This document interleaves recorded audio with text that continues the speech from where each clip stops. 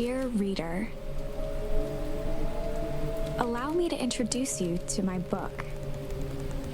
Though it might at first appear like many books you've come across, it is far from ordinary. You may, therefore, have some misunderstandings about its nature. The story that awaits you has not been fully told. In fact, its conclusion is not yet known, even to myself.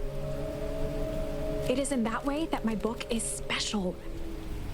It is in that way that you are special. Without you, there is no story. Chapter 1. Normal isn't what it used to be. This is a story about change. Nestled in a shallow valley is the town of Beacon Pines. Far from the town square, across the river, past the neglected welcome sign, a young boy walks alone at dawn. His name is Luka Van Horn, and like you, dear reader, he's here for a reason.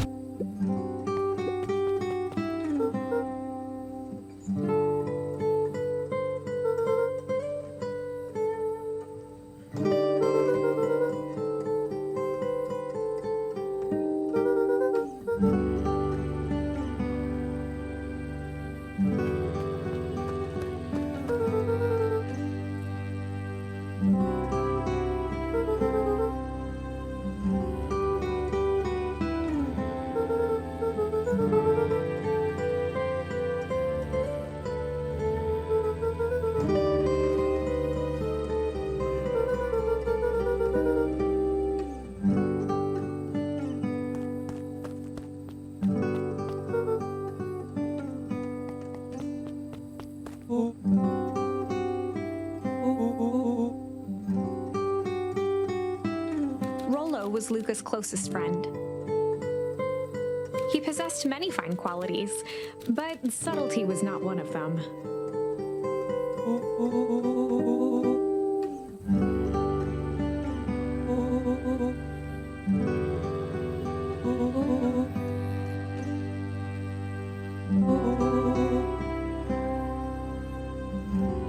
Rolo finally noticed the tears welling in his friend's eyes and the flowers on the grave.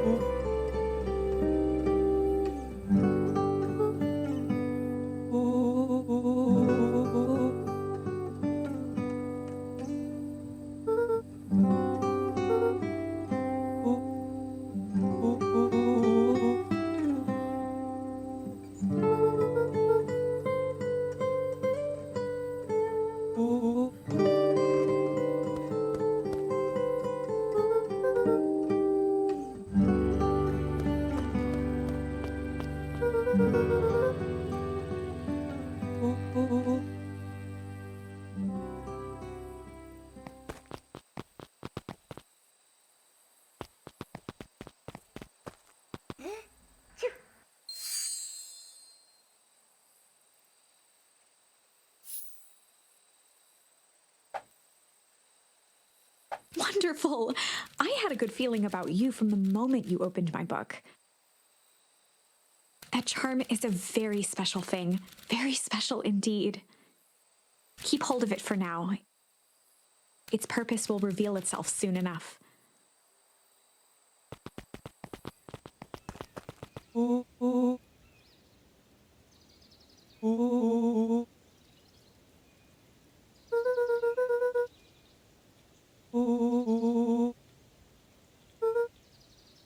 Rolo looked to the side suspiciously.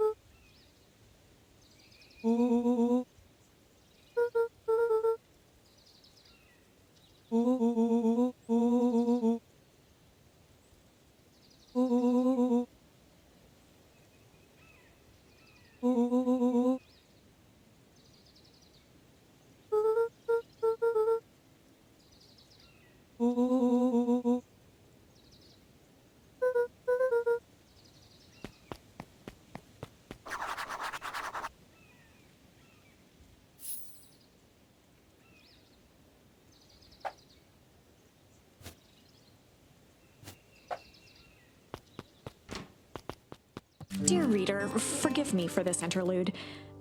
Remember that charm you found in the dandelion patch? There are more of those special charms to discover throughout Beacon Pines. They've been known to reveal themselves to those who are willing. Some of them can be found in this very house. Since Gran had moved in, the house was more peaceful, more orderly, and more covered in flowery fabric.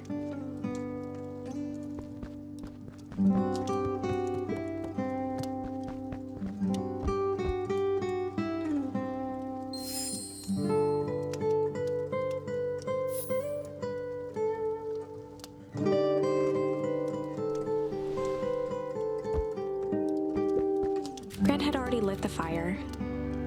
She kept a warm house, as if by grandmotherly obligation.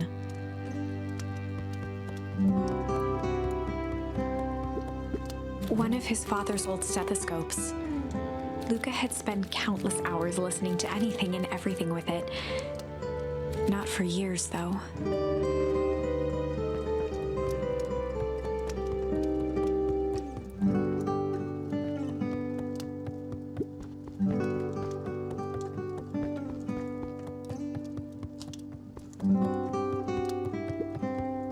Just some dusty knickknacks.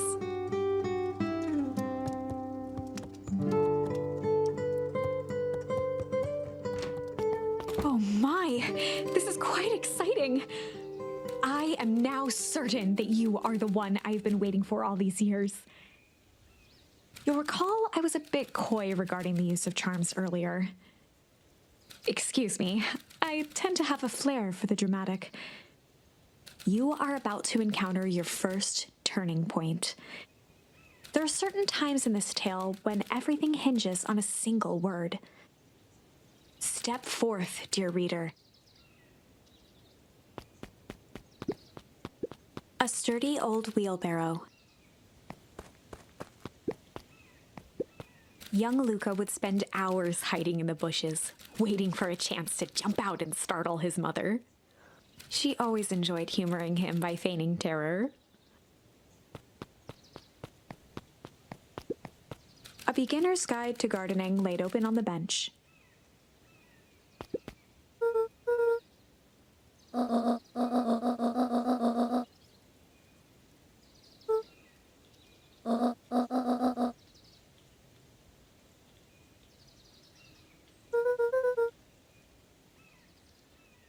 Luka stared at his feet and muttered under his breath.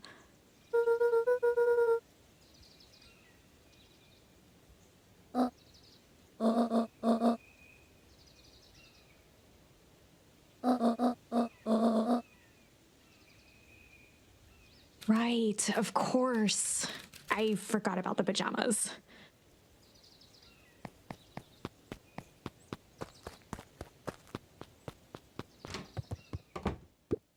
An array of prepared meals crowded the refrigerator, each labeled with the day of the week.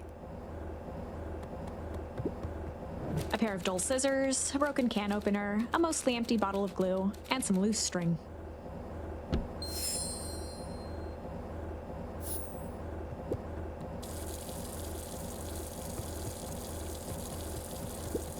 The only piece of furniture Gran had brought when she moved in was an old hutch.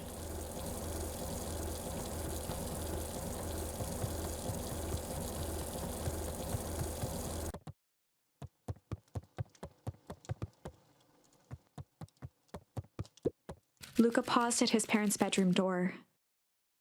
He just wasn't ready to go in yet. Gran had commandeered the upstairs closet when she moved in. "Some things need shelter from a young boy's mischief," she said.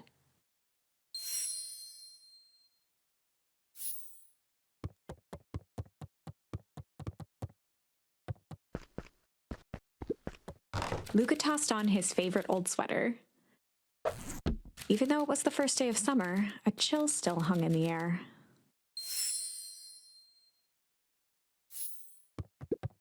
Gran's moving in meant that most of Luka's things had been crammed in the corner. Luka was somewhat annoyed by the situation.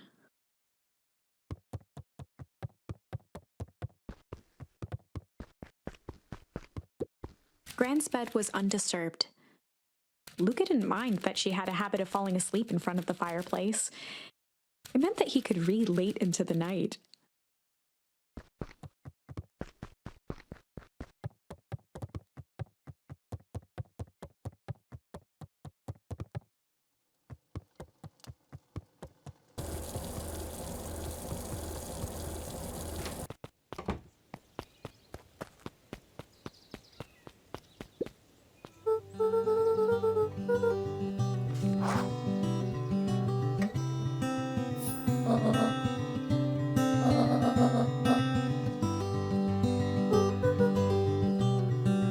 The less Gran knew, the better for everyone involved.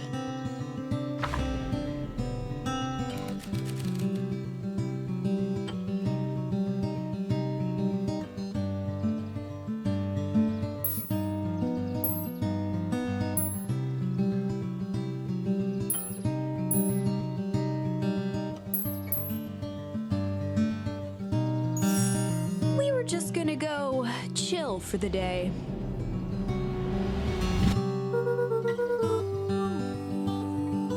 The best lies are built on truth.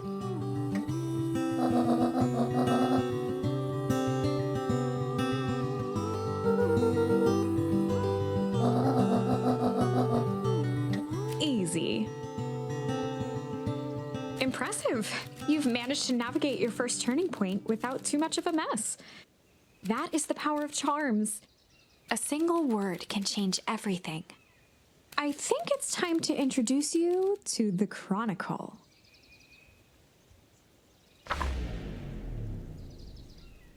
The Chronicle is a record of the decisions you've made.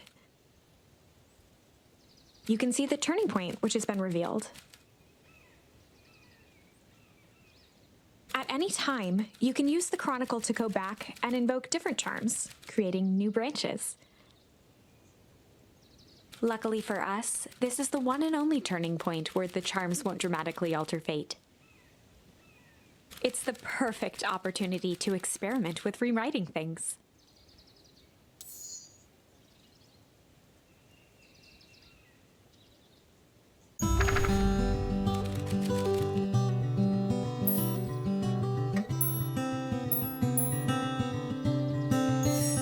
We were just gonna go hide for the day.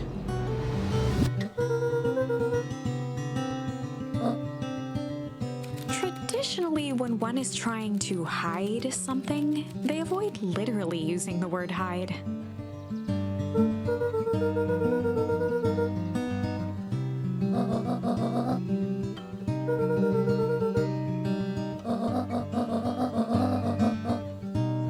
All's well that ends well.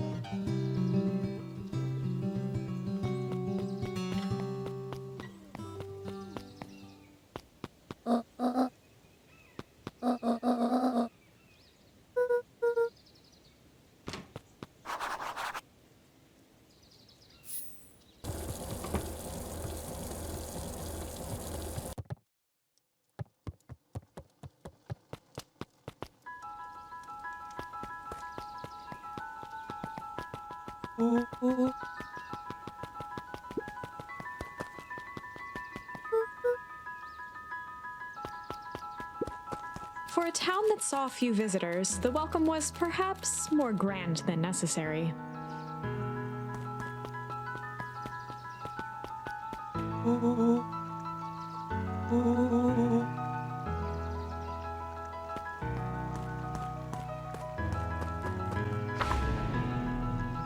Chapter 2. Welcome to Beacon Pines. For many years, this valley had been a small mining outpost. It wasn't until Sharper Valentine built his fertilizer company that Beacon Pines was established. Over the next 30 years, the town had grown and prospered, until the foul harvest and his sudden death. In the 6 years since, everyone was simply trying to get by.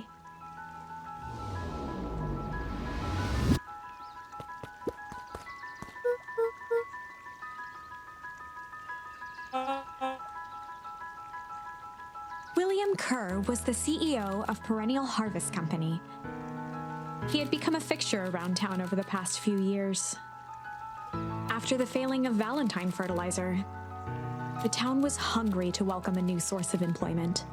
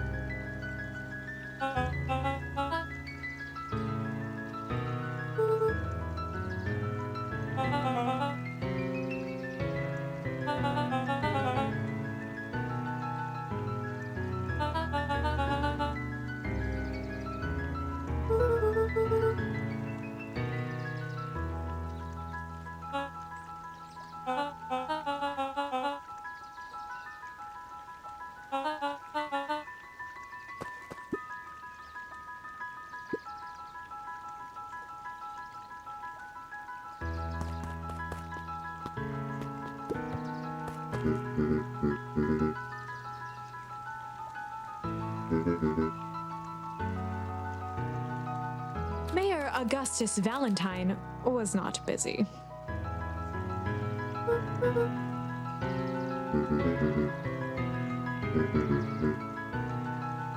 Flustered, Gus instinctively loosened his tie.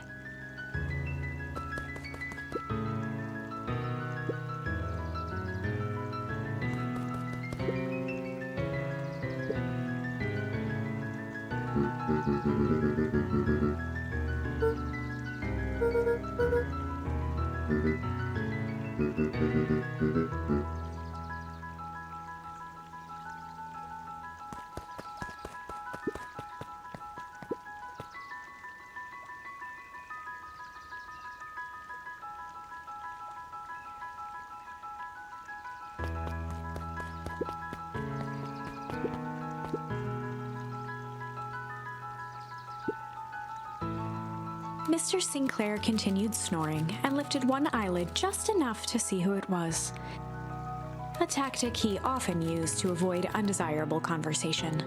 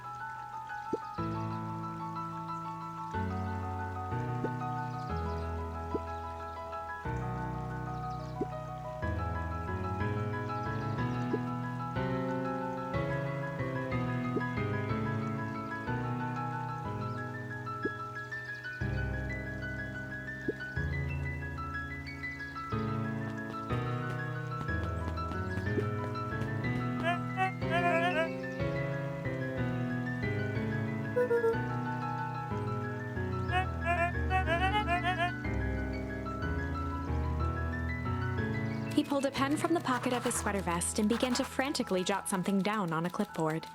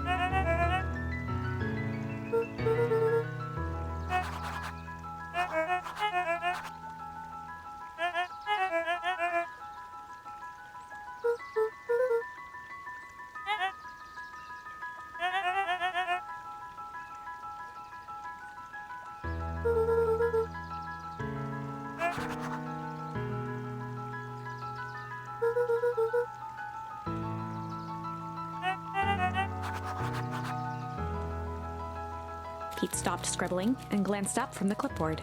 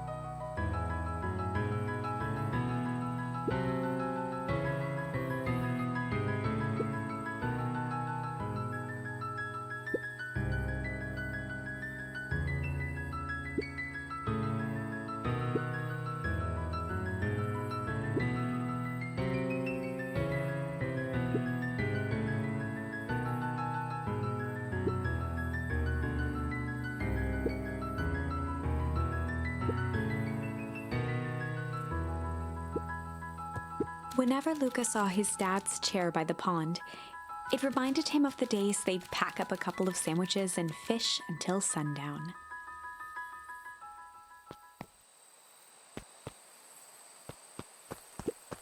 Luka opened the tackle box and picked the perfect bait.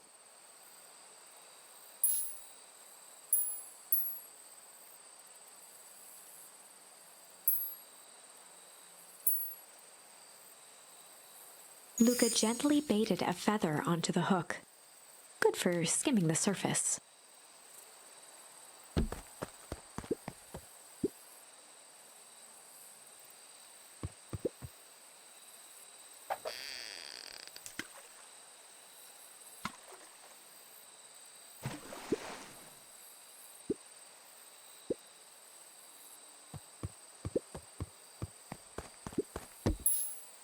Luka gently baited a feather onto the hook.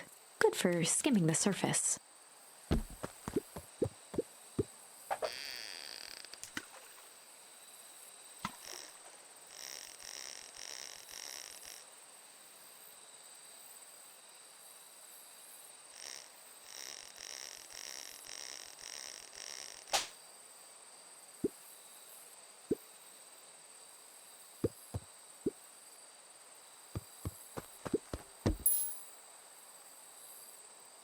Luka gently baited a feather onto the hook. Good for skimming the surface.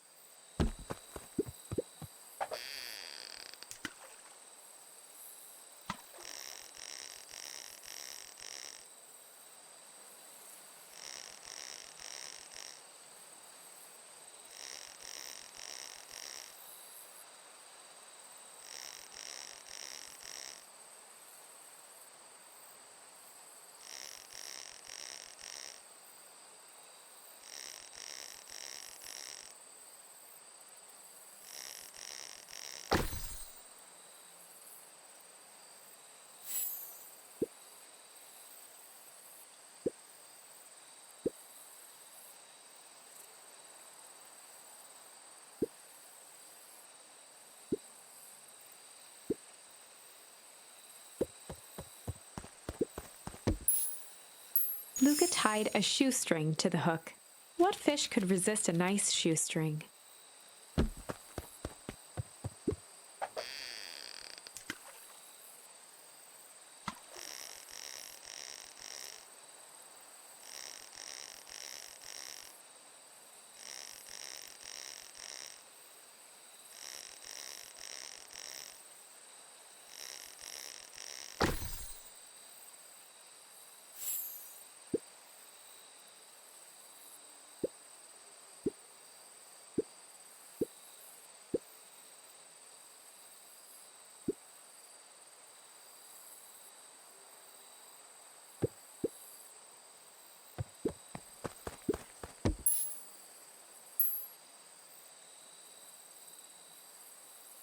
Luka gently baited a feather onto the hook, good for skimming the surface.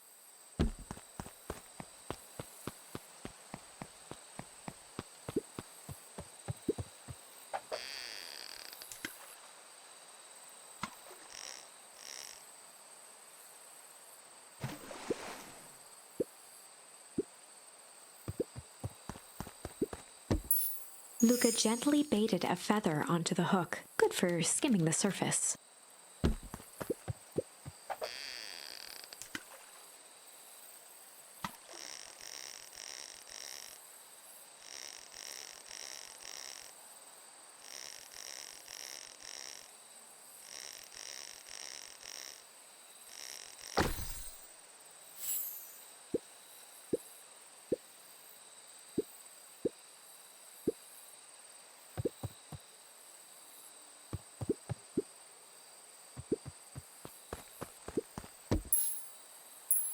Luka tied a shoestring to the hook. What fish could resist a nice shoestring?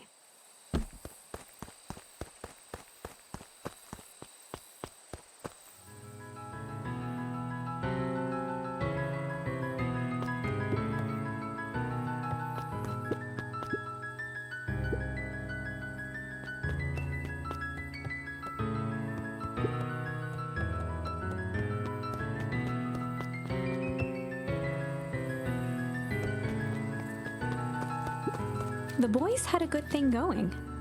As long as they kept old Jeff happy, they had an endless source of precious materials to add to the treehouse.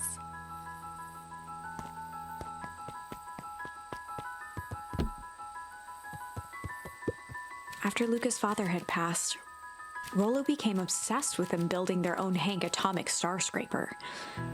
It was some time before Luka realized it was Rolo's way of keeping him occupied.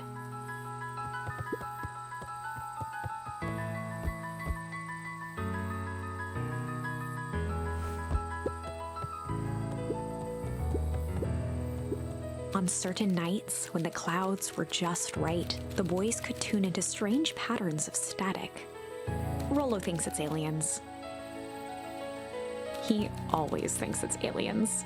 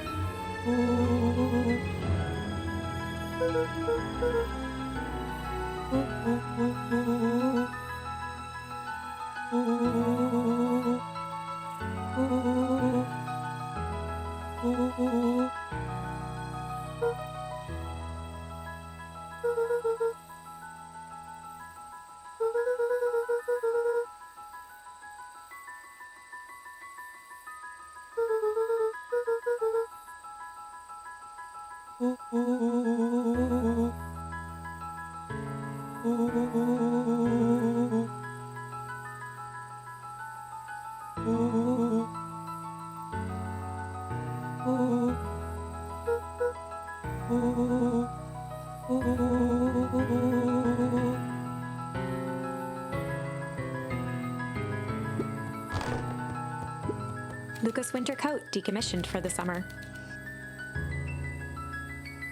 With the cold holding out longer than usual, he reconsidered its usefulness.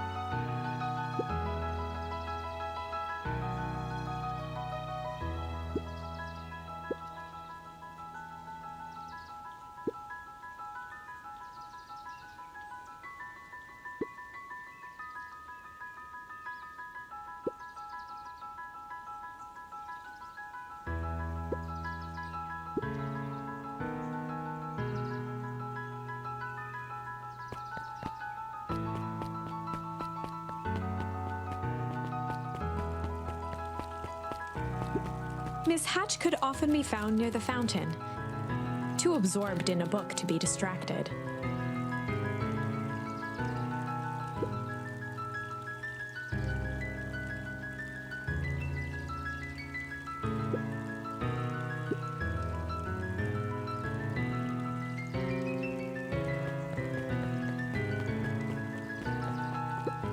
Holden Wilder ran the local paper of record, the Beacon.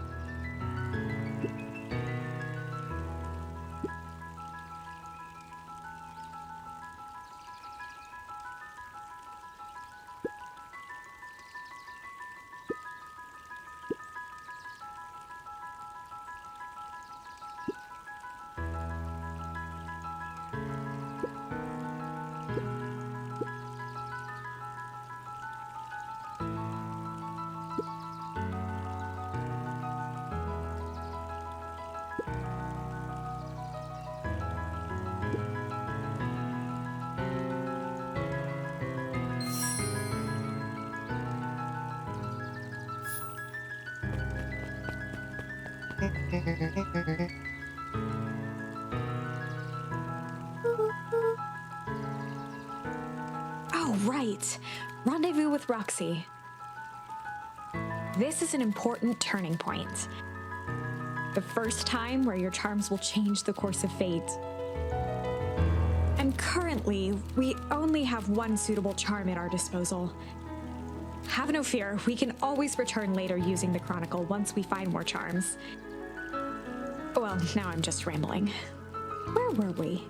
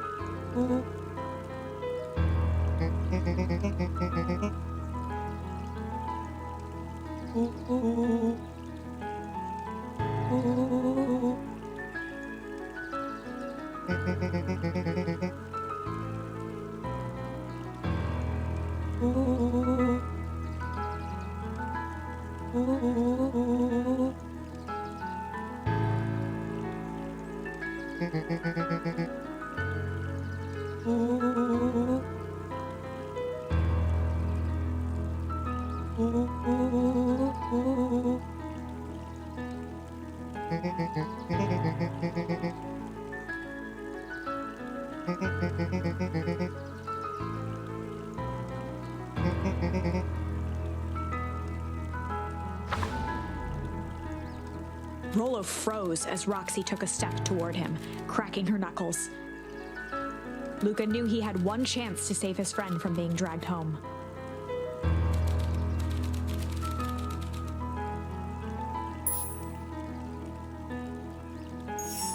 In the past, he found the best way to deal with an enraged Roxy was to be a little chill.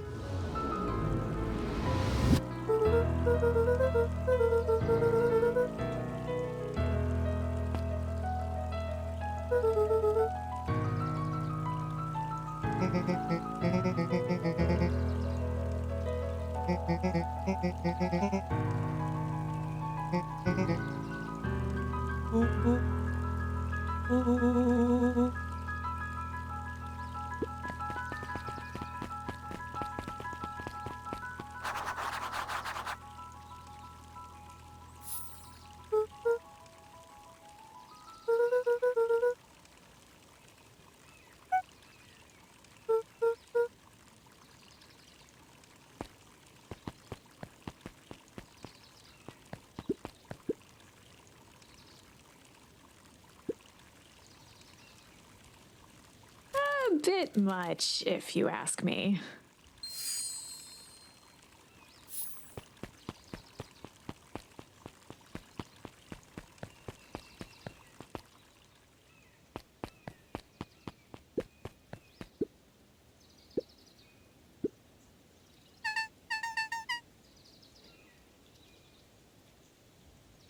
Dawn had dreams of becoming a big-time reporter. At night, she searched for the story that could be her big break. By day, she hawked papers at the newsstand.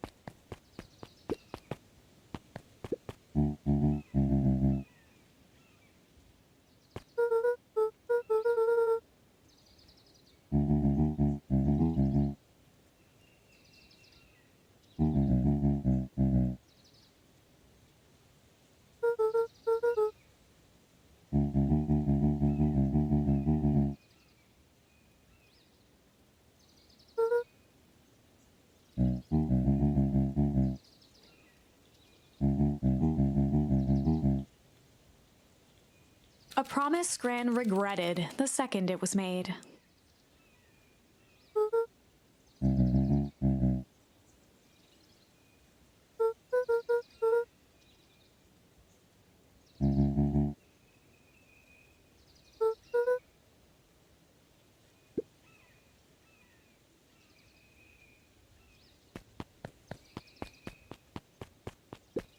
The phone booth was brand new, part of Perennial Harvest's Beacon Pines Reborn initiative. It didn't see much use.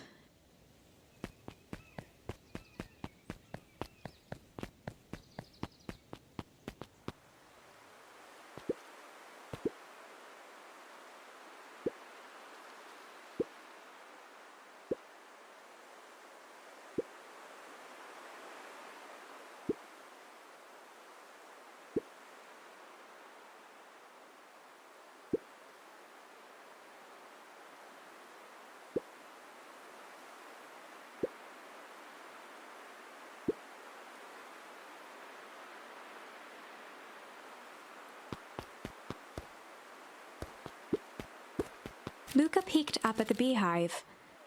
It appeared to be deserted.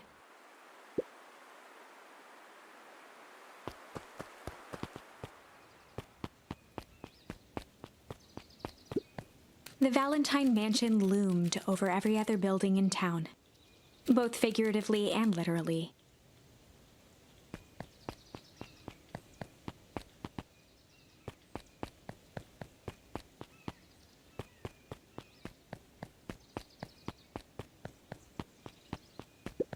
After the foul harvest destroyed their wealth and reputation, the Valentines shuttered off their estate from the rest of town.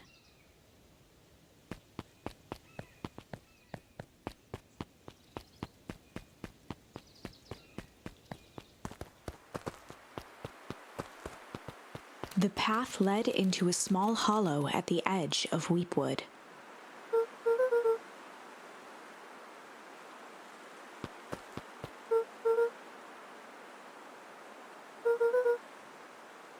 The fence thrummed with a gentle electric buzz. Luka often asked himself what Rolo would do, so that he could rule out that option.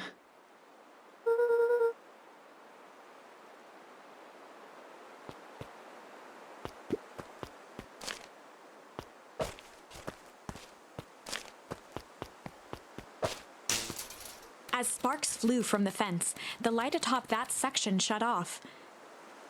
2 bulbs remained.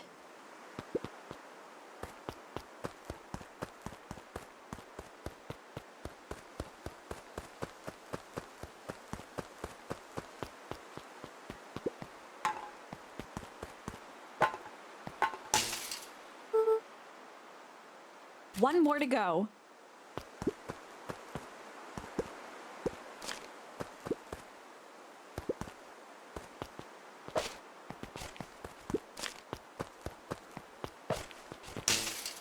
The fence's buzzing gave way to silence.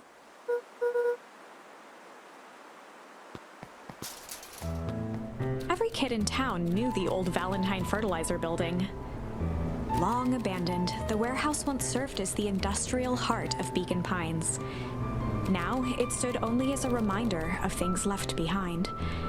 The dormant building showed strange signs of life.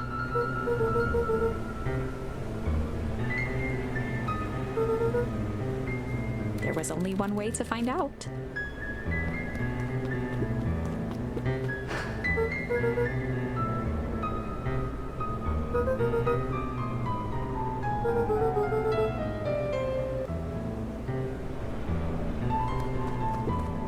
The hose emitted a subtle sound. It was actively draining some kind of liquid.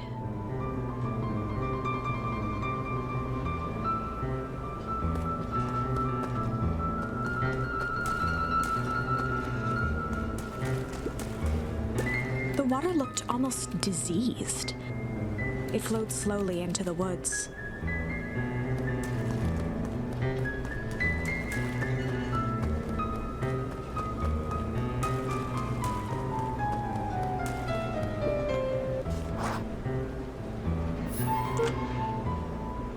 Luka thought he heard faint sounds coming from the other side of the door.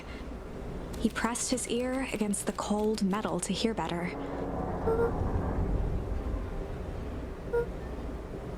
The sound of footsteps grew louder.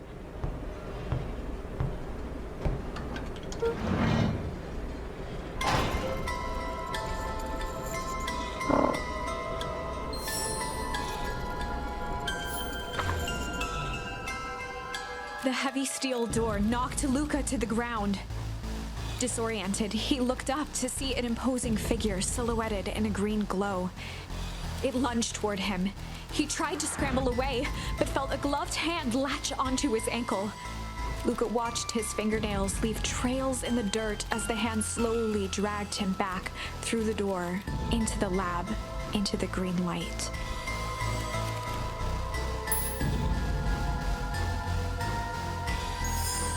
This is a story about change. It was far from the sort of change Luka imagined for himself. But change is, after all, a dangerous animal. The end?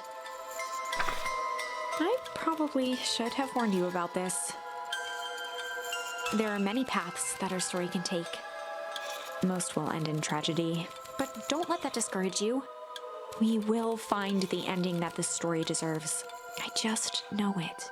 From here on out, a charm will have a check mark when it's been used to its full potential at a given turning point. Now, let's try something different.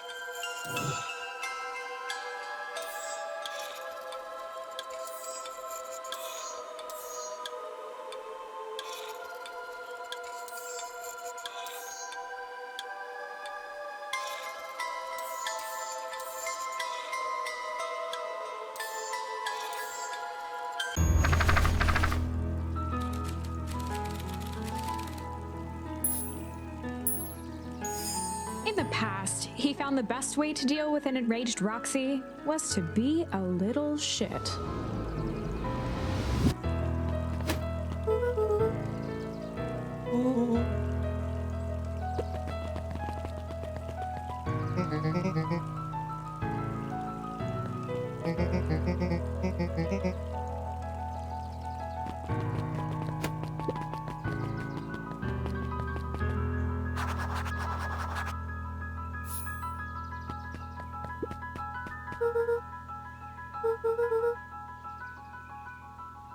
Solomon Valentine, current ward of and future successor to the Valentine fortune, huffed as he brushed off his pants.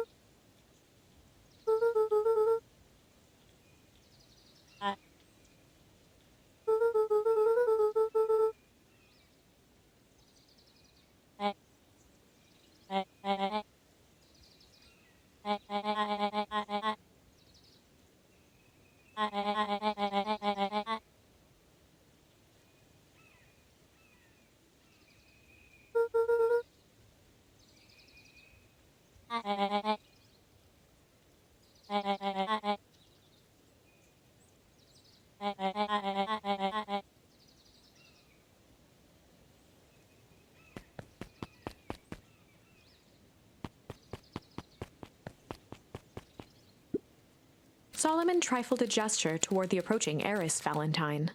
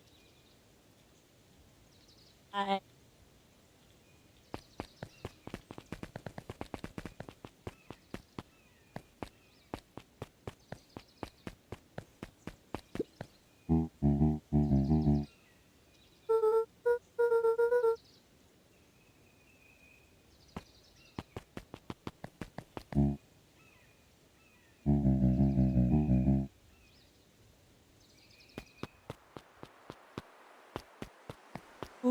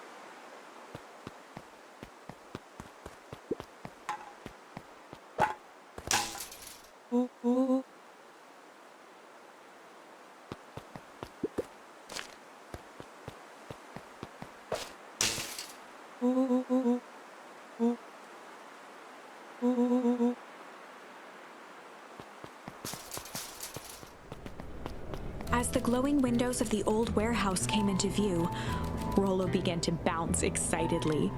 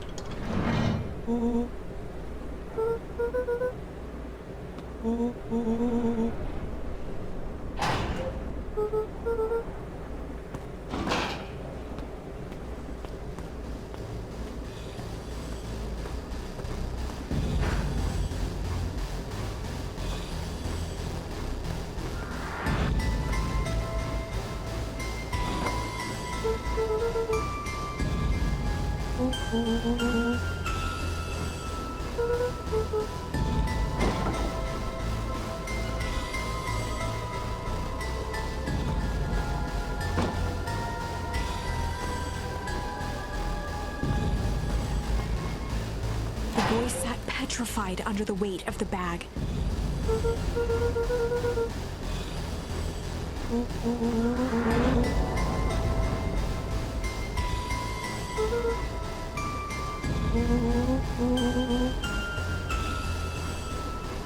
Rolo felt around at the large sack which burdened them.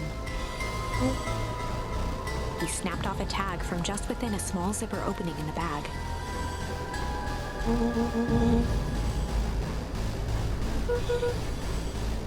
Rolo held the badge up to a faint shaft of light within the dumpster.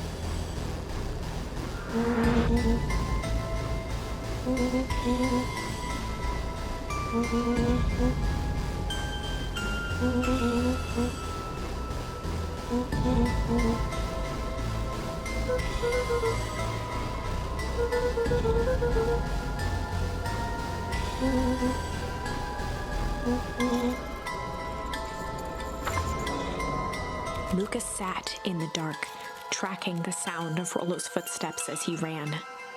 1, 2, 3. He pressed his ear to the dumpster wall, straining to hear Rolo's footsteps as they faded away. 15, 16, 17. He tried not to think about the contents of the dumpster as he counted. 35, 36, 37. The thick stench made it hard to breathe. Screw it, that's long enough. Luka carefully lifted the lid and peered out. Nothing. No sign of Rolo. No sign of the man in the yellow suit. Time to haul ass. Luka clambered from the dumpster, stumbling to his knees. He was up like a shot and running, sprinting toward home as fast as he could. Beacon Pines flew by, blurred by the tears that welled up in his eyes. He wouldn't remember getting home at all that night. Throwing his front door open, storming up the stairs to his room and surrendering to sleep almost as abruptly as he hit his pillow. Chapter 3. Finding a Friend. The next morning, it was quieter than usual at the breakfast table. Only the sound of silverware and chewing interrupted the awkward silence.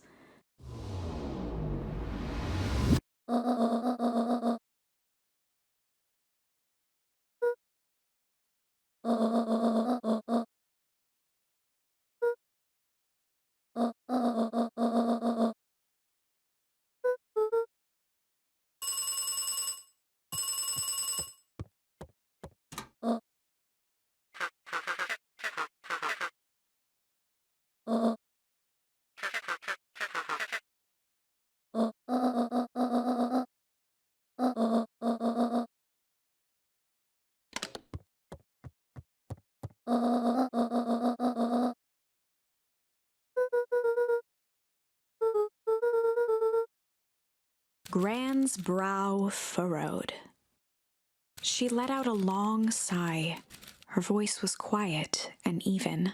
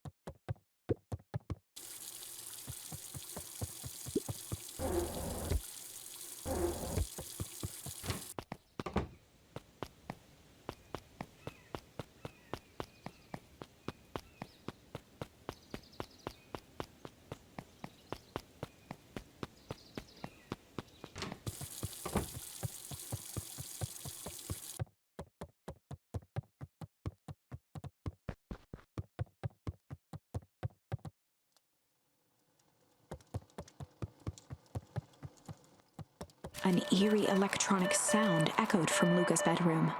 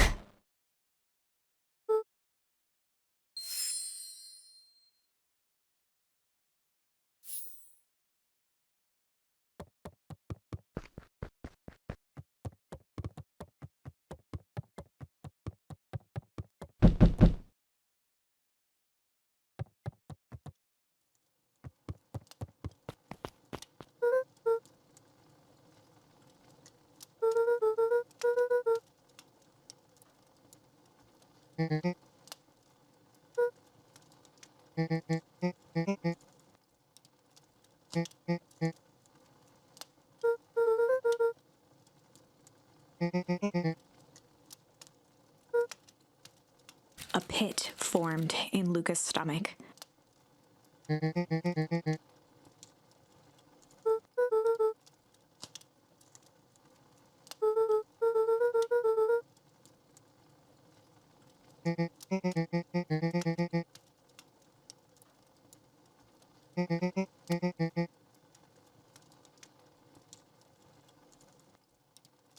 Luka's mouth felt dry.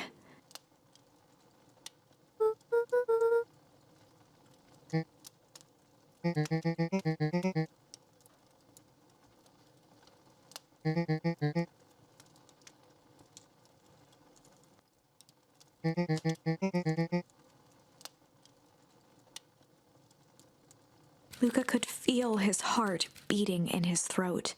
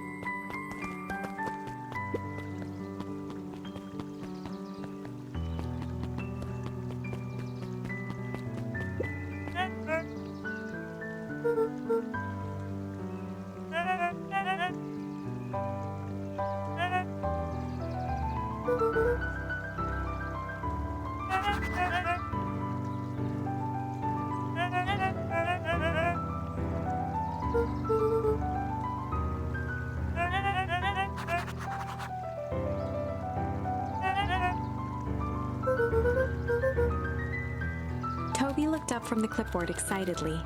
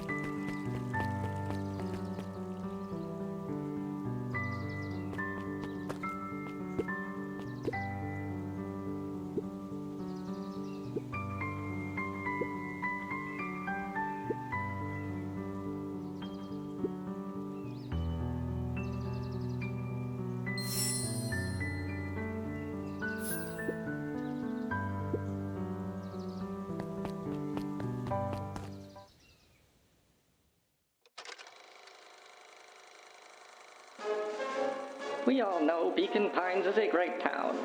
What you may not know is great towns grow from mighty roots. And that is why you cannot tell the story of Beacon Pines without telling the story of one Shopper Valentine. Young Shopper's keen intellect and strong moral fiber led to a grand vision. A vision of a community dedicated to a better tomorrow.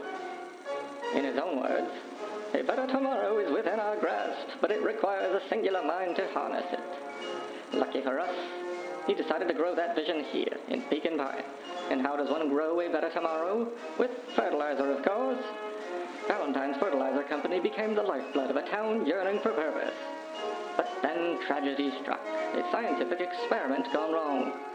An accident which took Shopper away from us far too soon. To this day, we struggle to pick up the pieces. But one foul harvest isn't enough to stop the people of Beacon Pines. The spirit of Shopper Valentine lives on. It lives in the hearts of everyone with a dream for a better tomorrow. Together, we will follow his example and grow a bountiful future. Paid for by the Valentine family and the Valentine Fertilizer Company Comeuppance Fund.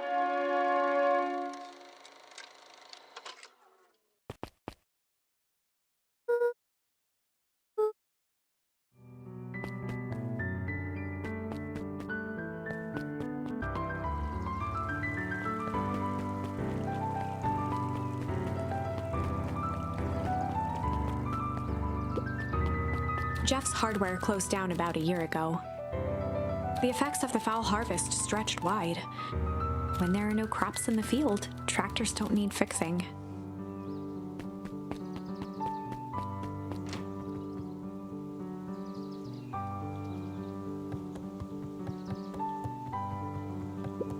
There were rarely any actual new additions. Simply a variety of existing content rotated into the front display each week.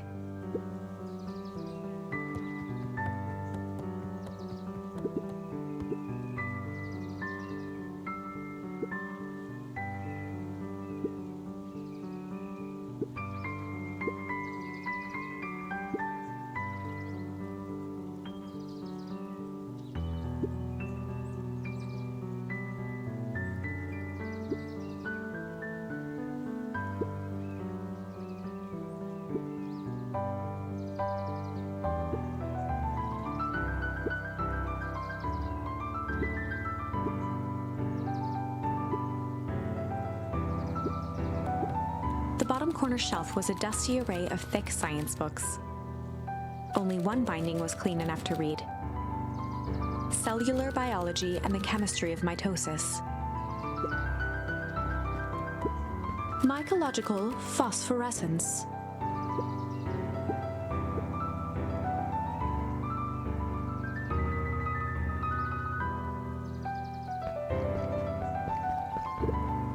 The entire top level of the library was devoted to comics, most of which were Hank Atomic and the myriad of lesser revered spin-offs.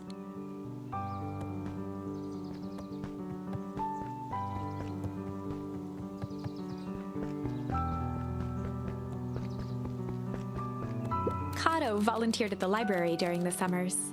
He wasn't very social, so he'd dedicate each summer to becoming an expert in a single subject, making him a reliable source of very particular knowledge. If you were to ask Kato something he didn't know, he'd escape into the dusty old bookshelves and return with just the right thing. Kato was lost in his reading. Luka crooked his neck to see the title, Introduction to Melitology.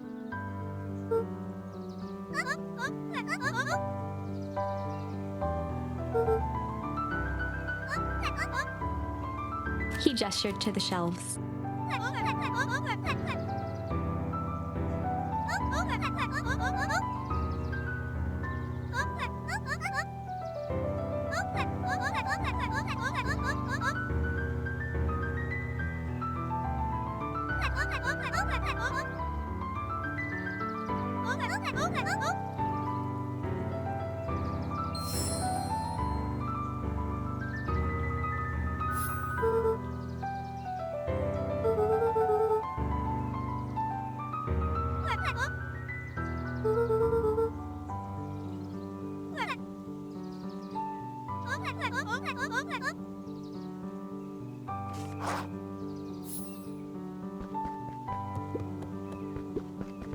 Oh, the cobs I've eaten.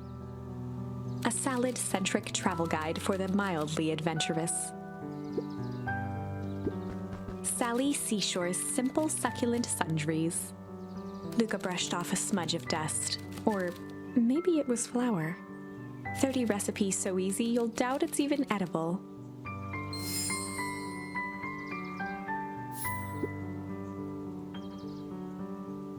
A peek behind the curtain. The methods and ruminations of Patrick C. Montesquieu. One of the greatest acting minds of our time. By Patrick C. Montesquieu.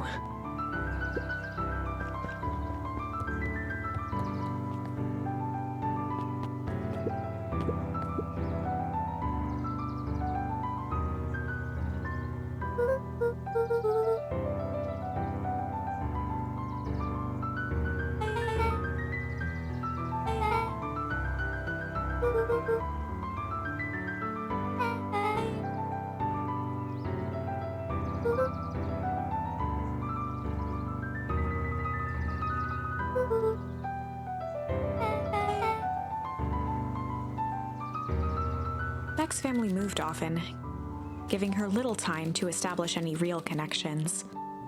She would tell you she prefers it that way.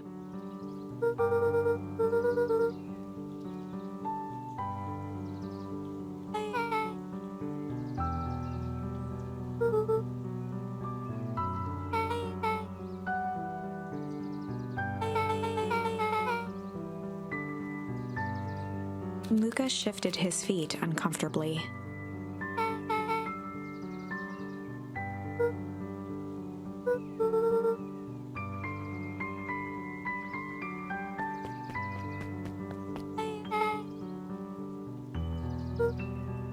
Beck pulled a coin from her pocket.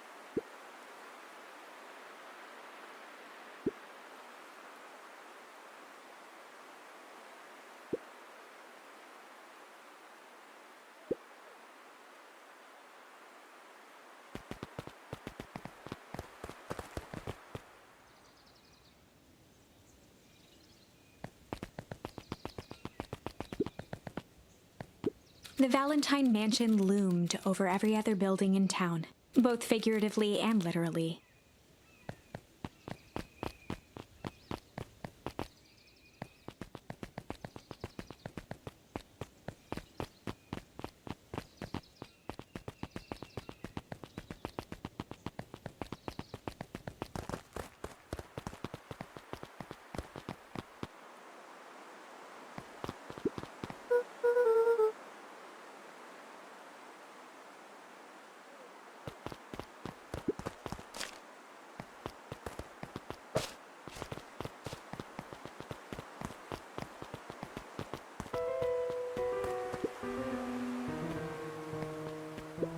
Luka felt a chill as he approached Beck.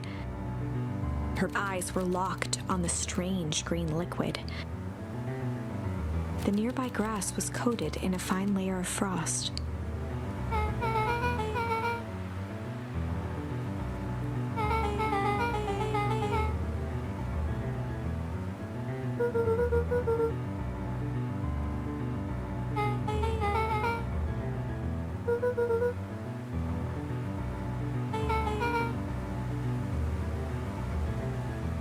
Luka watched as Beck dipped a broken tree branch into the goo. Beck's eyes widened as flowers grew from the dead wood. First small buds, which quickly bloomed into vibrant petals.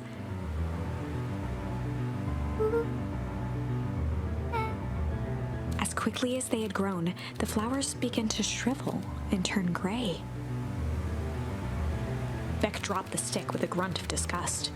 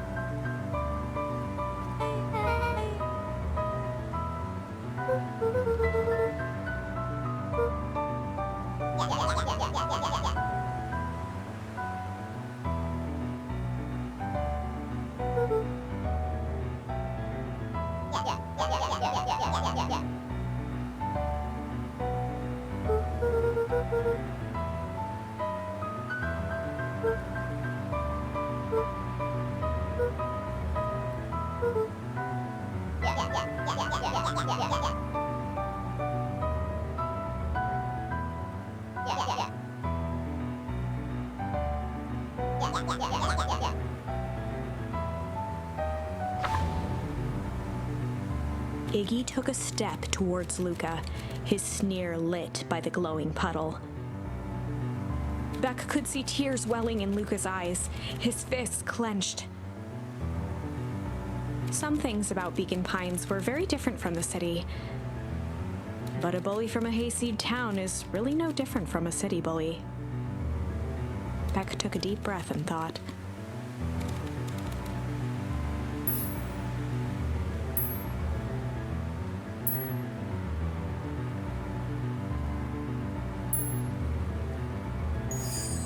Well, time to bust out the strange.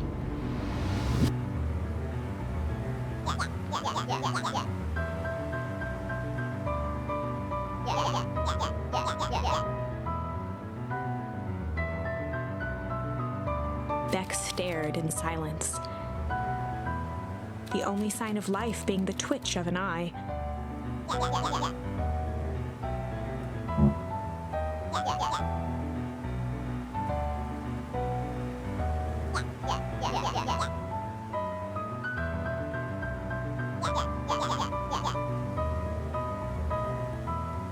At the sight of Iggy taunting Beck, something in Luka snapped.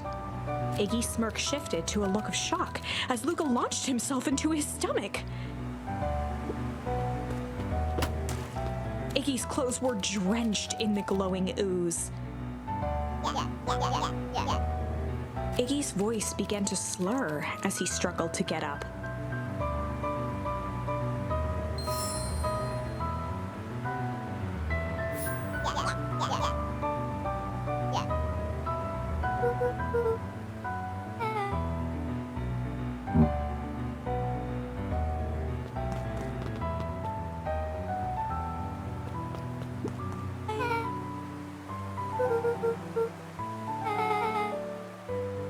The person at the warehouse.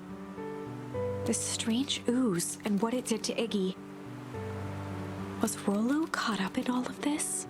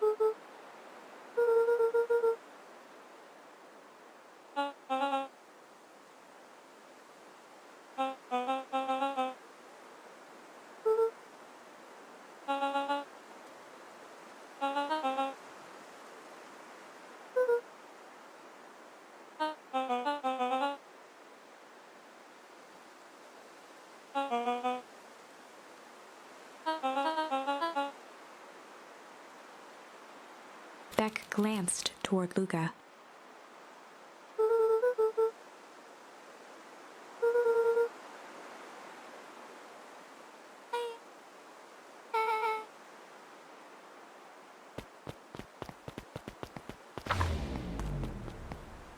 Rolo was safe. A wave of relief washed over Luka, which was quickly replaced by a sense of dread. Gran is going to kill me. If he hurried, he might just make it home before sundown. Chapter 4. Our harvest awaits. Luka took a deep breath and gingerly opened the door, steeling himself for Gran's wrath.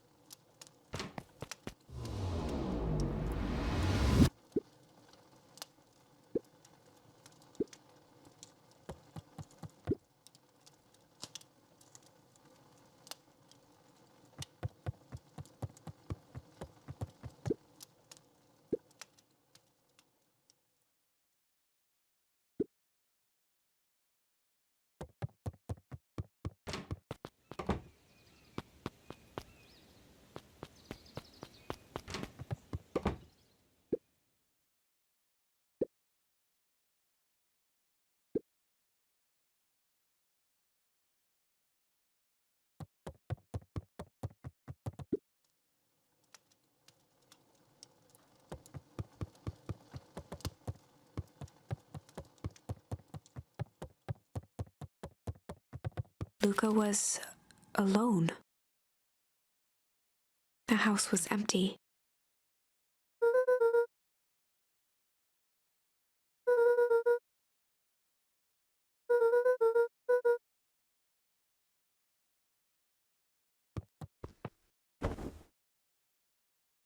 Luka was sitting by the pond, listening to small waves lap against a rock.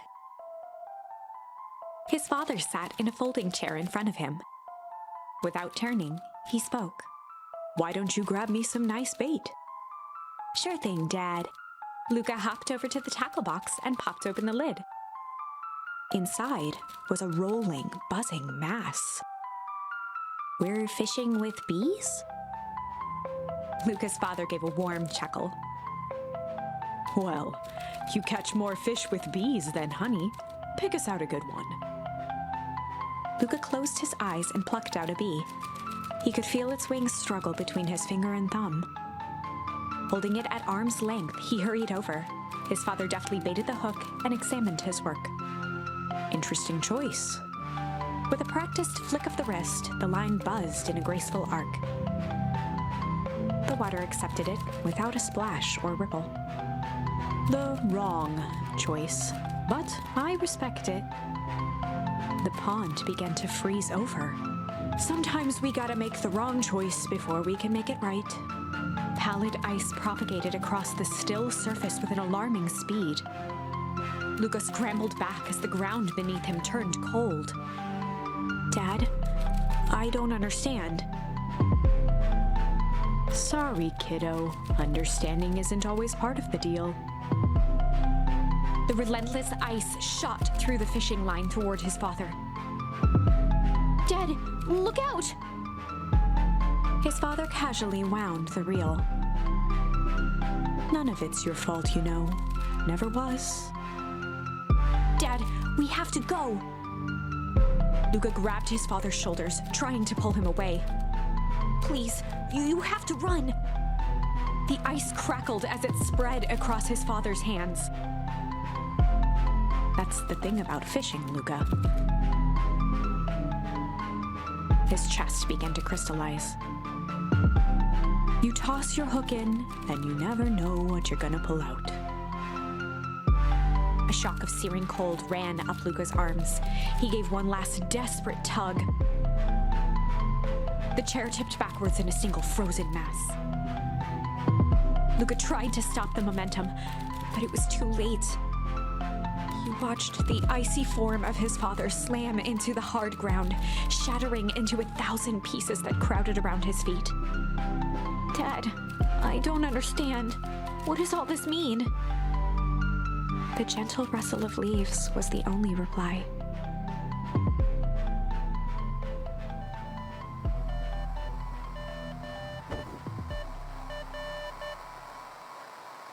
Luka's eyes struggled to focus on the walkie-talkie.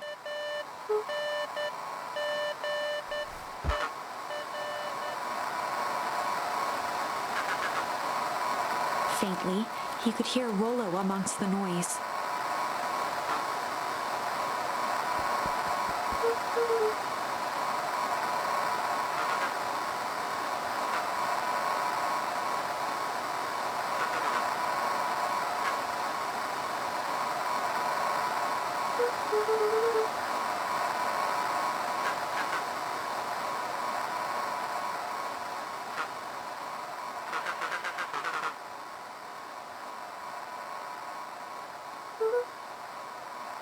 Rolo's voice was coming through more clearly now. But some words were still just static.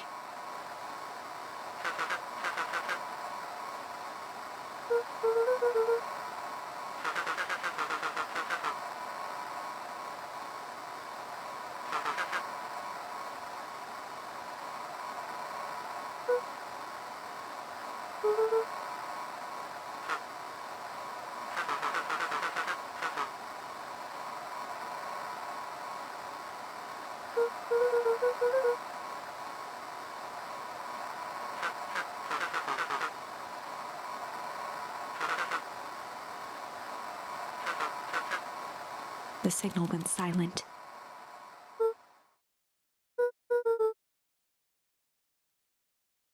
Luka held still, waiting for a response.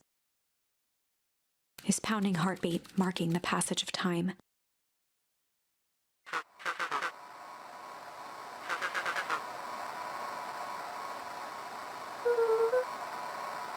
Rolo's voice began to fade.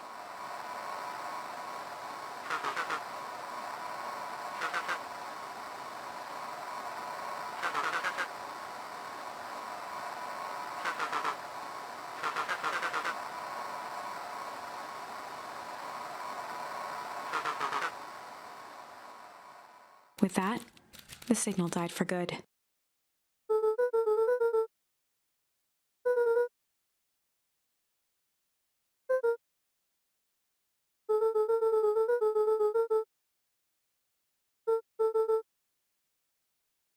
Luka grabbed the walkie-talkie and sprinted to the treehouse.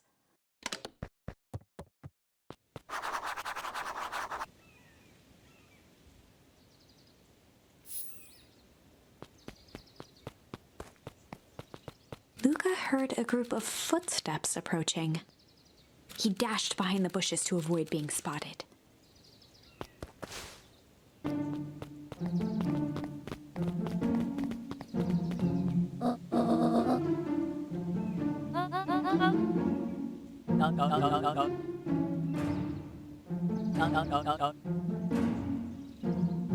Mr. Tolliver paused, shifting his eyes to one side.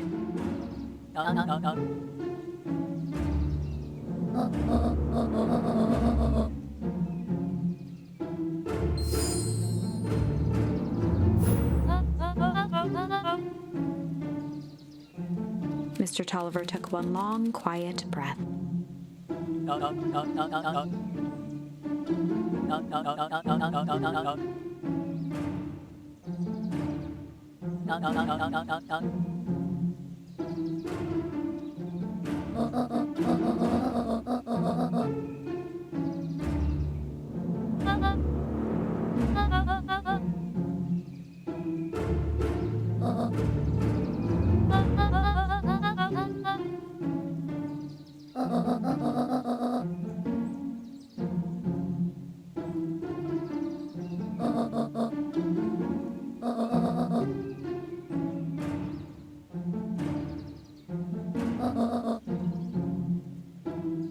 The three shared a determined look.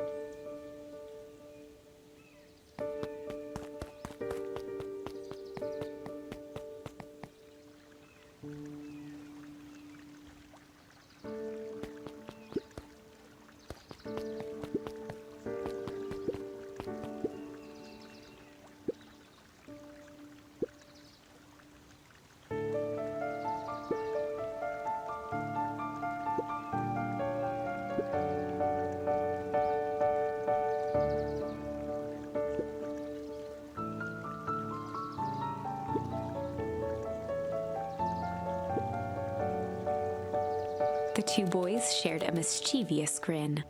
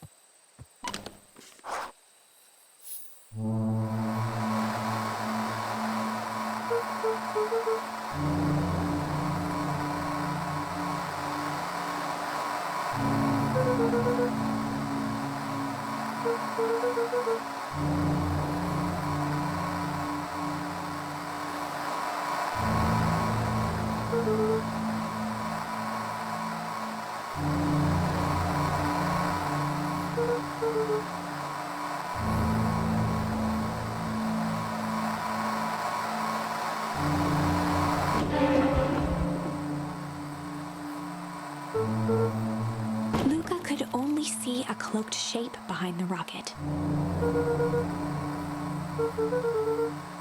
He strained to hear as a muffled voice began.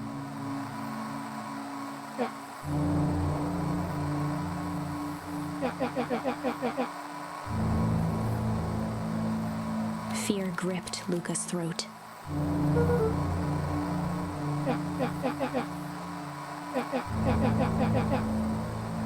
Luka stared at the ground for a moment, trying to place the dampened voice.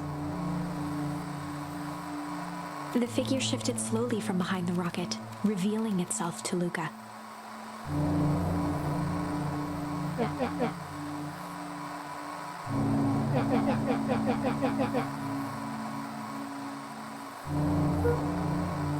Luka reached over empathetically. Iggy's tone jolted to dejected anger.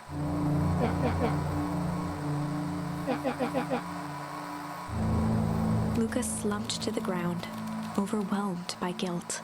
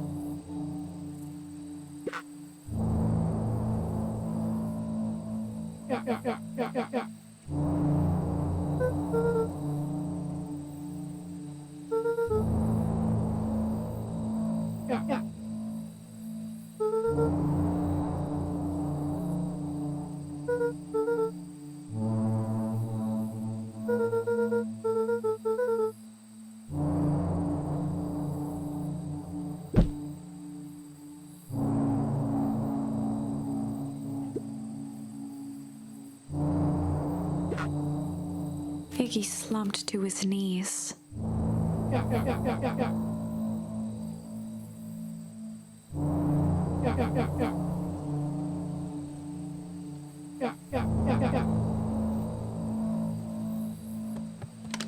Luka grabbed the walkie-talkie and headed for the window.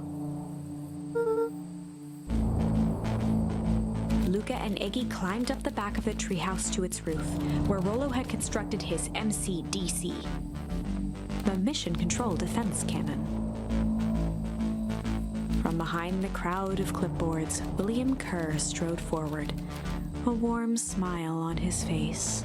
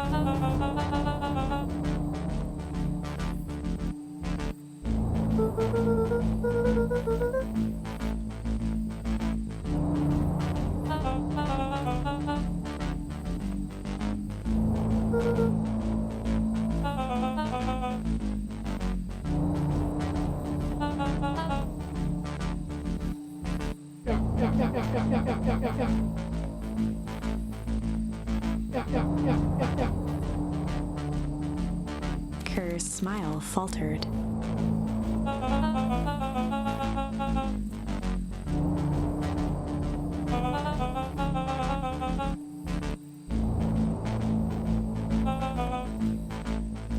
Luka's grip tightened on the MCDC.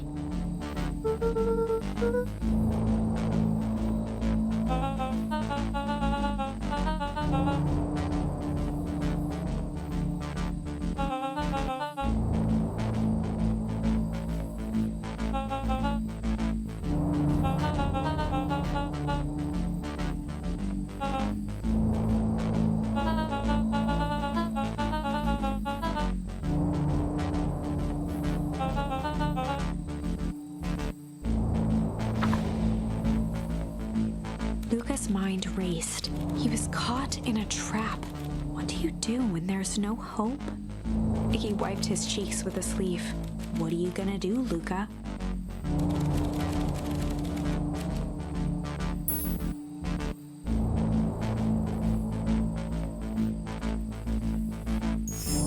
Luka drew himself up and decided to take the only option they had left. Fight. He swung the Mission Control Defense Cannon around, aiming it confidently at the smirking face of William Kerr.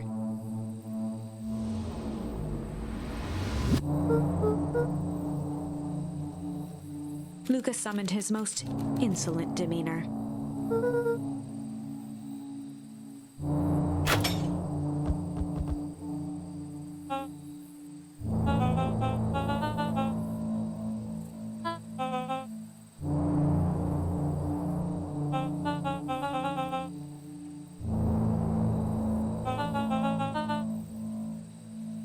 Kerr turned his back on the two boys. With a nonchalant wave of the hand, he made his exit. As the clipboards began to slowly advance on the treehouse, Luka looked to Iggy with resignation in his eyes. The end. That escalated quickly. Maybe discretion was the better part of valor here. Let's put a pin in this for now.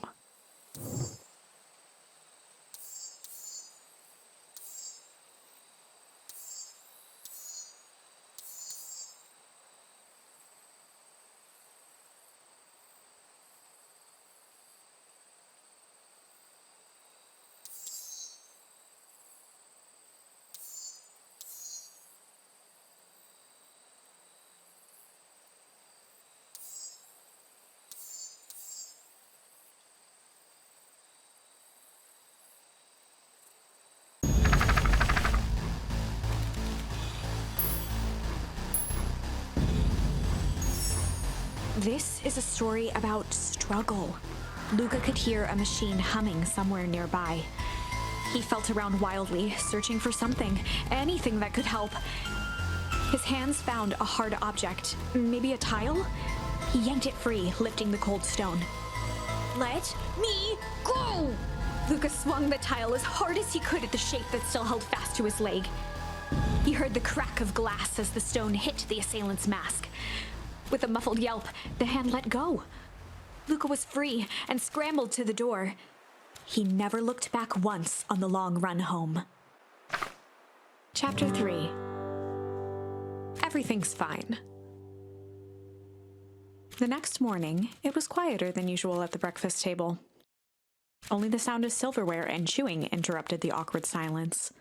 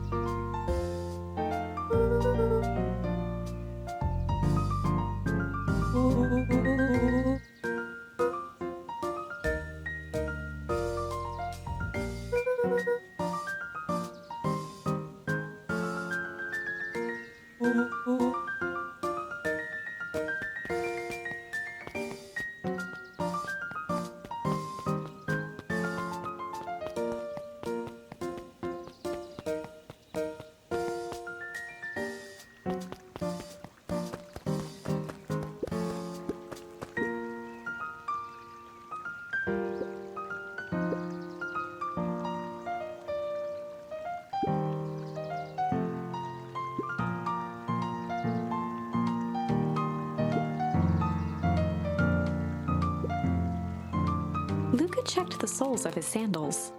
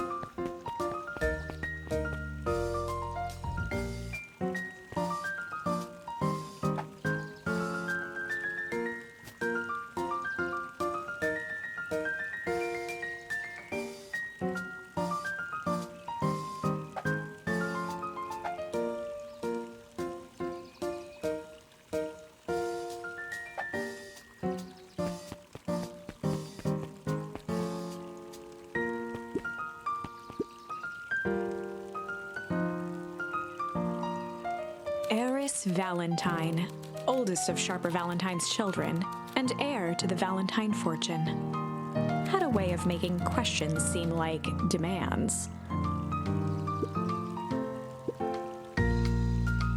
Mr. Wilder had learned to assume that if he was hearing from Eris, it was because she had taken issue with something he had put in the paper.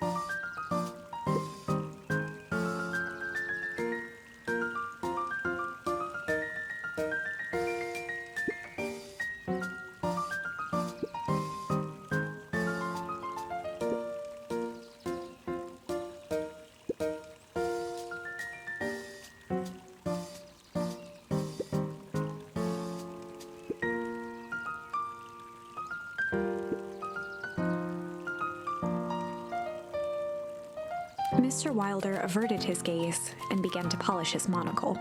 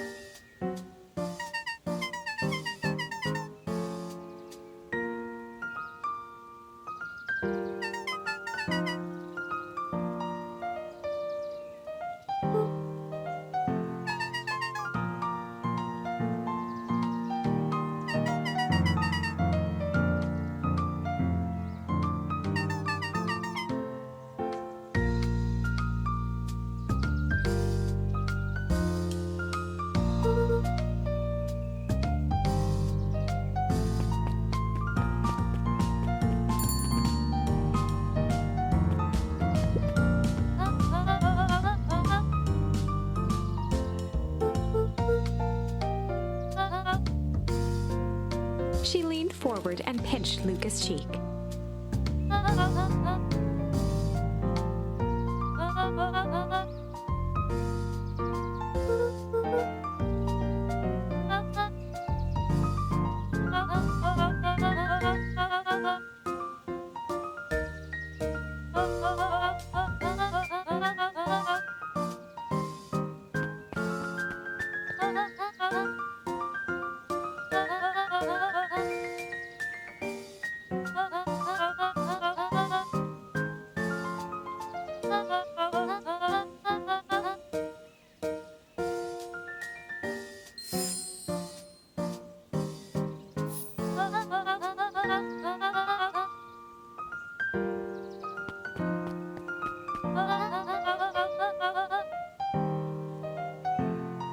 Luka shifted the basket uncomfortably.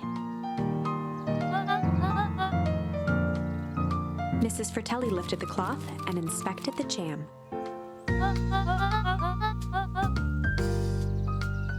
She carefully lifted out her jars of jam.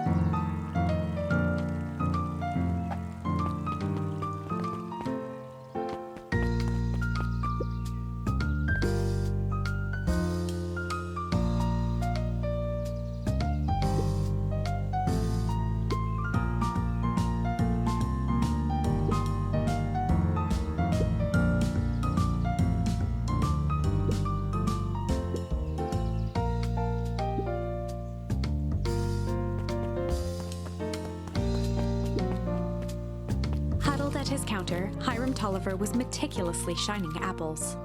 More accurately, Hiram Tolliver was meticulously shining one apple.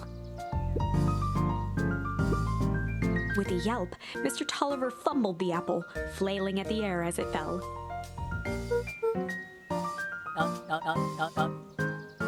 He leaned forward and lowered his voice.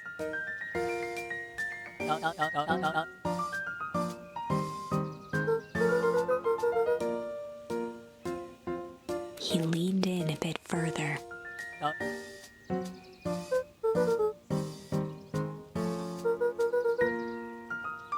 Mr. Tolliver leaned back, speaking loud enough for anyone to hear.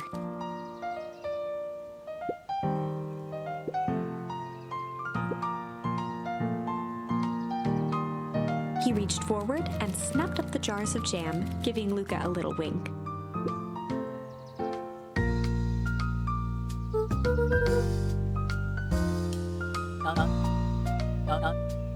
He leaned in for a final whisper.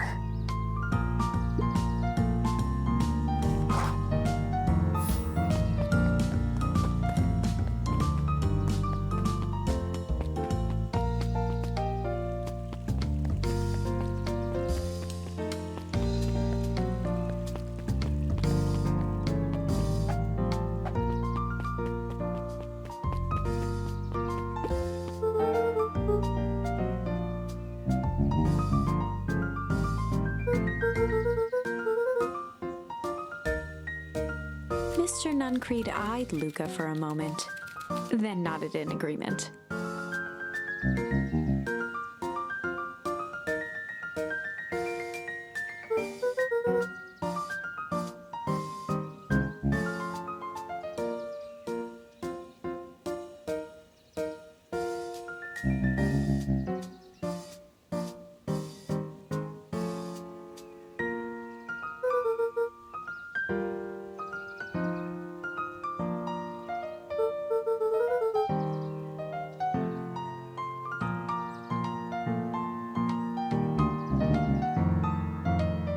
Nuncreed snatched the basket from Luka.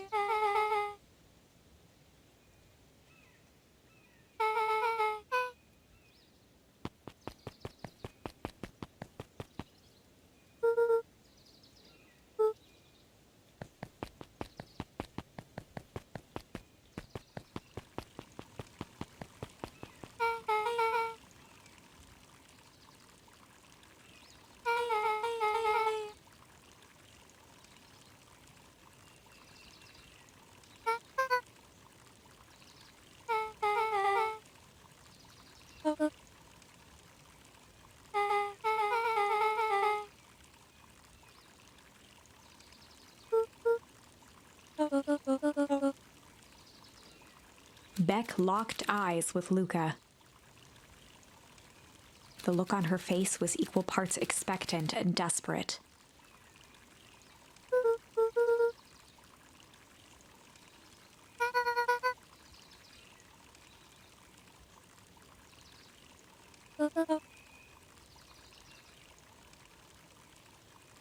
Beck gave Luka a quick nudge.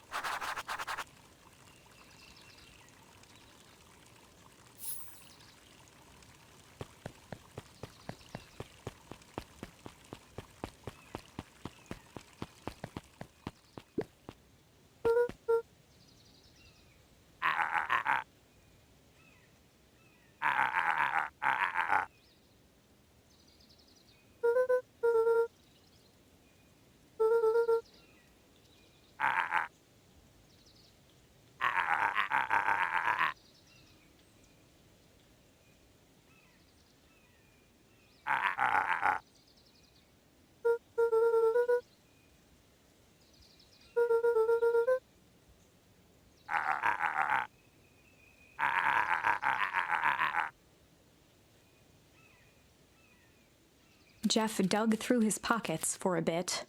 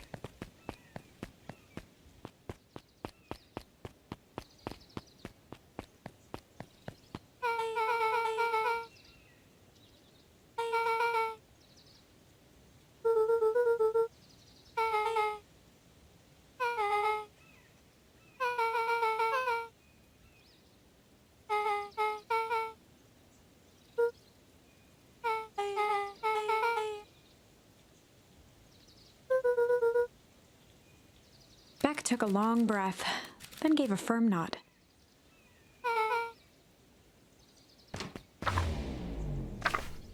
Chapter 4. Dinner with the Moedwills. Ilona Moedwill was worried about change. A gardener at heart, she understood the necessity of change, relied on it even. But there was a difference between the controlled world of her plants and this cluttered cottage in a strange town. Almost done. Nellie was a blur of activity, digging through boxes. Sorry, love, couldn't find the dishes. We'll have to make do with paper plates. Dinner went by without much conversation. As she watched Beck and Luka finish up their pizza, Ilona let herself relax into the chair. The things she cared about were still here. Nellie finally had the job of her dreams. Beck was beginning to take root. Ilona's task was simply to tend to them. She could do that.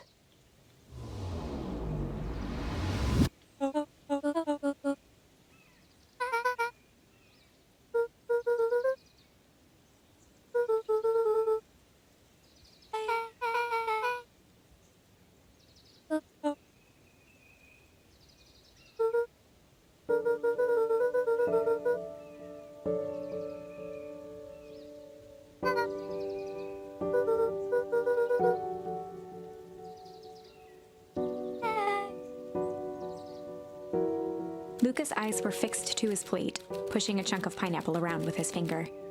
Nellie was the one who eventually broke the silence.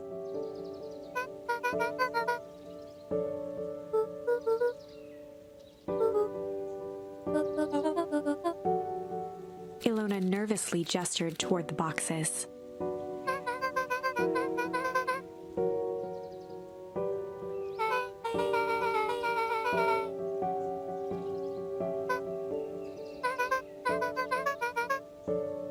Luka wiped his face with his sleeve.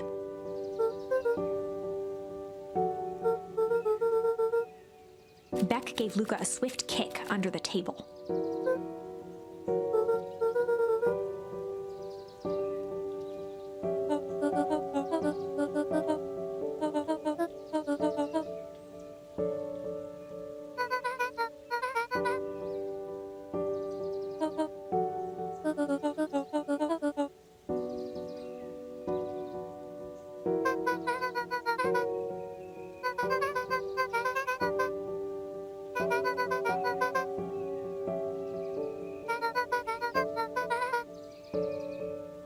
Luka glanced over to Beck. She seemed to be holding her breath.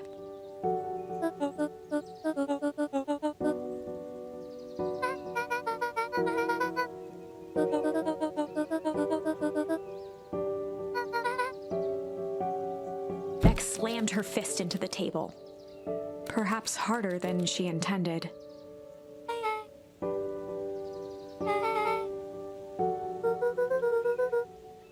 Luka glanced outside to gauge the time. The sky was darker than he expected, filled with ominous clouds.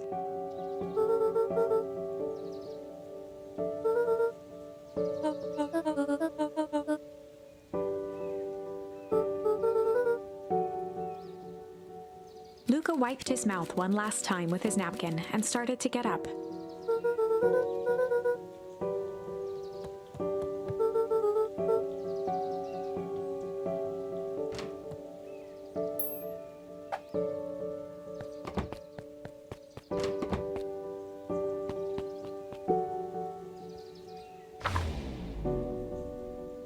Surprised, Luka turned around. He knew Rolo could be prickly around new people. But Beck seemed cool. Rolo would warm up to her eventually. Probably.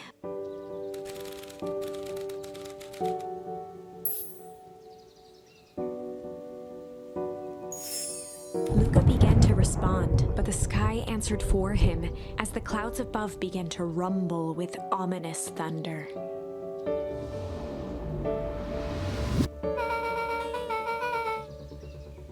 Luka surveyed the roiling clouds.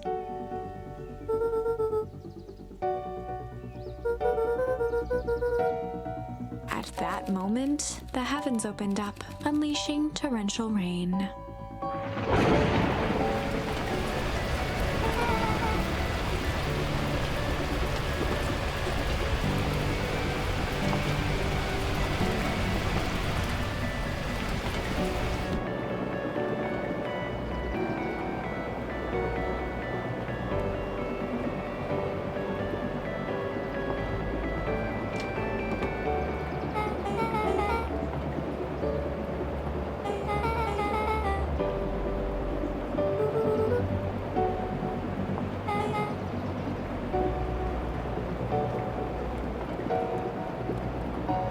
Luka squinted into the eye hole of the microscope.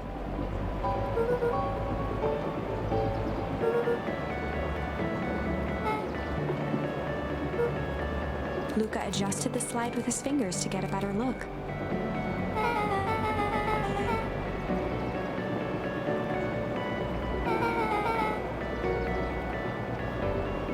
Luka wiped his hand off on his sweater and gave a nervous laugh.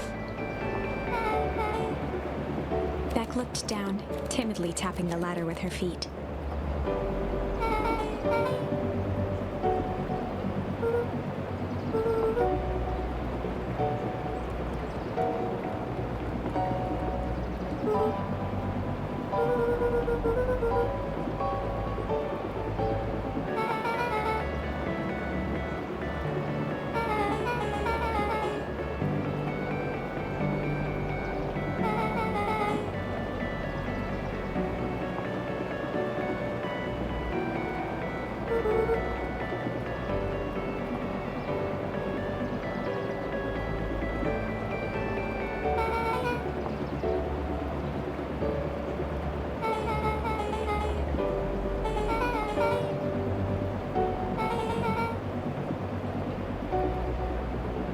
Luka flicked at one of the toggles.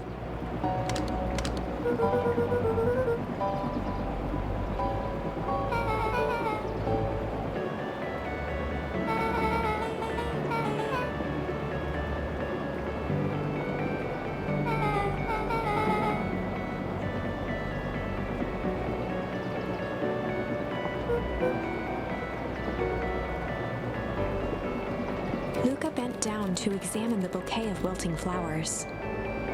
Judging by the odor, they were well past their prime. He flipped open the attached card.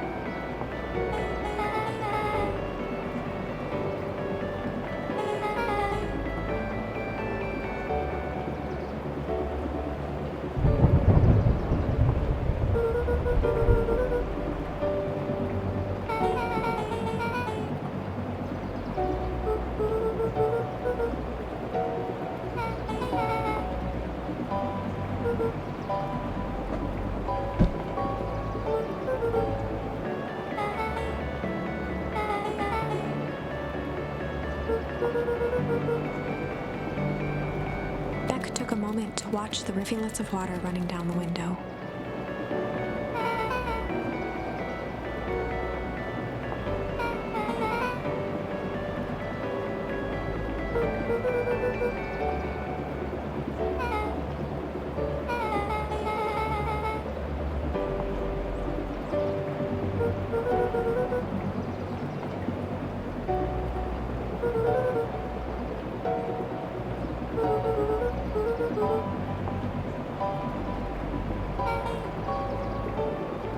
Luka took a deep breath, exhaling slowly.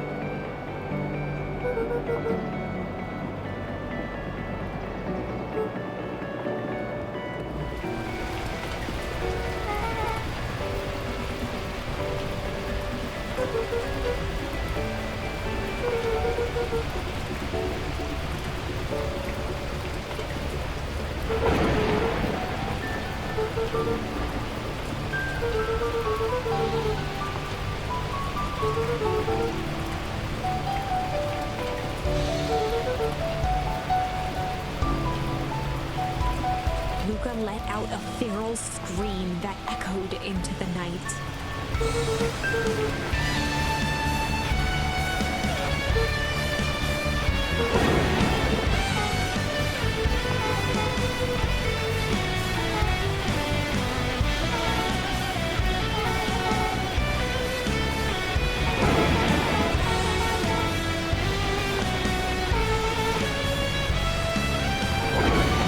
Her voice dropped to a trembling whisper. Beck brushed off her shirt and straightened up.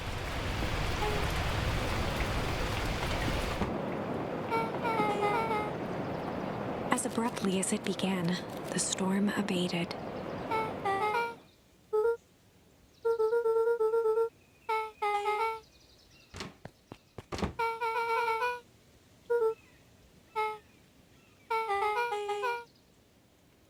Beck gave Luka a light thump on the arm before heading in.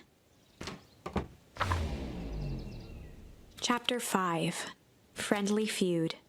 The air was heavy with a hard rain's residue. The smell of wet things.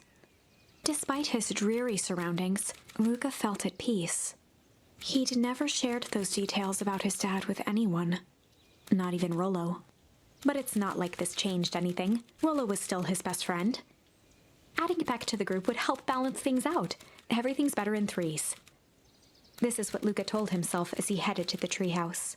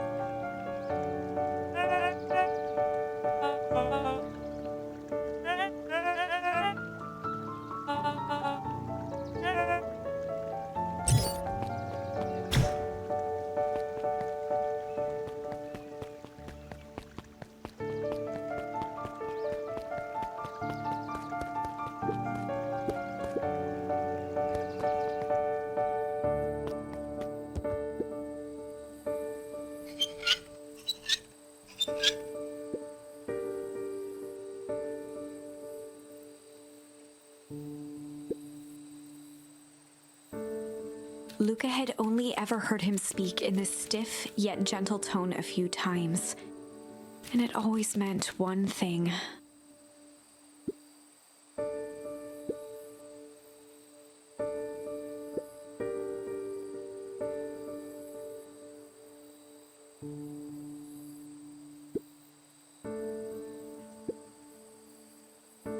Rolo scoffed.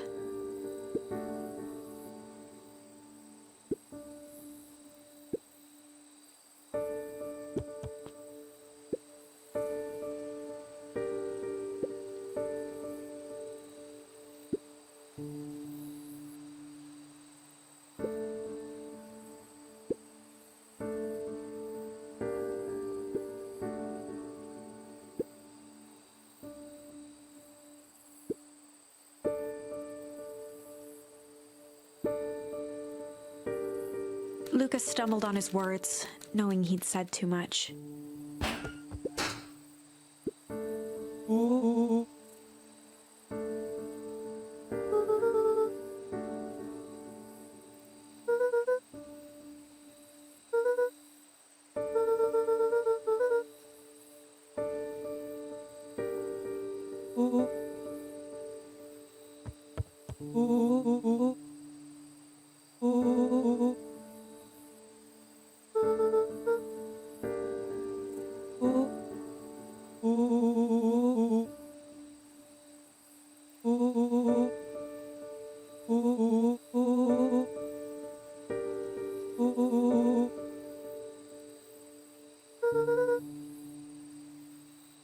Luka became instinctively angry in response.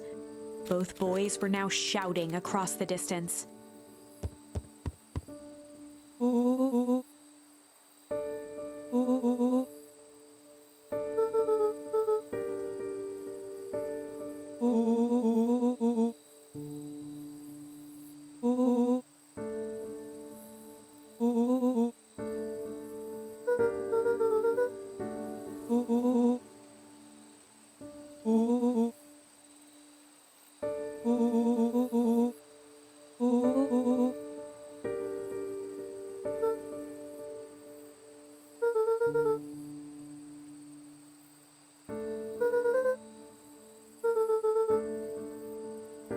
Rolo's tone changed to a calm, yet more intense anger.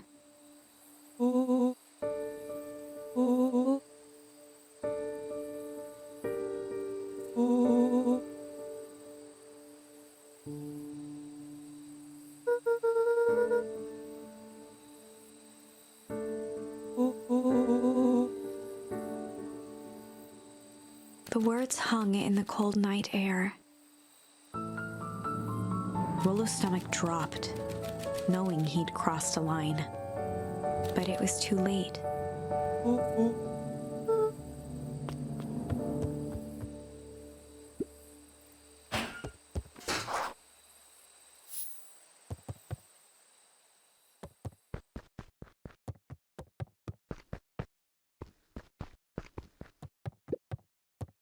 Luka dug through his old stuff, not even sure what he was looking for.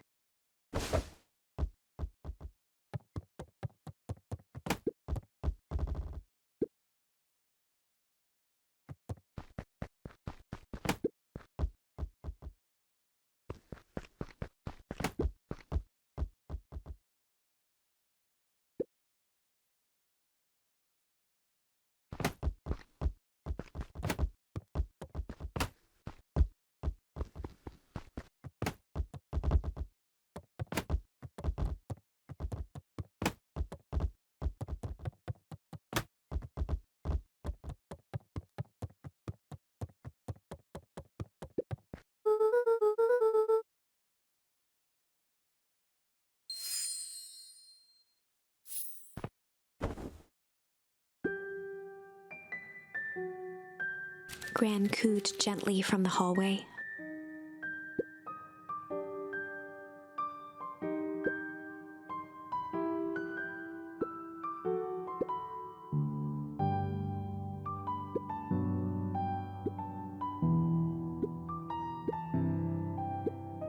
Luka just wanted to be alone. He waited to hear the sound of the front door closing.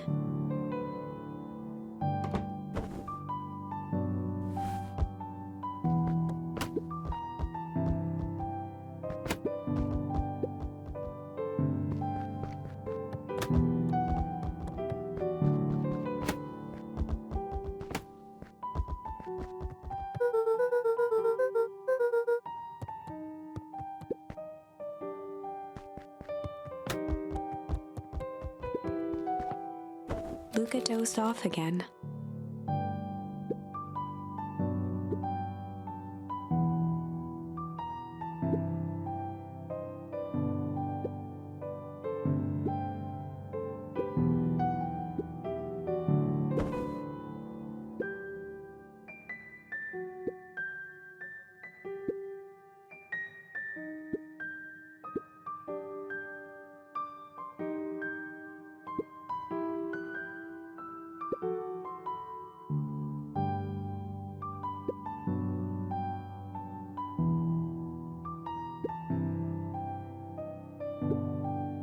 Luka still couldn't bring himself to go out.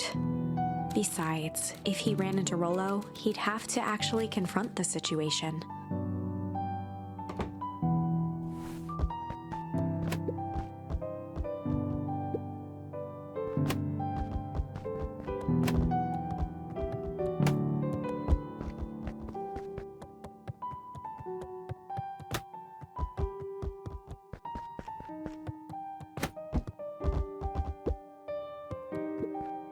The Adventures of Hank Atomic.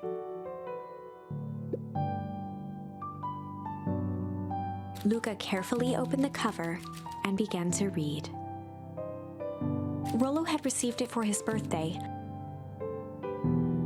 A special hardcover edition with behind-the-scenes commentary and bonus art.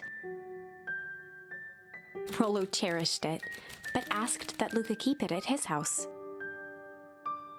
Luka wasn't sure if it was because Rolo didn't trust himself with it, didn't trust his sister around it, or just wanted an excuse to come hang out at Luka's more often.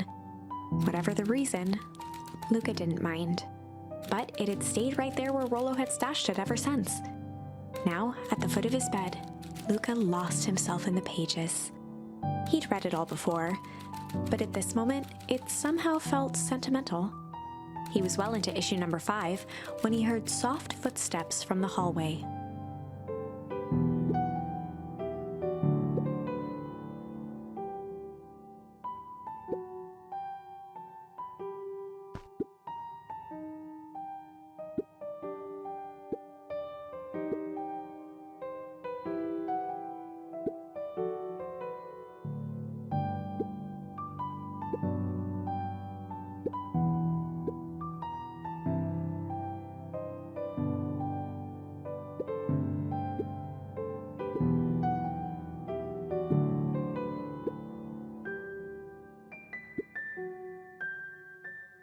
Without realizing it, Luka had pouted away the entire afternoon.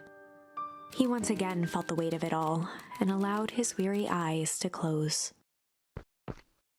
Luka stood in a vast black expanse. He looked up at his father standing beside him. Walt was working a straw at the bottom of a fountain glass, trying to collect the last bits of milkshake. "Dad, where are we?" Taking a final loud gurgling sip, his father peered up from the glass. He jangled the straw playfully with a warm smile, then lifted the empty glass as if to point into the darkness. "The source?" Luka's eyes followed his father's gesture. In an instant, he was sitting in front of a blazing campfire. Across from him sat a large figure in a yellow hazmat suit. The figure's voice was a scratchy echo. "Well, if it isn't the man of the hour. Make yourself comfortable." Luka held his shivering hands over the flame to warm himself. "It doesn't work that way here." Their yellow-gloved hand pointed to the base of the flame. "It's a cold flame, see?" Luka peered at the base of the fire. It wasn't wood that was burning. It was Beacon Pines itself. tiny buildings, freezing and crumbling as they were consumed by flame. Luka could see small shadows moving in the burning city. People. Luka leapt to his feet. "We've got to help them!" The figure gave a dismissive wave of their hand. "Why waste energy helping people who can't even help themselves?" The figure bent down to examine the panicked crowd as they desperately tried to stop the flames. "They only care about what's right in front of them. Not like us." Luka's voice was a trembling whisper. "Us?" The figure slowly stood up, grabbing its helmet with both hands. With a jolt and a twist, the suit emitted a gasp. A cloud of torpid mist escaped, slowly revealing the face within. Luka's own face looked back at him. Older, worn, distant. The sensation was oddly familiar, as if he'd caught his own reflection by surprise in the mirror. The doppelganger smiled. "I tried to help once." He gestured towards his face. "And all it got me was this." Luka staggered back. "You aren't me." Luka felt a hand catch his shoulder. His father was there again, beside him. "Every choice sets us on a path. This is the end of one of your paths, son." Luka watched his older self shake its head ruefully, its face twisting into a cruel grin. "Welp, Dad, if you wanted him to see this, far be it from me to disappoint." Luka watched in shock as the figure took a confident step forward and plunged into the flames. In a flash of cold light, he was gone. What does all of this mean? Luka felt a reassuring squeeze on his shoulder. Just remember, why we choose matters just as much as what we choose. Luka woke up to see a hazy figure at the foot of his bed, silhouetted in the morning sun.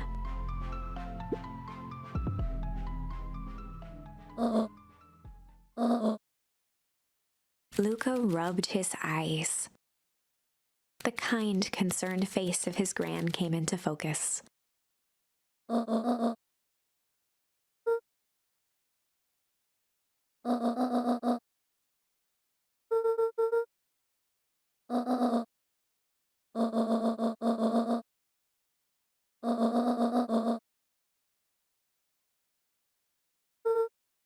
Gran silenced Luka with a gentle pat on the leg.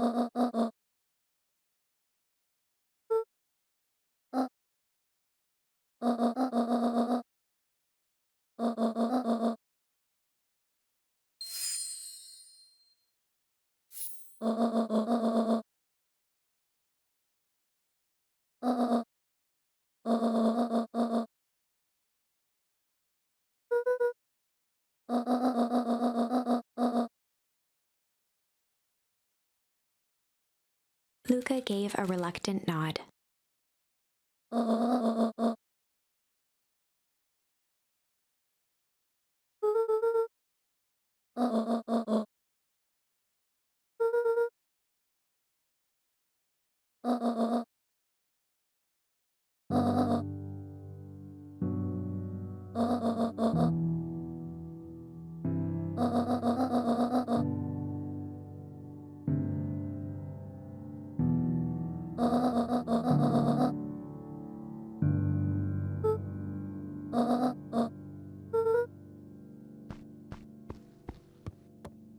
Luka took a deep breath.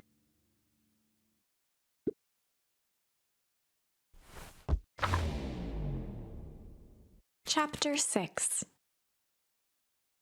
Through thick and thin. Despite Luka's bitterness, Gran was right. He needed to hash things out with Rolo. A big fight changes the nature of a friendship. Whether, in the end, it is for the better or for the worse, all comes down to understanding. If one is not careful, the same familiarity that builds the strongest of bonds can become the wrecking ball that shatters them. Luka emerged from seclusion, taking in the crisp festival air. But the events of the day weren't on his mind. He had to find Rolo.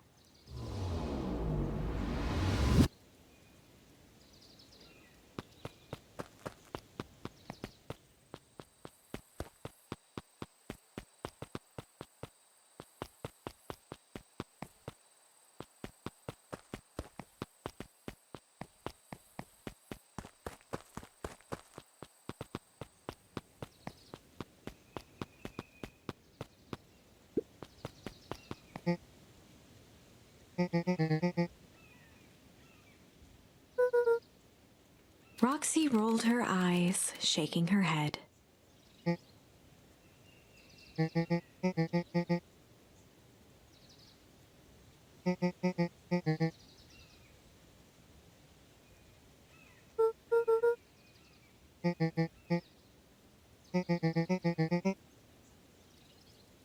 Luka looked down and kicked at the dirt.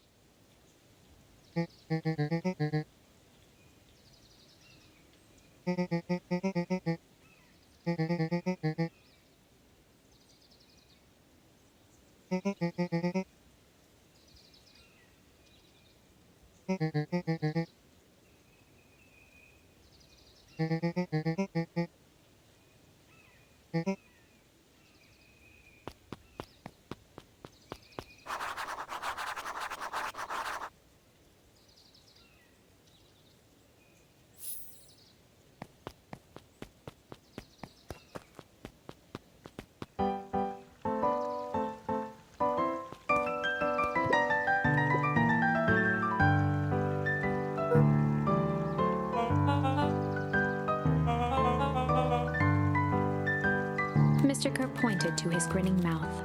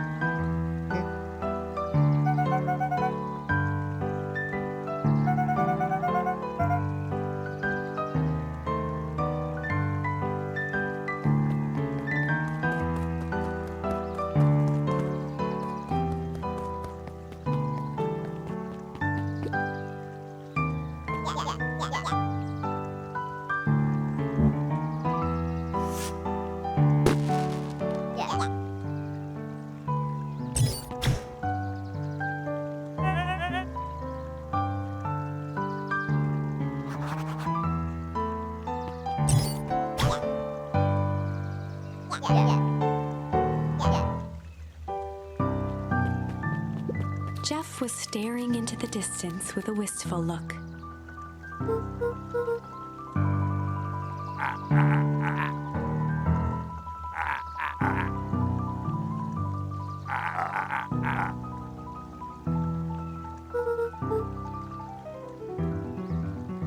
Jeff turned to Luka with a furrowed brow, then gave an understanding nod.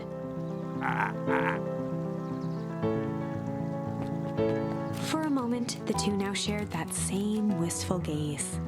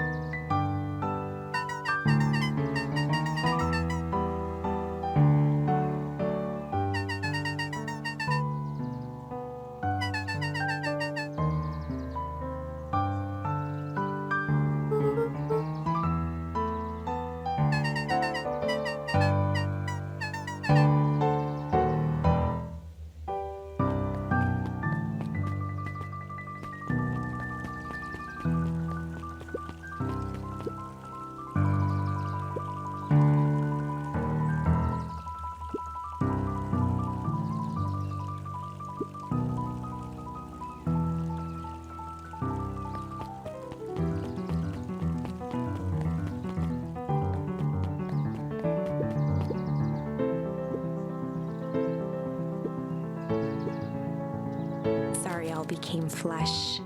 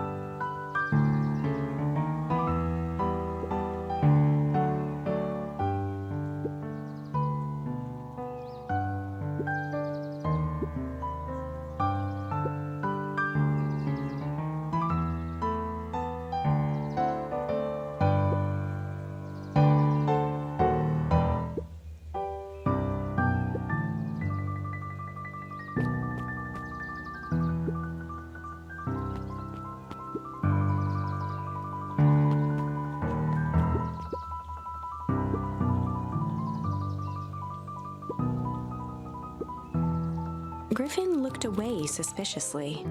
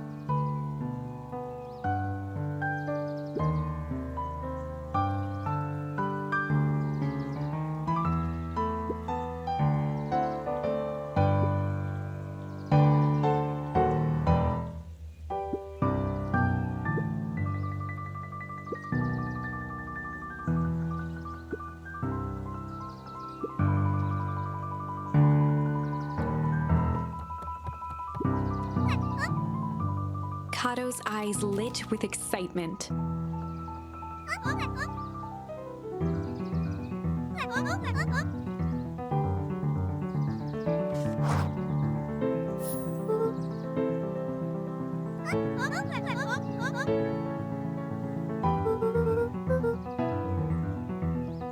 Kato straightened up and cleared his throat as if preparing to sing.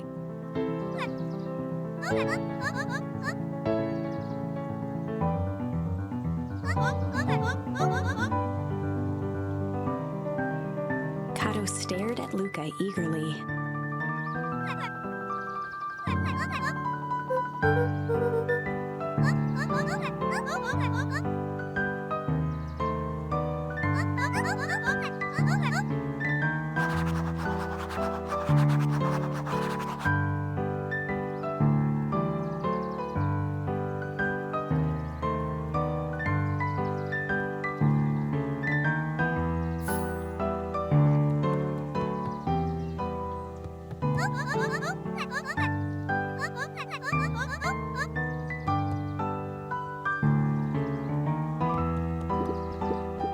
Luka grabbed the 5 pillars of success from the shelf.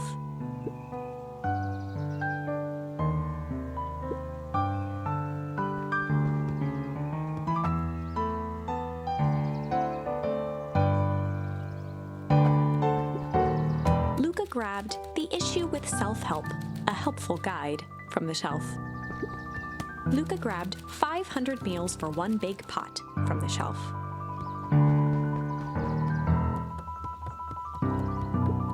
Luka grabbed Natural Photography, Volume 5, from the shelf. Luka grabbed The Modern Science of Atomic Radiation from the shelf. Luka grabbed The Adventures of Hank Atomic, Issue number 4, from the shelf. Luka grabbed The Adventures of Hank Atomic, Issue number 5, from the shelf.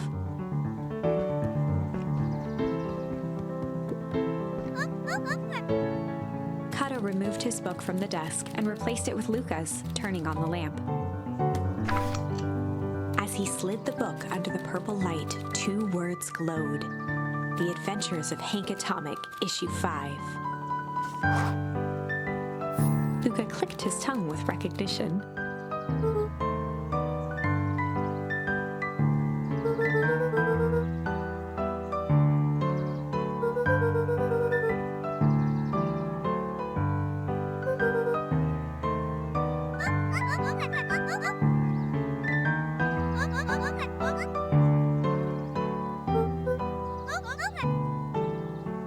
Kato began flipping through the pages, stopping when he hit a glowing word.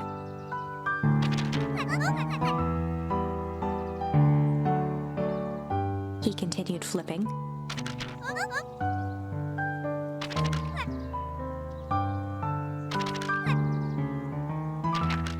Reaching the end of the book, Kato looked up.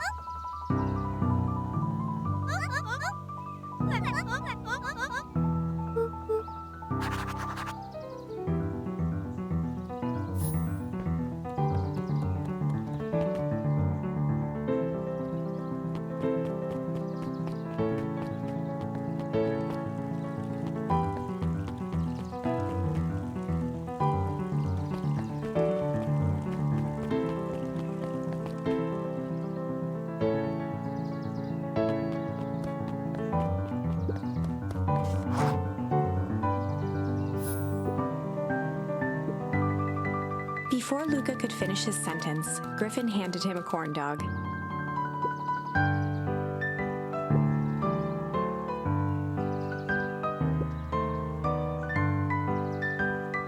Luka shrugged, taking a sizable bite out of the corn dog.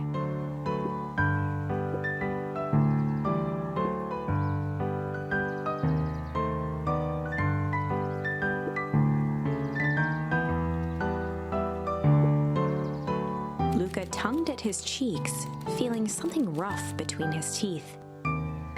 He reached into his mouth and pulled out a slip of paper.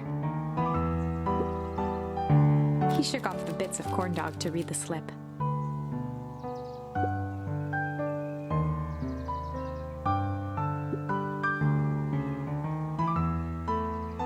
Luka finished off the remainder of the corn dog.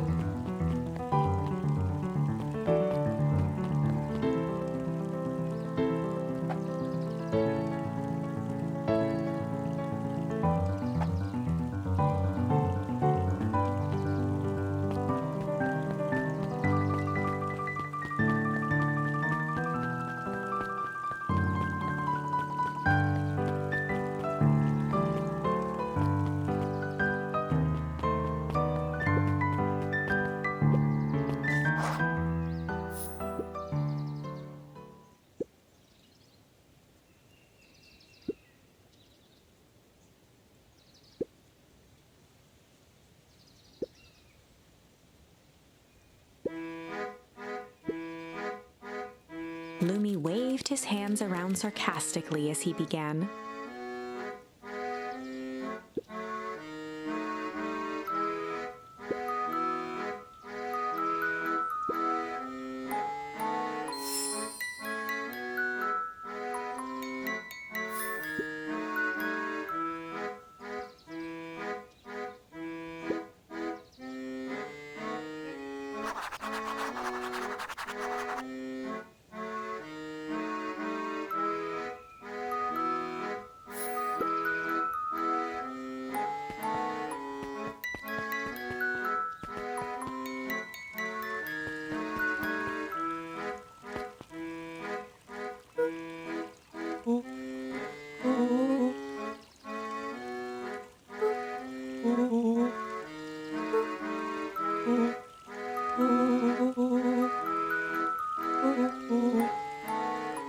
Rolo sheepishly handed Luka the balloons.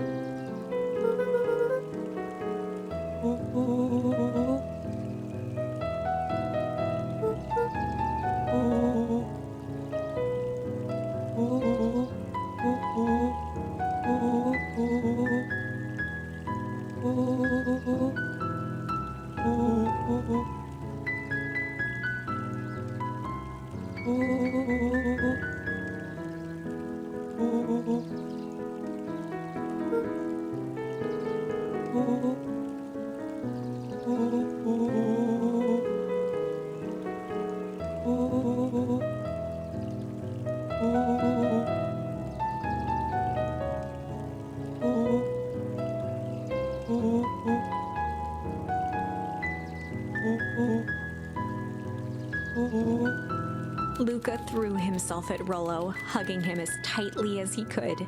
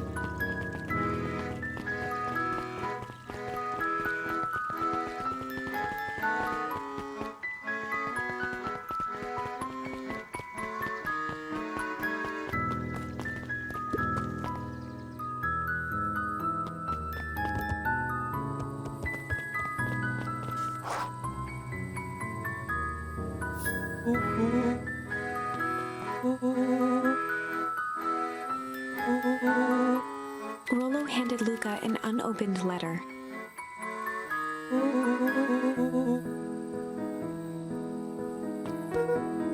Luka, some things are going to happen that might be difficult for you to understand. If I am honest, I hardly understand them myself. But whatever happens, I need you to know that I love you. None of this is fair to you. You have already lost so much. We both have. I wish there was a simpler way forward, but if there is, I haven't thought of it. God knows I've tried. Everything I've done, I did for you. I hope someday you can accept that. Love, Gran. Luka folded the paper into his pocket and headed up the ladder.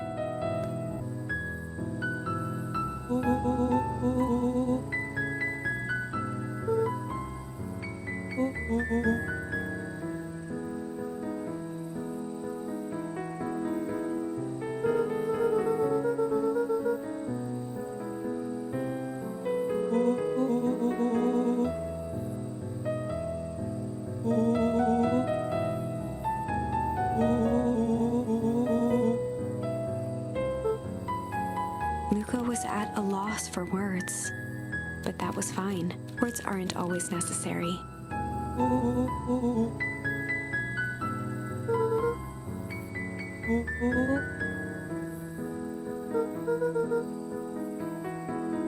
Sadly, this was untrue. A distant rumble shook the treehouse.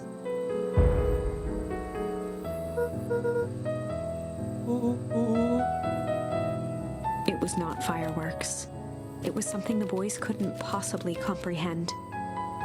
Something as old and cruel as time itself.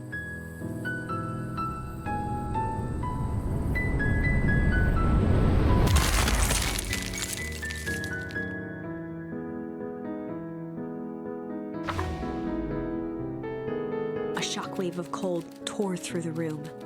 A bitter, unfathomable chill. Before they could react, it encased them in ice. Two boys, reunited by friendship, only to be cruelly separated by a malevolence beyond reason. And so, our story ends on this melancholy scene. In a silent treehouse turned statuary, in a town brought low by its secrets, sits a pair of friends, alone, together, for the rest of time. The end. No, that can't be the ending. It simply can't. I won't accept it, and I hope you won't either. There are more endings, more possibilities. I can feel it. We are just going to have to sort through them all until we find the one that fits.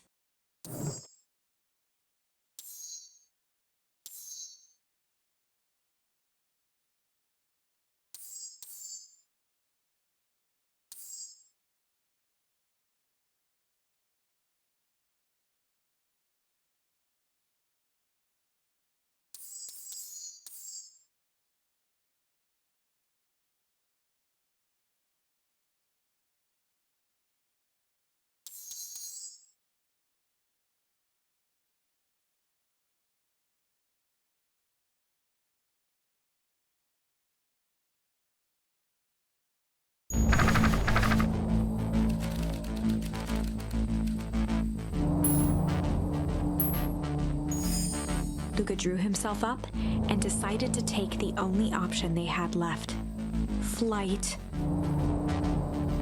He squinted down the barrel of the mission control defense cannon, aiming it through an opening in the dense tree branches.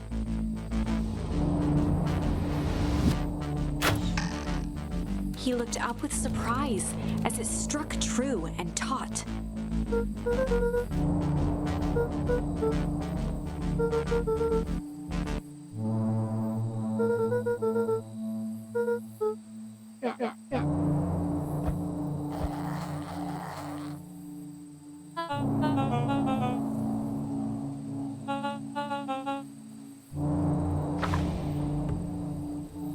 Luka and Iggy winced as they sprinted through the thicket.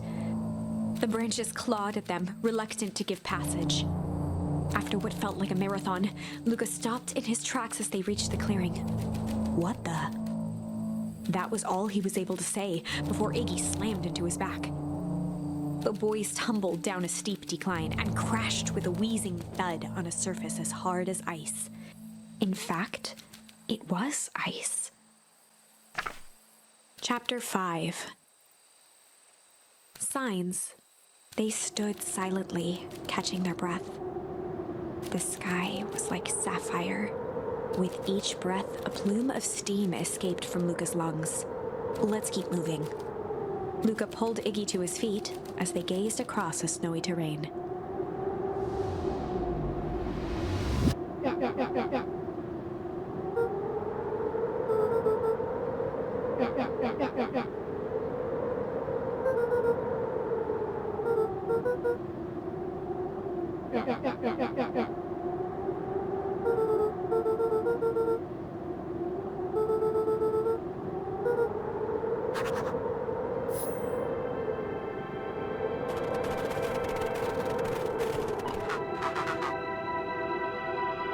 Luka had almost forgotten the walkie-talkie he was carrying.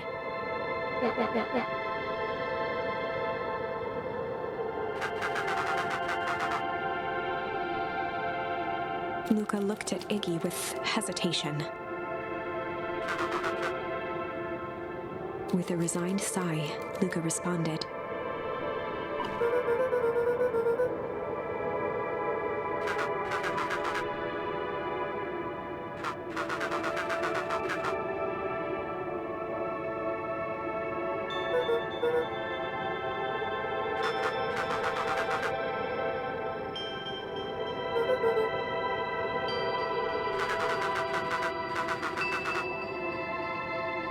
Luka winced, shoving the walkie-talkie back into his pocket.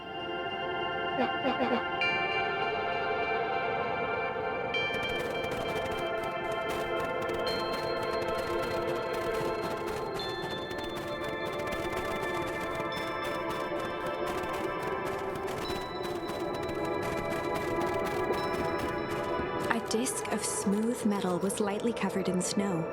Two faint seams were visible along the surface.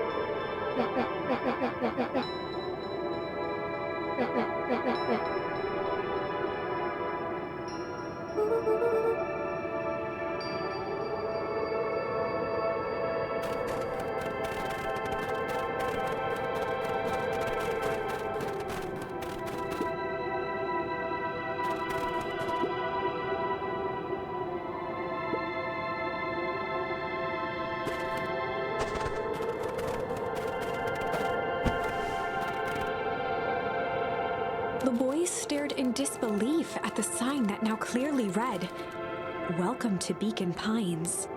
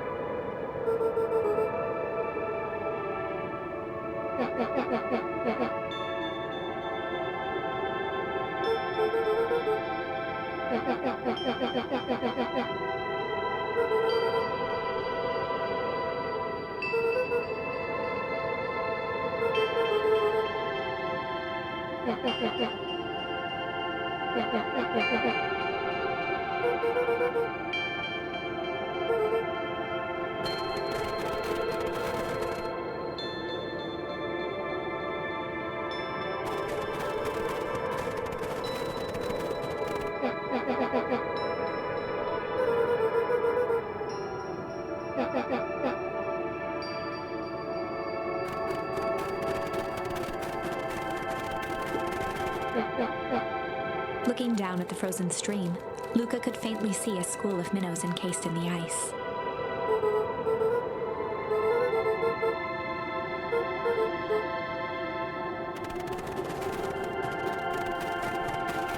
The crunching of footsteps trailing Luka went hush. He looked back to see Iggy's face twisted with confusion.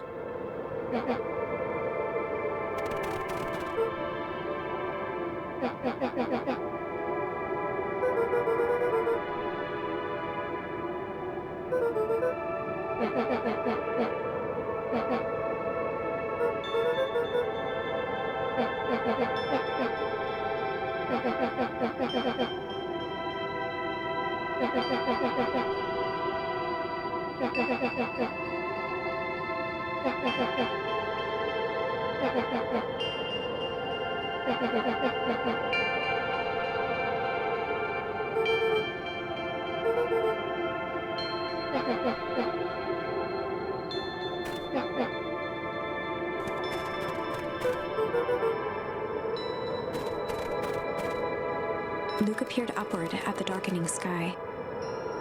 He let out a long, foggy breath. Faintly, Iggy began to cry. Seeing Iggy in such a pathetic state gave Luka a sense of compassion, and more than a little guilt.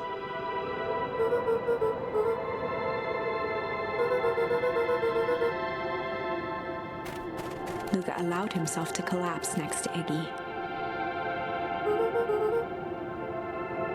The boys huddled together for warmth and comfort. If not for exhaustion, their minds would be racing, trying to make sense of the events of the day. As it was, all they had energy for was to sit in silence, numb.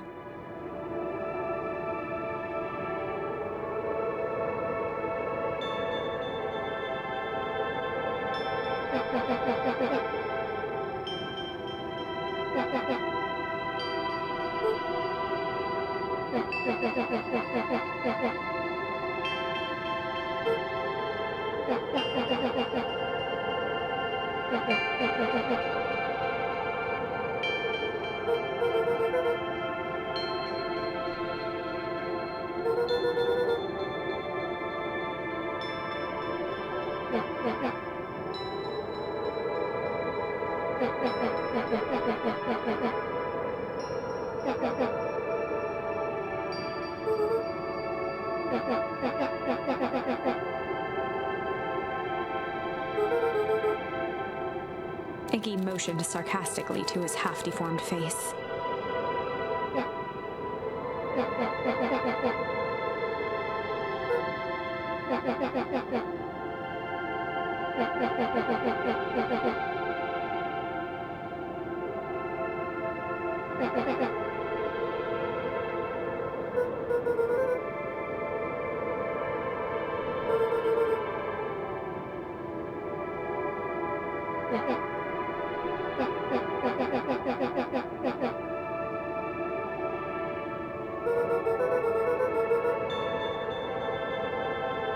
Iggy shrugged.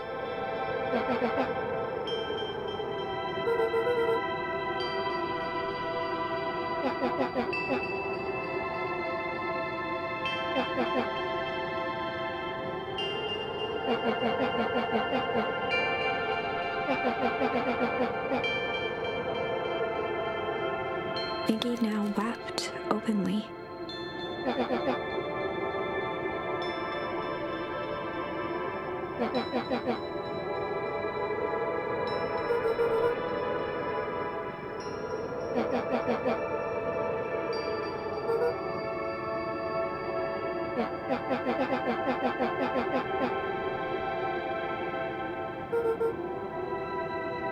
He wiped his nose with a sleeve.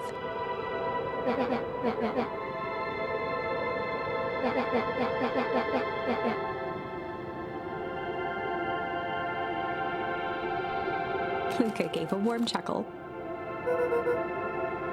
Iggy cleared his throat as he wiped his eyes.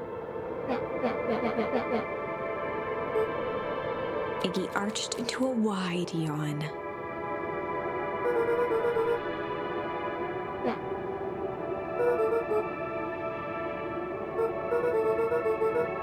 Luka's eyelids began to slowly drift shut.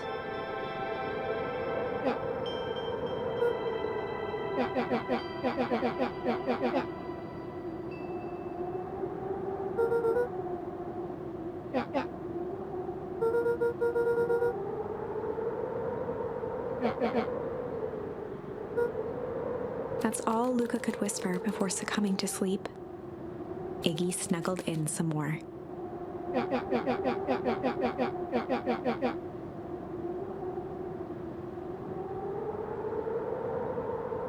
The house smelled of warm bread. Luka was playing with toy blocks on the living room rug. He looked up to see his parents on the couch. His mother held his father's head in her lap. She idly stroked his hair while humming a song. A voice behind Luka spoke. "This is how you remember them, huh?" Luka turned to see his own face. The doppelganger from his dreams, still clad in a yellow hazmat suit, still carrying a look of disdain behind empty eyes. "Aw, look at this perfectly cozy scene. You know it wasn't really like this." The figure picked up a toy block and inspected it. "It's amazing the facades that one can build given the right materials. Not that I blame us. These are a child's memories, all warm and fuzzy. You don't remember, do you?" Luka snatched the block from the figure's yellow-gloved hand. "Remember what?" The doppelganger pointed to the couch. "The last day we saw him alive. The day he chose to abandon us." Luka turned to look at his father, still lounging on the couch.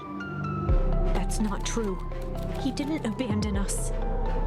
The doppelganger waved his hand dismissively. "Everything is true here. It's just a matter of what we choose to see. Well, let me show you." The world flickered and pulsed. Luka was sitting next to his bed, listening to his heartbeat with one of his dad's stethoscopes. The doppelganger limped into the room. "No, we both know that's not how this went." He grabbed Luka's hand and guided the stethoscope to the floor. Luka heard muffled shouting, brought close by the stethoscope. It was his parents, fighting. "Do you remember what we did next?" Luka gave a slow nod and crept down the hall to peek through the banister. He could see the outline of his mother at the bottom of the stairs. "Damn it, Walt. We can't afford to get involved in this." She was scared. His father stepped forward. "What am I supposed to do? Just watch? There's a sickness in this town, and we both know who's behind it. I swore an oath to help people. I won't turn my back on them." Luka's mother grabbed Walt. She was crying, pleading, "I can't lose you." Walt calmly removed Eleanor's hand from his shoulder. "What's right is right, and what's wrong is wrong. I could never live with myself if I let Sharper get away with this." Eleanor raised her voice. "Spare me your bullshit platitudes. What about our son?"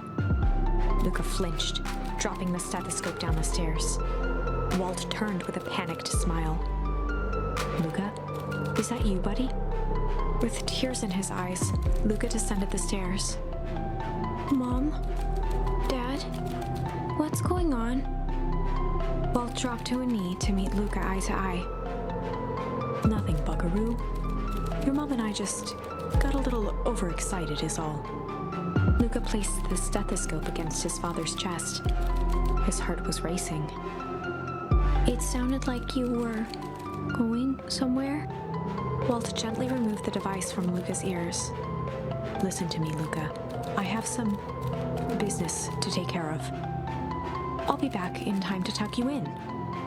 Luka hugged his father tightly. Promise? Walt stood up and walked to the door. He glanced over his shoulder. I promise. With a wink and a grin, he put on his hat and strode out into the evening sun.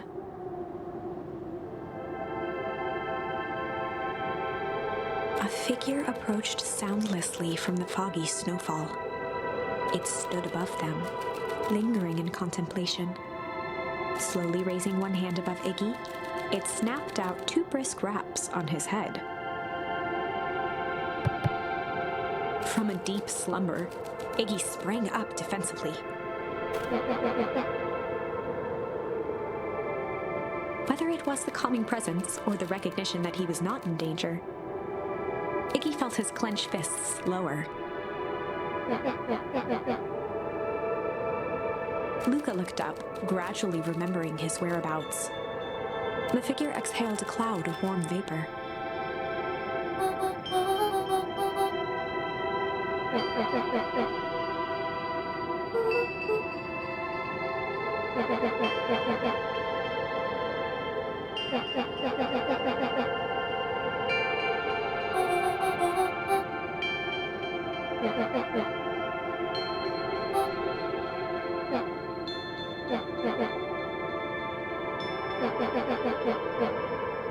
When it came to complete strangers, Iggy had trouble cobbling together an insult.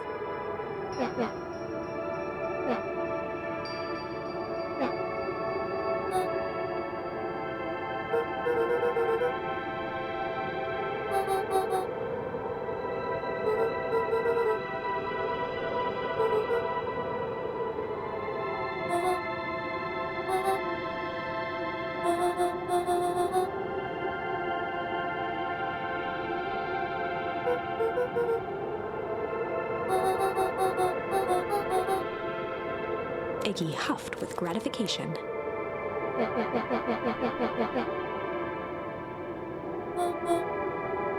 Nat began to turn away indifferently.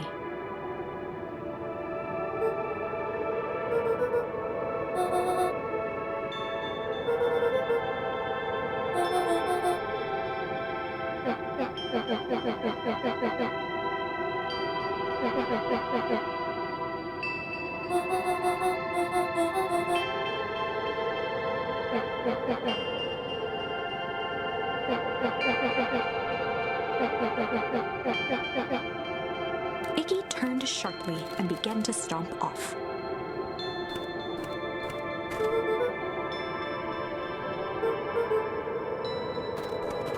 Realizing he'd worn their patience then, Nat relented.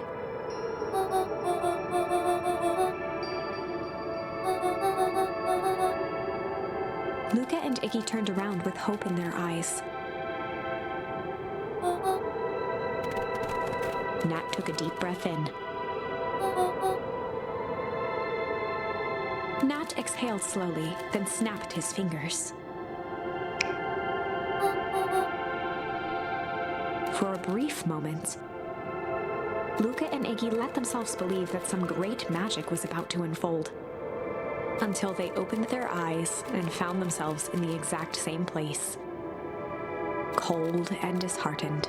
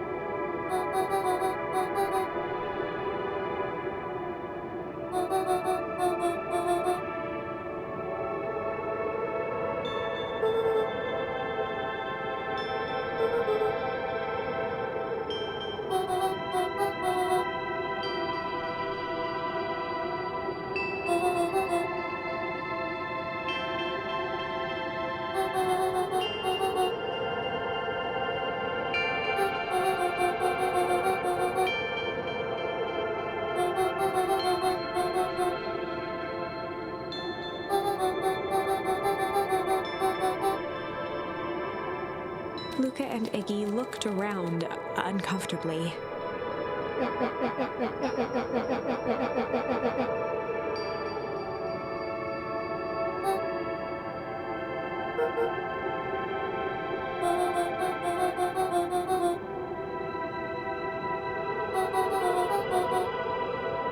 Nat narrowed his eyes, furrowed his brow, and uttered,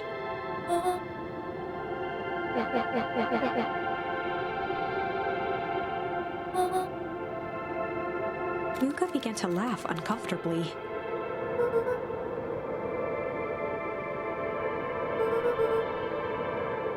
He looked down at his feet. His eyes darted back and forth in contemplation. With a sudden pain, a thought struck him.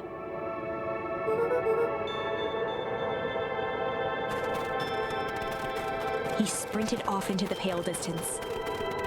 As Iggy turned to follow, Nat called out,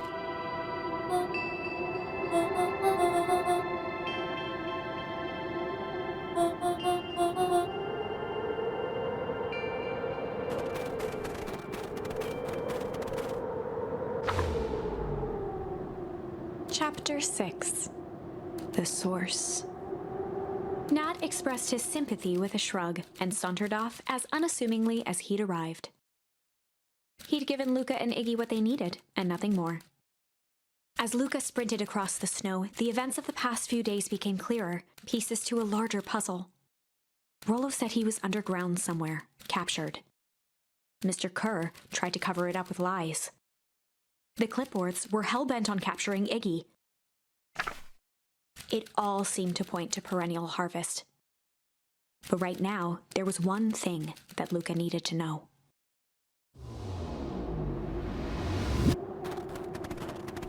Luka stopped dead in his tracks. The tree was gone, uprooted and moved, leaving a raw gash in the earth. He dropped to his knees and dug wildly at the cold snow. His numb hands hit something hard, a headstone. A dry whisper escaped Luka's lips.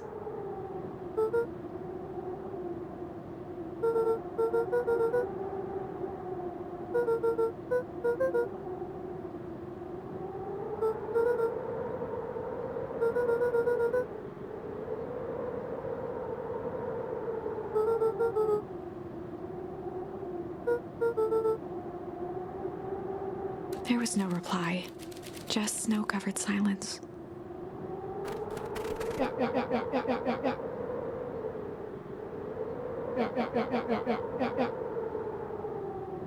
Iggy finally noticed the tears welling in Luka's eyes and the snow-covered grave.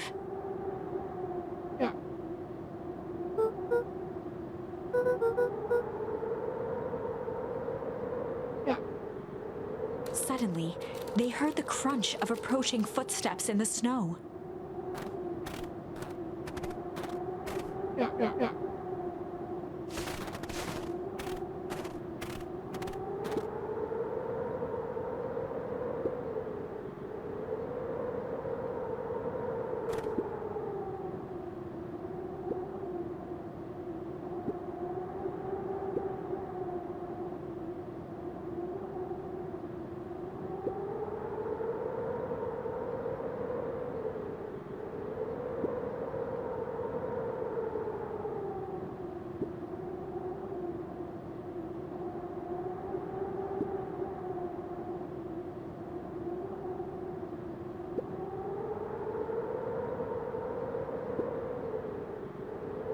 He bent down to scoop up a snowball and lobbed it playfully.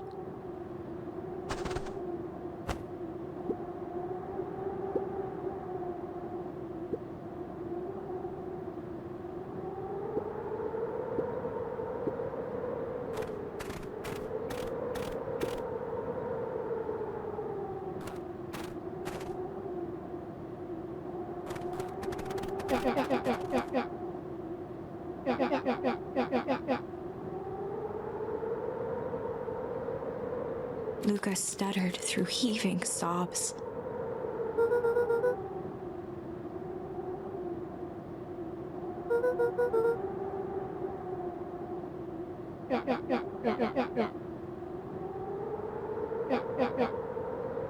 Iggy gave Luka a solid smack on the back of his head.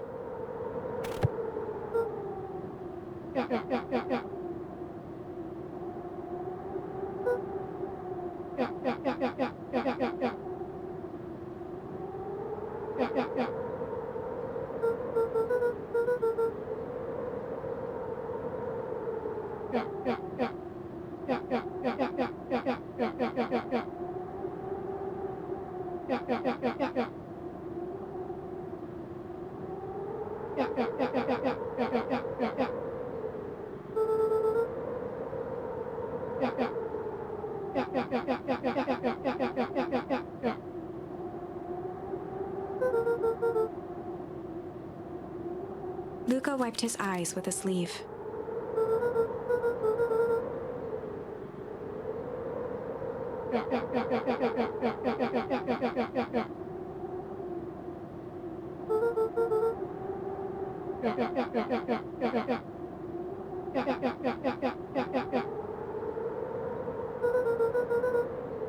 Iggy flashed a mischievous smile and cracked his knuckles.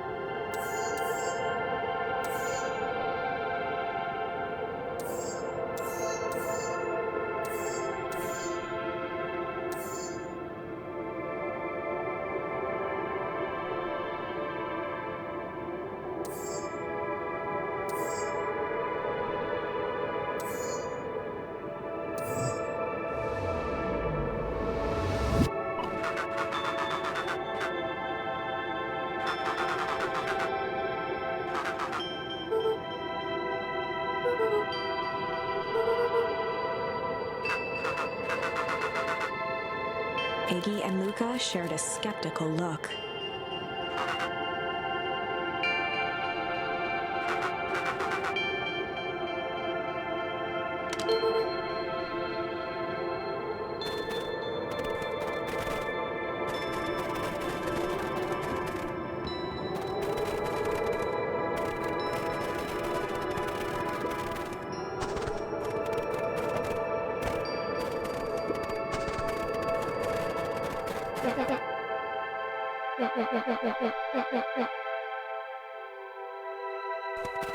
Iggy darted behind a large pine and began digging furiously.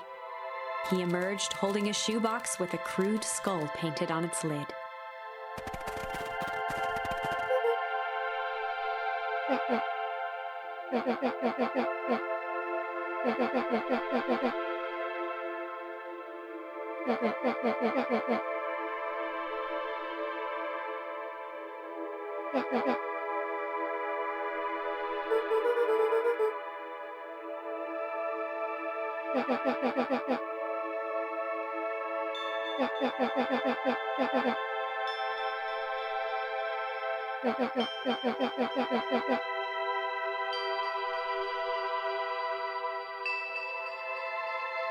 Luka rolled his eyes with realization.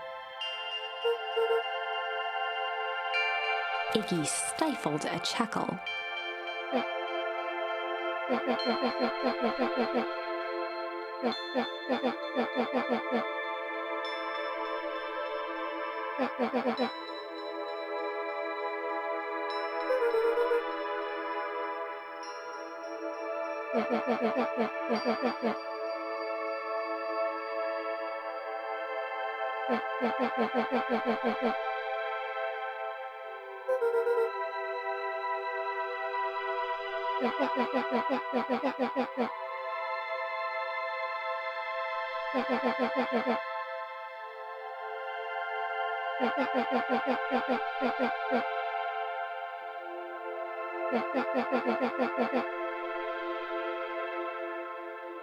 Iggy triumphantly raised the shoebox.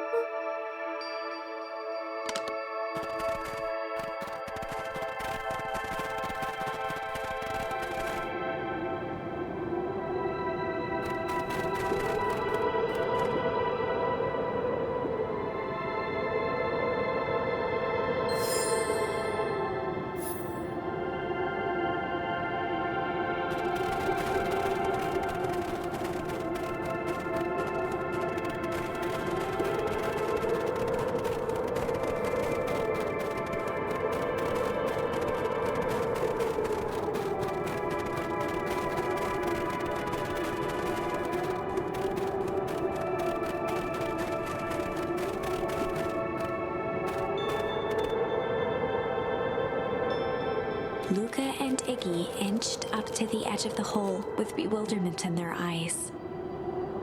Arctic air breathed out of the cavern in heaving gusts.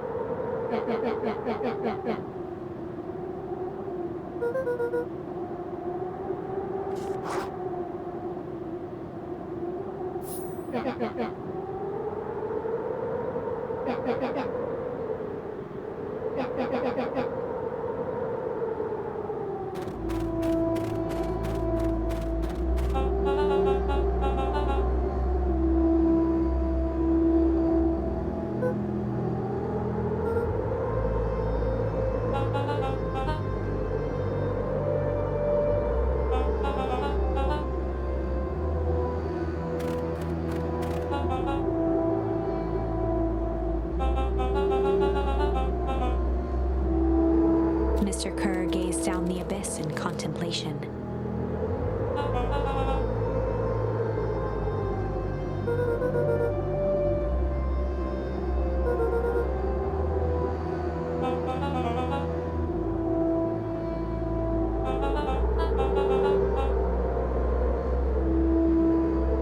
Kerr scratched the back of his head.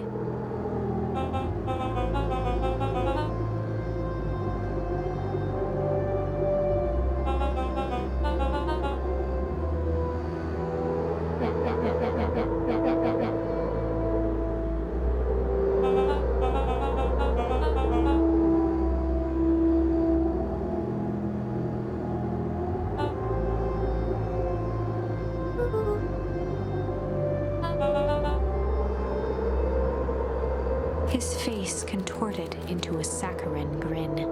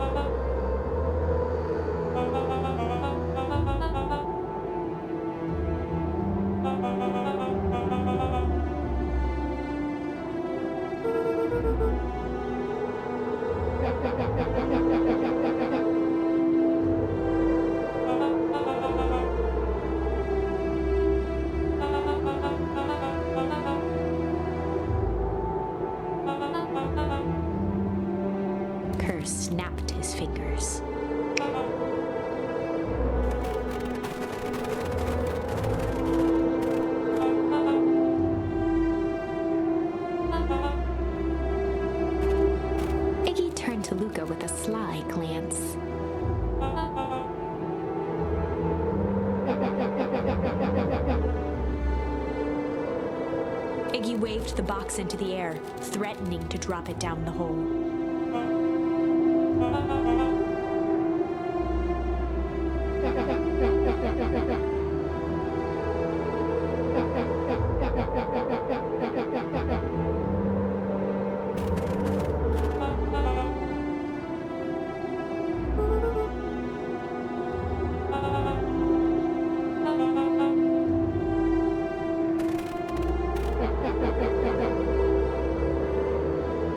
Iggy plucked a single bottle rocket from the box and held it up with reverence.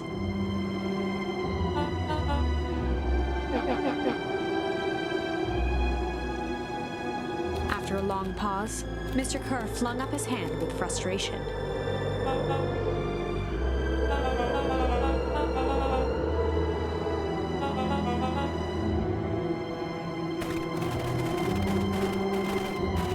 Mr. Kerr sighed into the frigid air.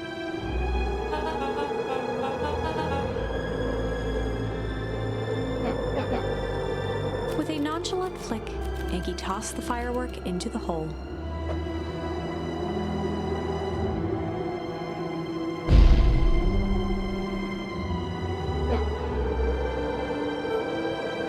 With a growl, Kerr leapt at Iggy, crashing through Luka. Iggy tried to twist away, but in the struggle they both tumbled over the side. Luka dove forward, bracing Iggy's hand just before it slipped. His grip was made precarious by the cold, wet snow. He could see Kerr further down, clinging to Iggy's coat.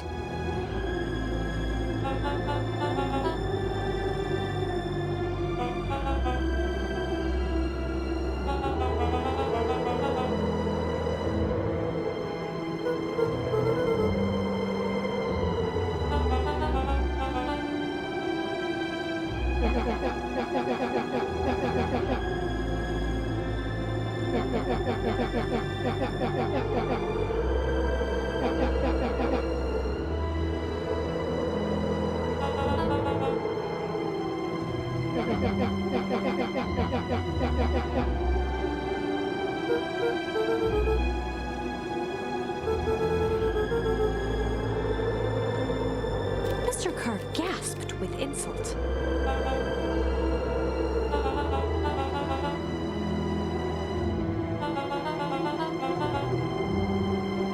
With a wild look in his eye, Mr. Kerr began to hum a proud melody.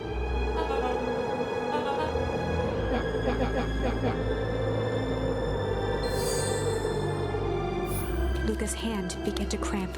His voice began to crack.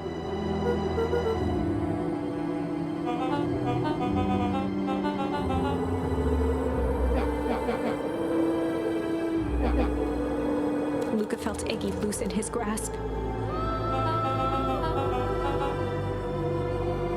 Every muscle in Luka's body burned.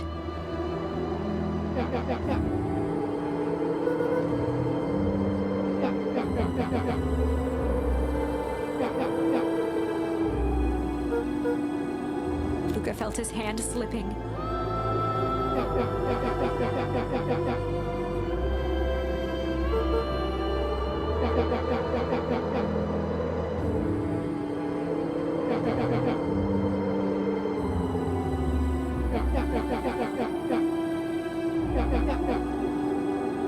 A calm settled over Iggy's face. Iggy's voice was colder than the bitter air billowing from the chasm.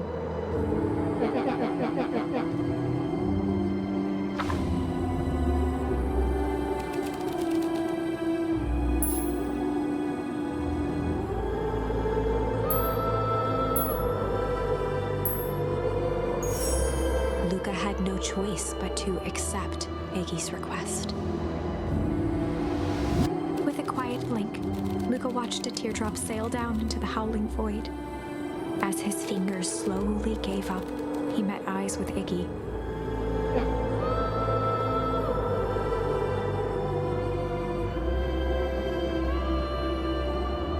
The two silhouettes were swallowed by darkness.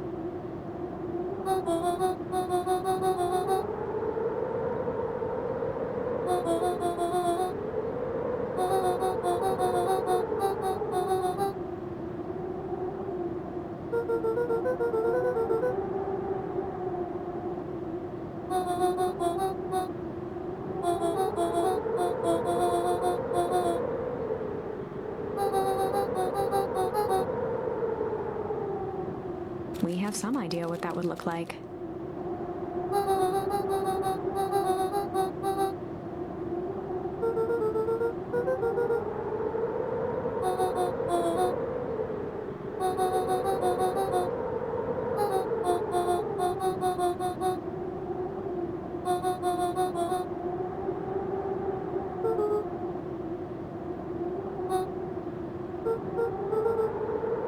A fierce twinkle flashed in Nat's eyes.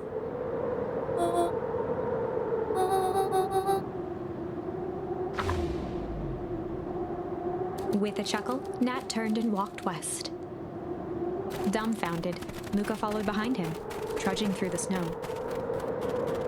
Every step taking him further away from everyone and everything he knew, and closer to destiny. To be continued in Beacon Pines, Pines Harder. Revenge served cold. Second time's a charm? Wait, that's it? This ends with a crummy cliffhanger just when it was getting good? I was even starting to like Iggy. No way. I refuse to be associated with some never-ending parade of sequels. Let's go back and find something more definitive.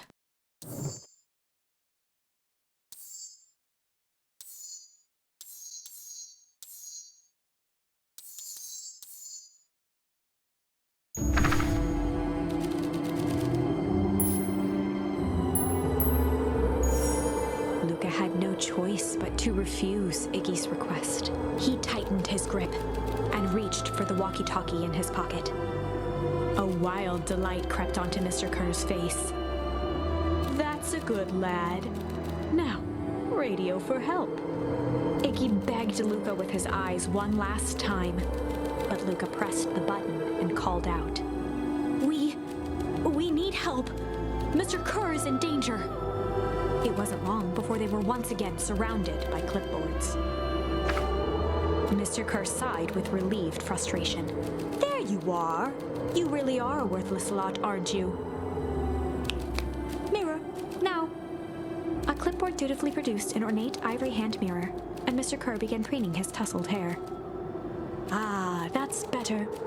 Mr. Van Horn, I applaud your sharp thinking under duress.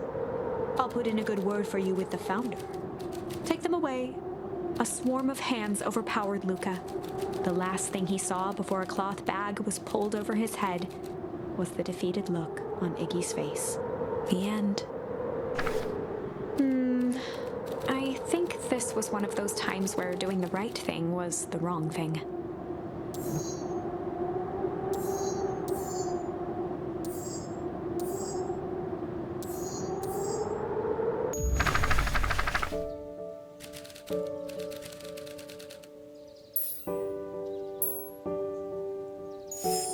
Luka began to respond, but the sky answered for him as the clouds above began to break, revealing patches of star-filled summer night.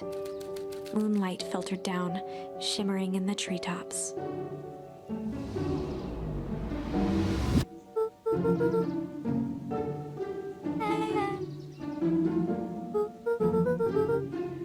Luka stopped himself mid-sentence.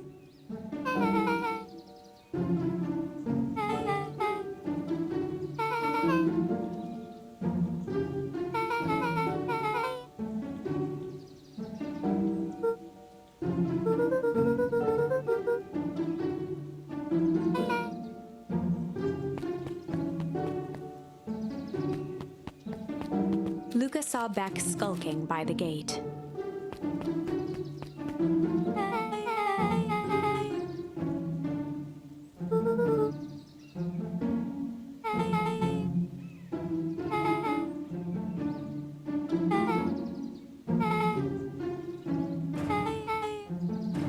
Beck grabbed the wrought iron bars and shook the gate.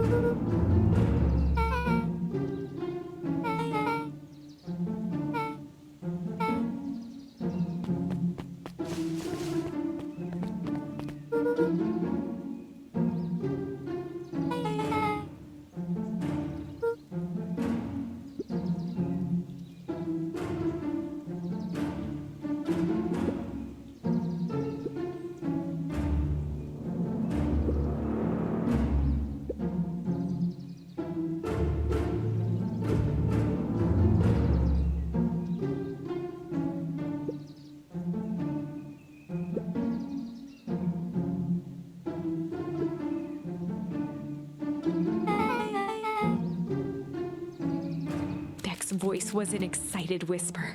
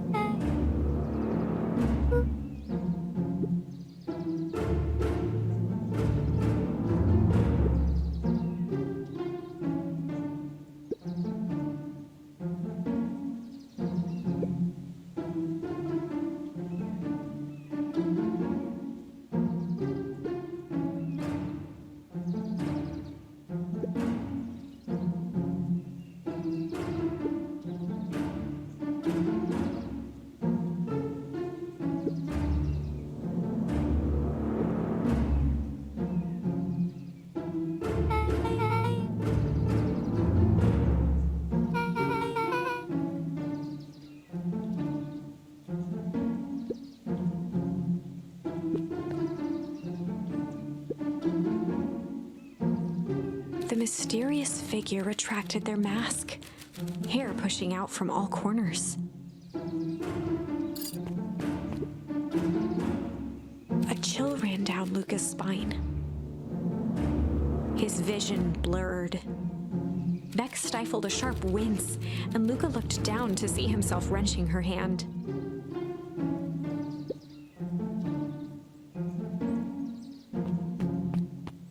Gran tousled her hair back under the face mask.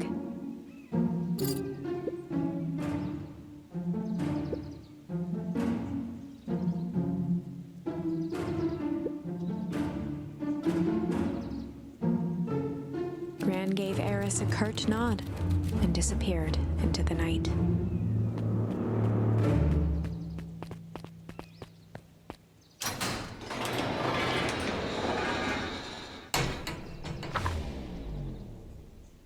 Chapter 5. What big ears you have. Luka sat shivering in the bushes, staring at his feet. After checking to make sure the coast was clear, Beck gave him a gentle tug on his sweater.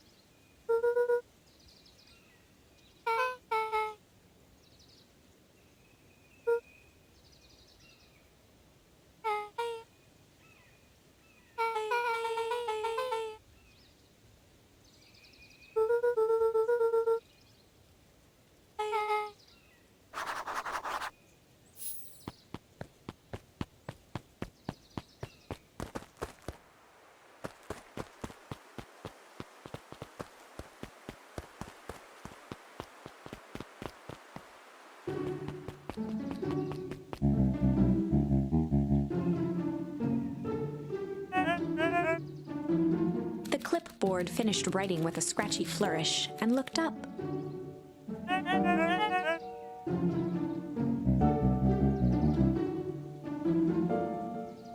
Mr. Nuncreed, arms crossed over his paunch, gave an exhausted sigh.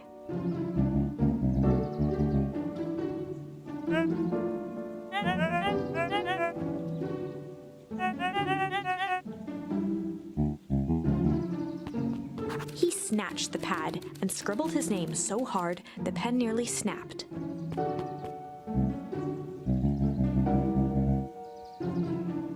The clipboards looked at each other for a moment, almost pondering the possibility, then broke into laughter as they walked away.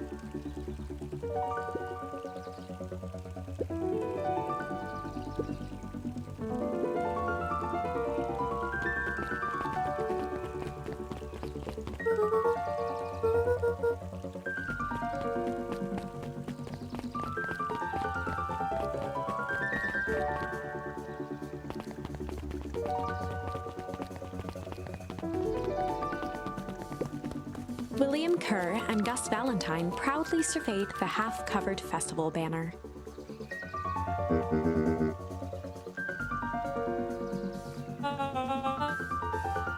The mayor gave a half-hearted shrug.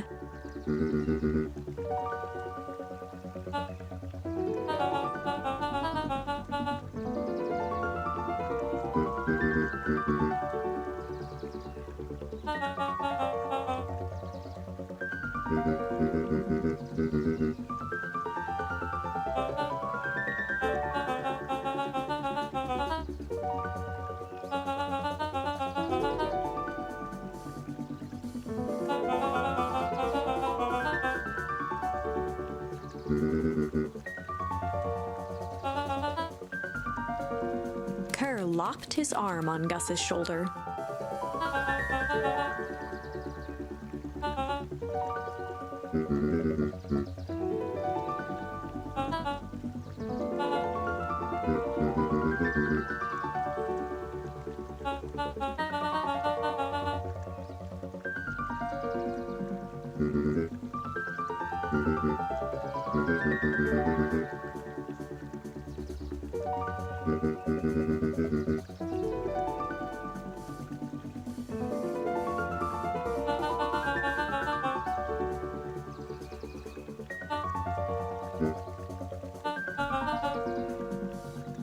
With a glimmer in his eye, Kerr gestured grandly toward the horizon.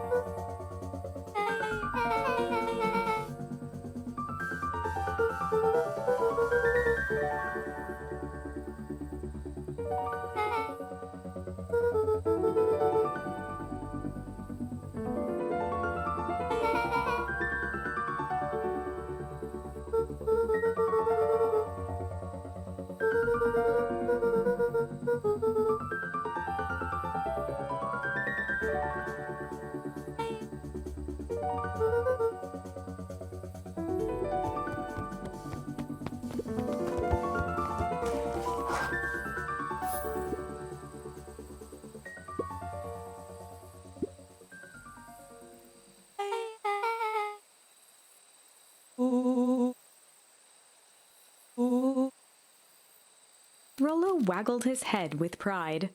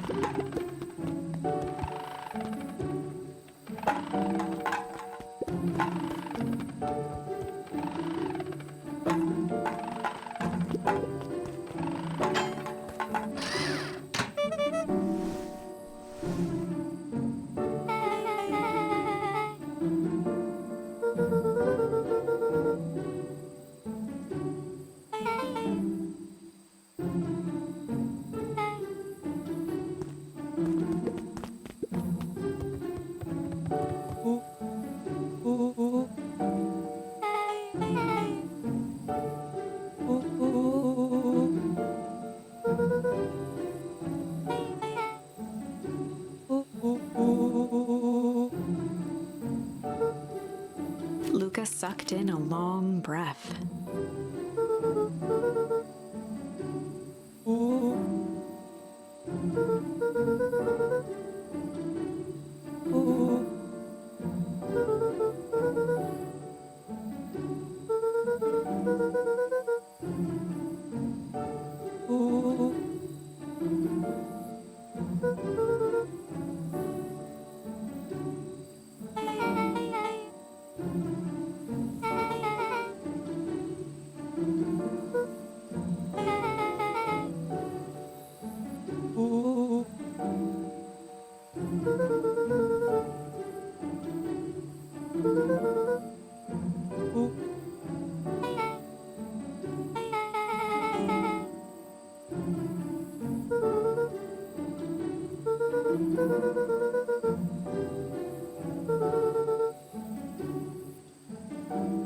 Rolo let out a low whistle.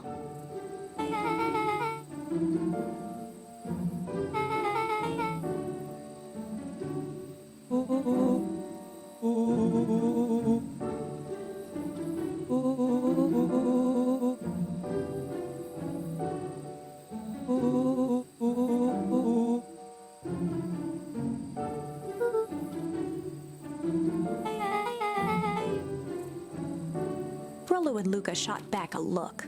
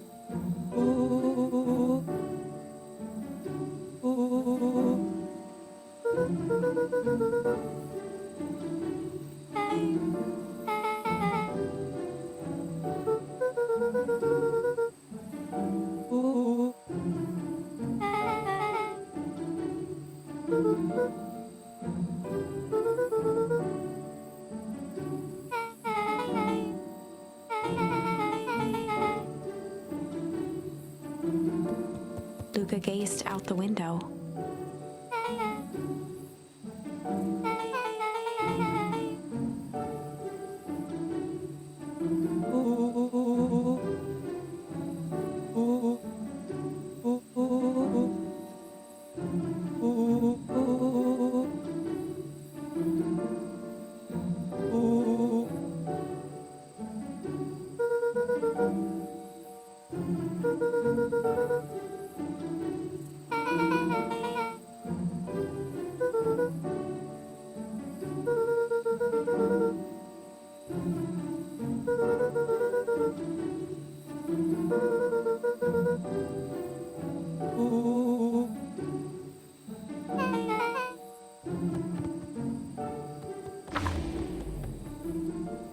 Chapter 6. Secret Lair. Summer forged ahead, but the nights only seemed to grow colder. Luka walked home slowly under the pale starlight, cautious to avoid any more surprises lurking in the shadows. Reaching home, he slipped quietly into bed, half dreading what they might discover the next day.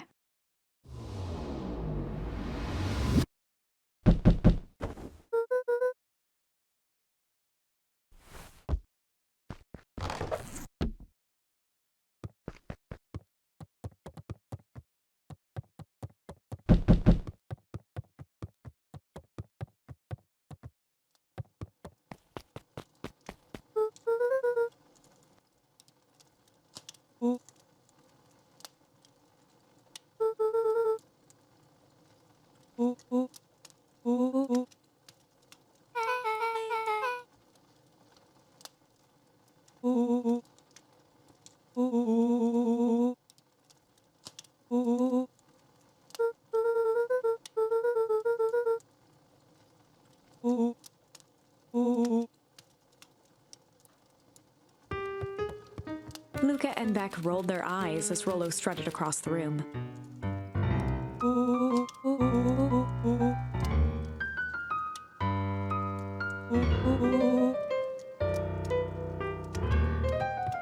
Rolo flung open the cabinet with confidence.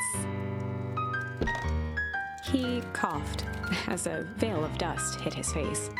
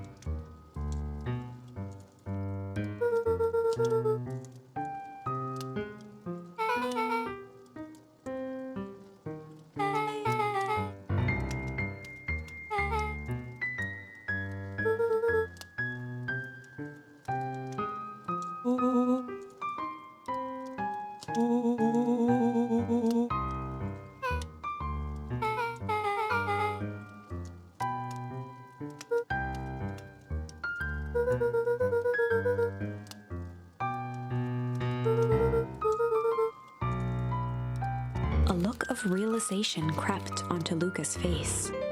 All three kids snapped to glance at each other, then sprinted in turn toward the kitchen.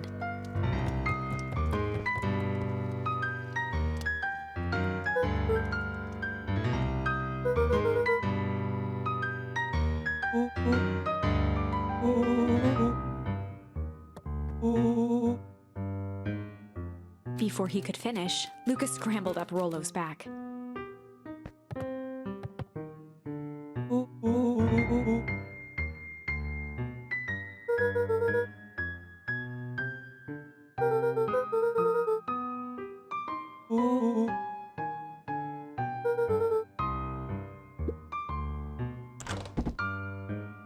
The three crowded around the hutch to peer in. With the glass doors opened, a perfect porcelain display gleamed in front of them. Their eyes searched for anything amiss. But the only distinct feature was its impeccability.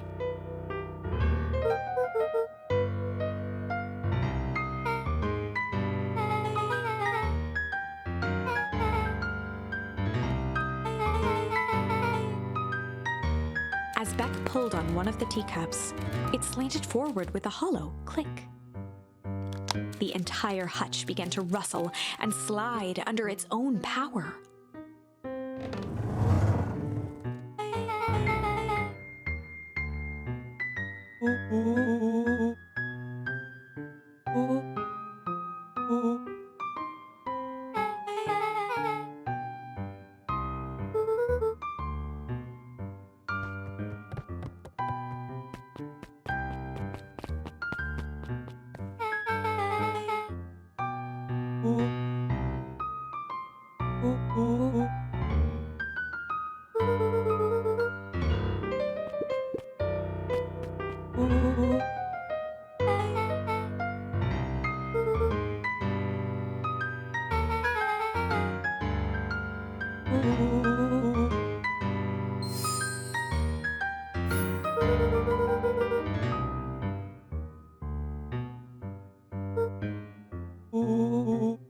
Rolo casually spun open a lid and dipped his finger in the jam.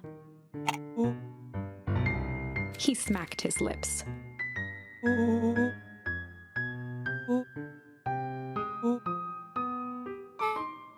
Rolo plunged his hand in the jar, fishing out a soggy slip of paper. Rolo offered the slimy note to Luka and licked his fingers clean.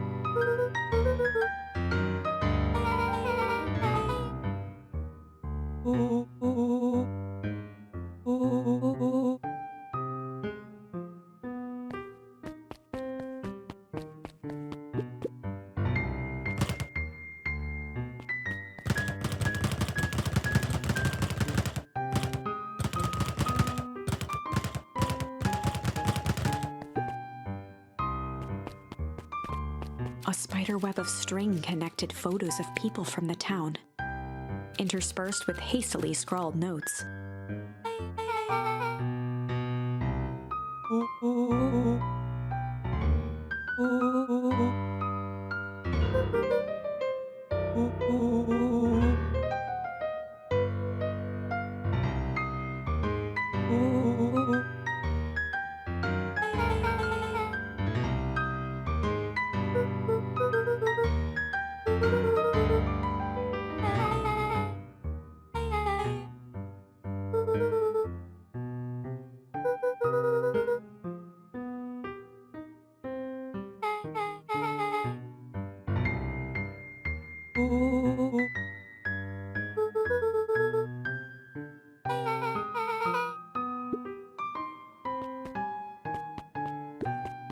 Luka jostled each cabinet drawer in turn.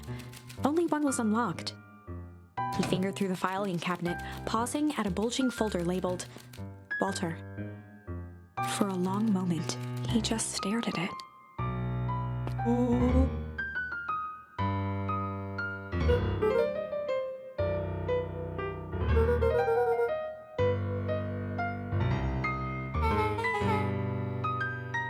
Luka nodded and caressed the label with his thumb.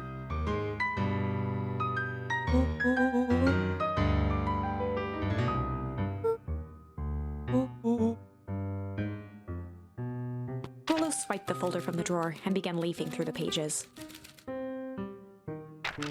He whistled to himself, barely looking at the text.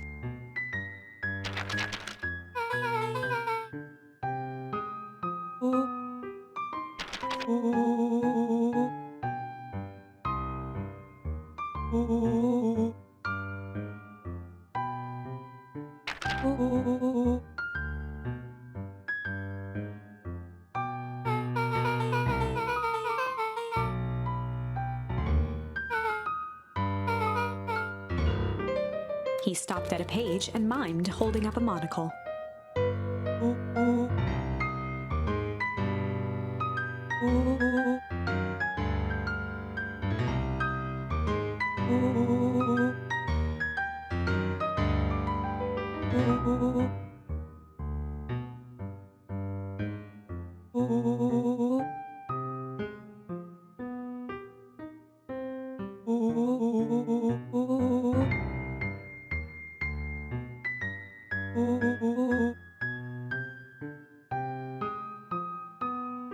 Rolo looked up with heightened surprise.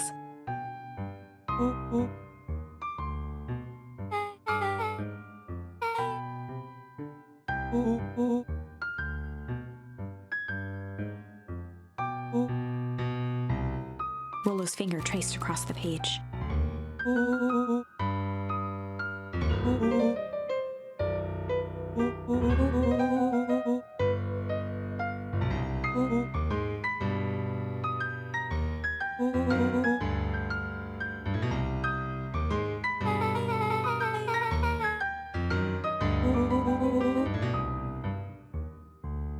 Rolo scanned through several more pages.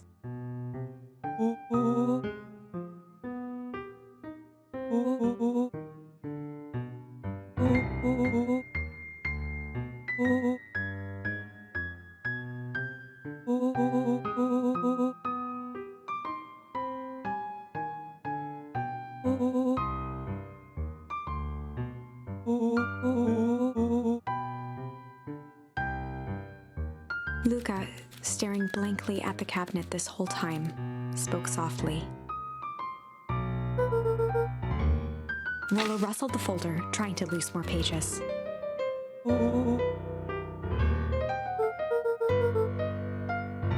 Luka frantically shoved the remaining cabinet folders, trying to find another labeled Walter.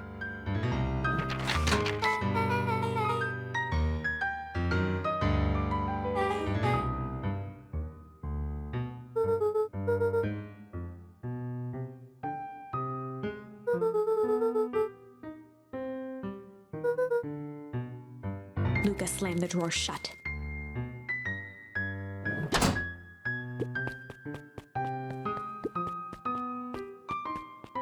They crowded around a worn-down old map of Beacon Pines.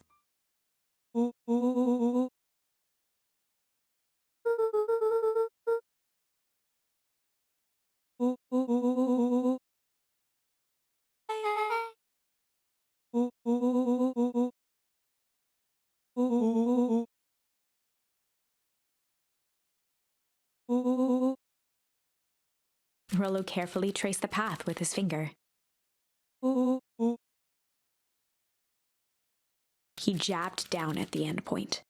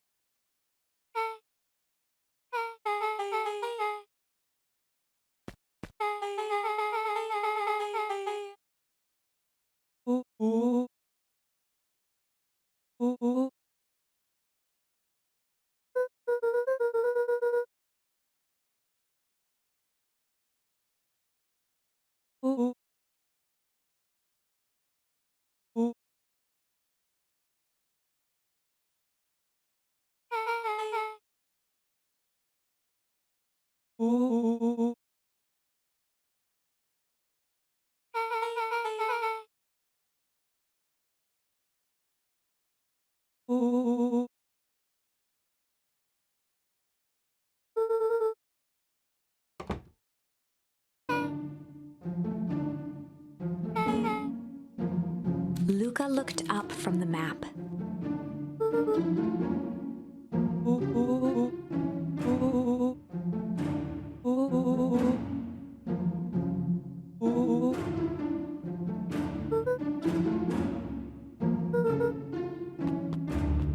Beck flicked off the light, and they became statues in the dark. Overhead, creaking floorboards bent under slow, deliberate steps. The kids looked up, the tilt of their necks following each footfall.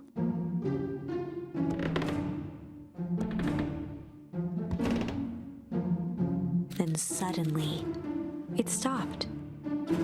Without realizing, they'd been holding their breath. All three exhaled shakily and glanced at each other. A muffled male voice broke the silence. A final few footsteps reached the entrance above them, and the voice now echoed down the stairs. The three kids shuffled to the corners without a peep. As he began to descend the stairs, the man's voice punctuated every new step. Thump. Thump.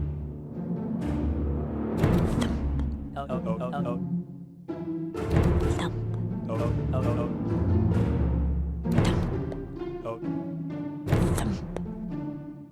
At the bottom step, the man paused, squinting to search the room for signs of life. Rolo shifted suddenly. Luka gave him an intense, chastising look and whispered through clenched teeth. It was too late. Rolo was already inching toward the stairway. He screeched as he charged toward the shadowy figure. With all his weight, Rolo tackled the man to the ground.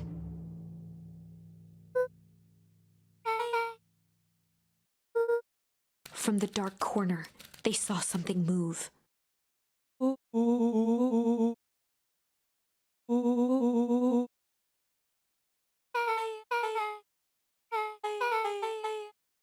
Luka scrambled to the hunched figure on the ground. Pressing his fingers to the man's neck, he sighed with relief. As Beck flicked back on the light, Luka and Rolo both gasped in stereo.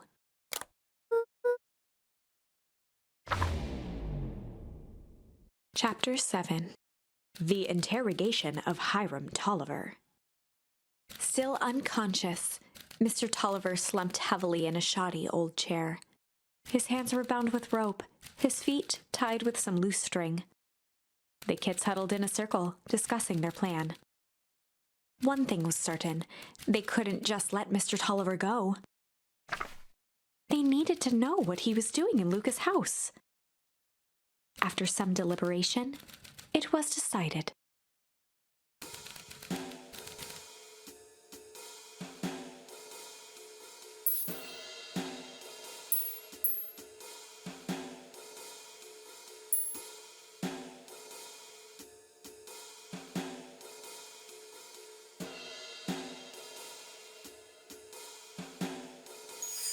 They'd run the classic good cop, hard cop interrogation. Rolo brandished a steely gaze. I've got this. Read about it 100 times. Rolo swaggered past the chair which propped up the slumping Hiram Tolliver.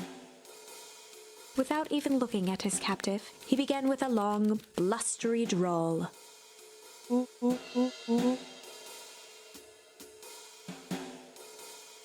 Mr. Tolliver remained motionless. Rolo spun around to face him. He'd clearly expected to rouse Mr. Tolliver with his booming voice. Beck and Luka gave each other an unsure glance. Rolo slammed his fist on the table. He grabbed the table lamp and beamed it onto the unconscious face. Mr. Tolliver groaned and slowly lifted his head. He recoiled with a muddled, weary squint. The chair wobbled as he attempted to straighten up. Mr. Tolliver could only make out rough shapes through the glaring light. With a gruff tone, Rolo hoped to both conceal his voice and intimidate. The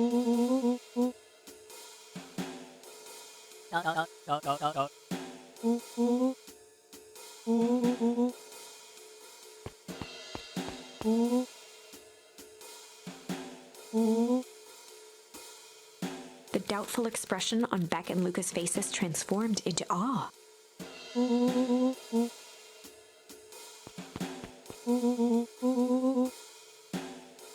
Rolo, hitting his stride, was now channeling every detective trope his memory could recall. He slammed the table again. Mr. Tolliver's voice became desperate. He was nearly in tears.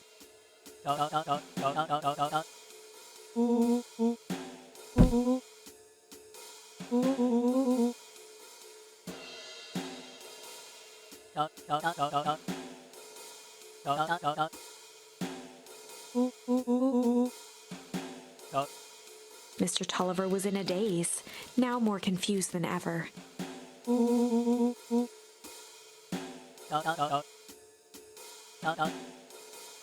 He shook his head, feeling more and more dizzy.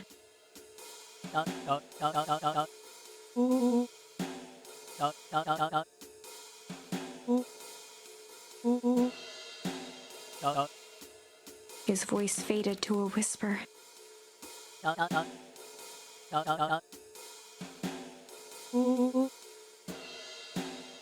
With that, Mr. Tolliver passed out cold. Rolo swung around with a repentant grimace.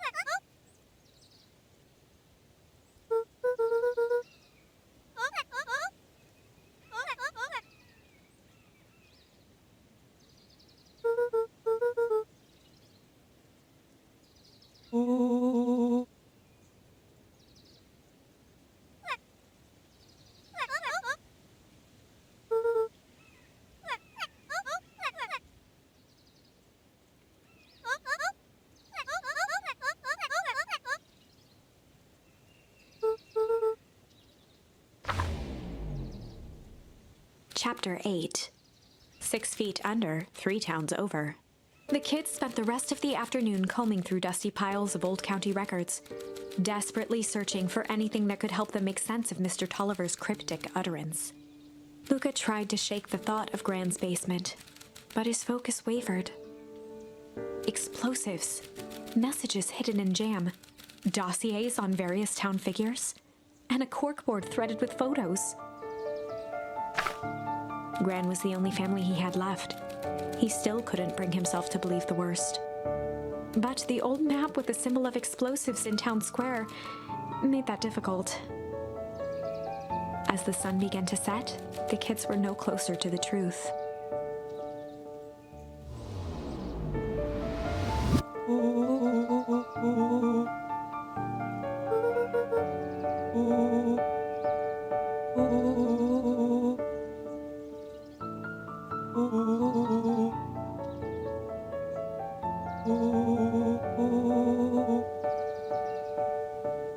Rolo shut his book with an assertive nod.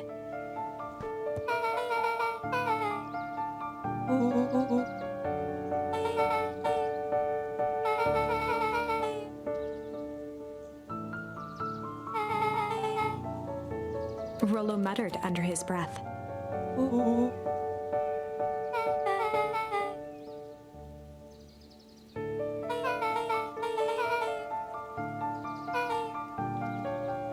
Beck slammed her finger down on the open page before glancing down to read.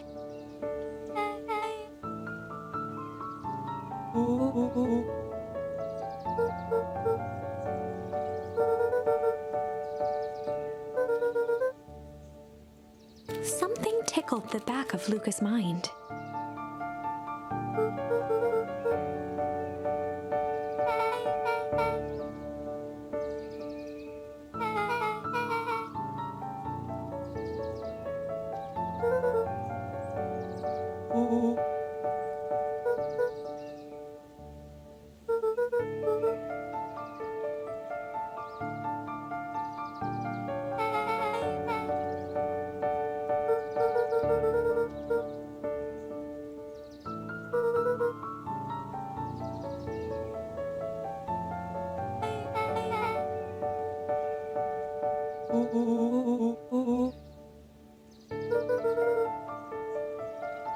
The question hung in the air.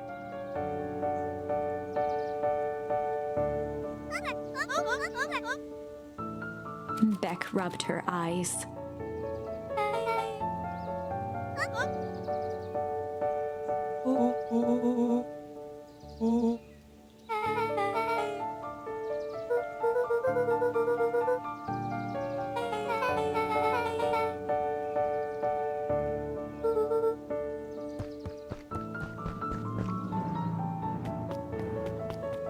Luka's heart was pounding as he approached the house.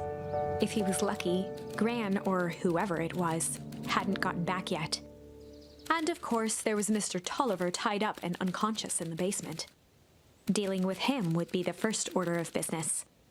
Luka shook out his arms to calm his nerves before entering.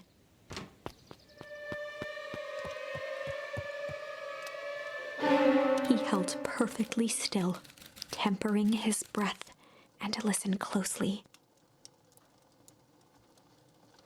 She was asleep. His only hope was that she hadn't found Mr. Tolliver before dozing off.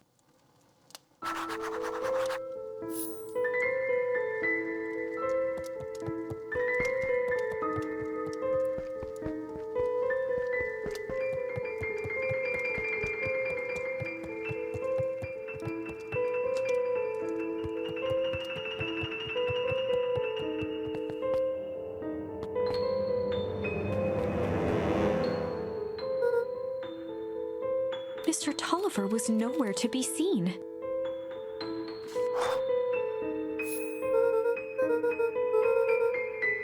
Or maybe Gran knew everything. Luka's hungry stomach groaned. Not realizing it, he'd gone the entire day without eating.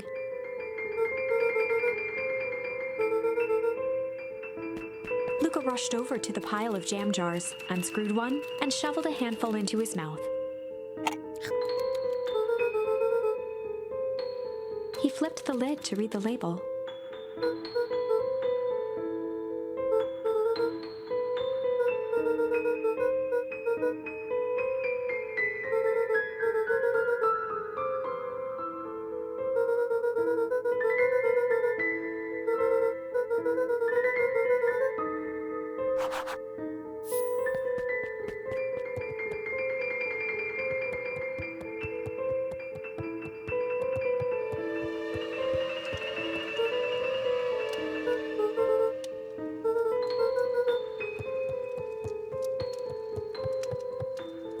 As Luka climbed the final stair, the emotion of the day dragged heavily on him.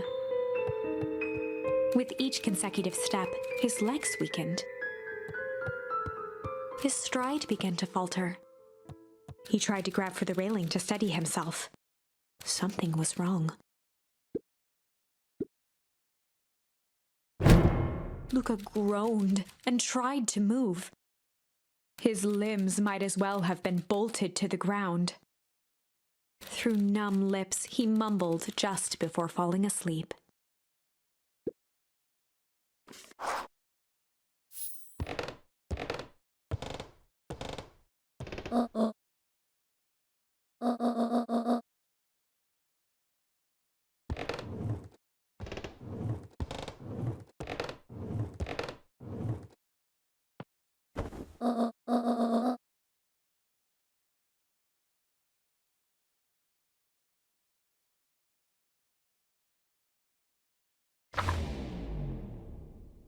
Chapter 9. A speech to end all speeches. Luka awoke to find himself face down in bed. He moaned into his pillow. Why would Gran drug him? Or rather, why was she trying to drug Mr. Nuncreed?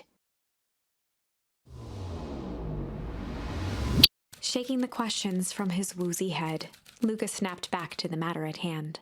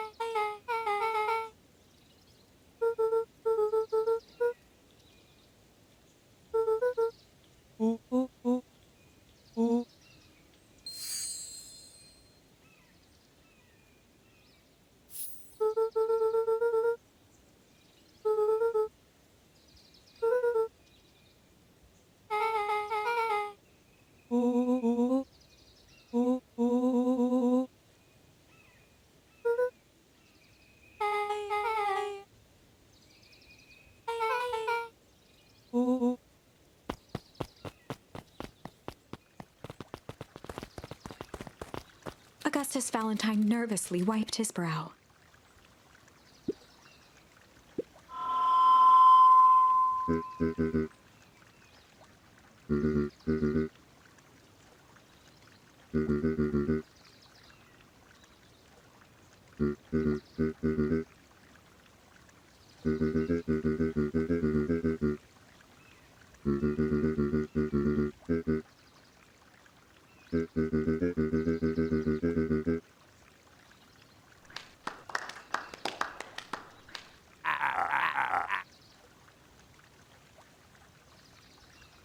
Gus cleared his throat and awkwardly loosened his tie.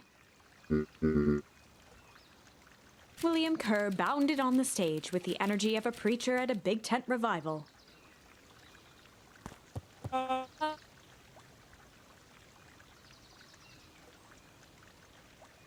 He gave Gus a hearty slap on the back and motioned him off the stage.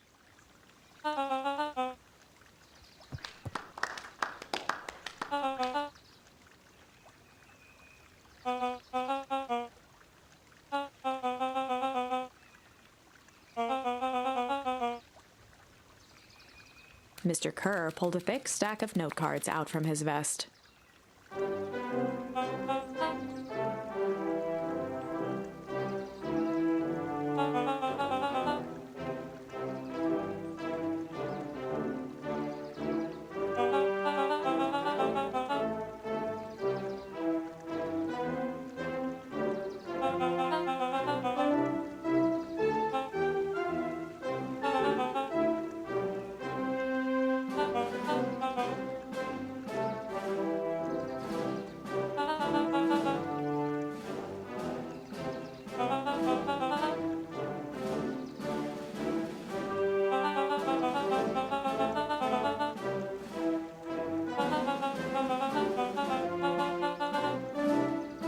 Mr. Kerr took a moment to survey the crowd.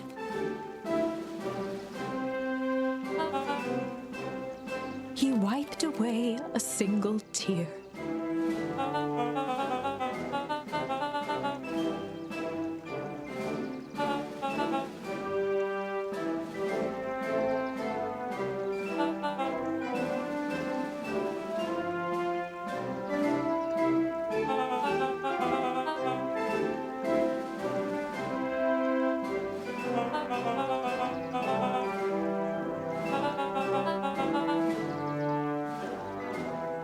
He thumped the podium to emphasize each word.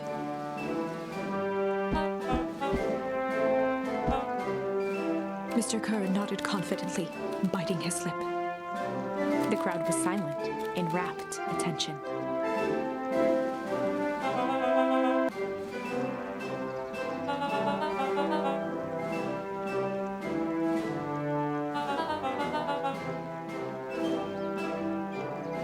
Mr. Kerr methodically made eye contact with each section of the crowd.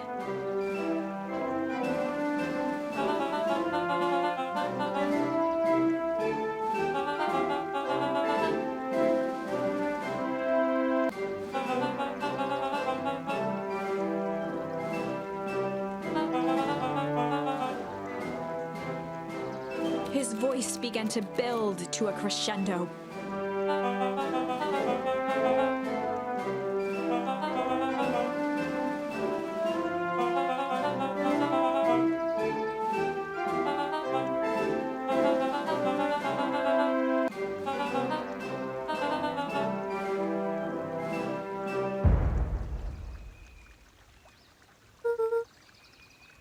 The crowd began to look around nervously.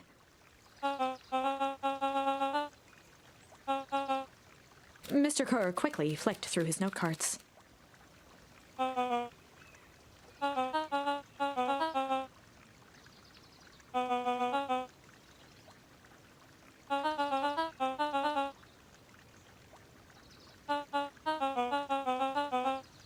He raised his hands up to the heavens.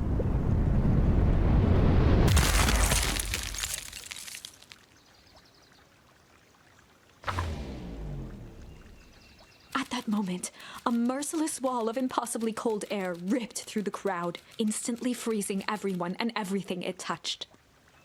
For a man like William Kerr, this was a fitting way for things to end. On a stage, with an entire town frozen in rapt attention for the rest of time. The end. There's that ice again! Whenever I think we're getting close, it comes along and ruins everything! Maybe we should just quit? Maybe you should just close the book, walk away, and never think of me again! No, I don't mean that.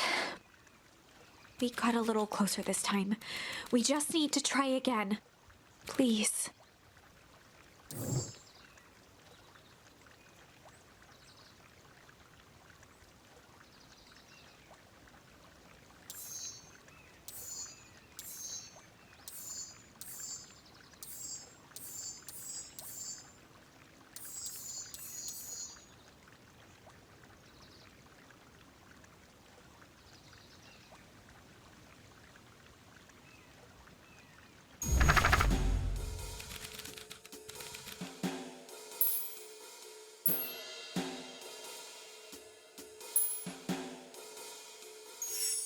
They'd run the classic good cop, Sly cop interrogation.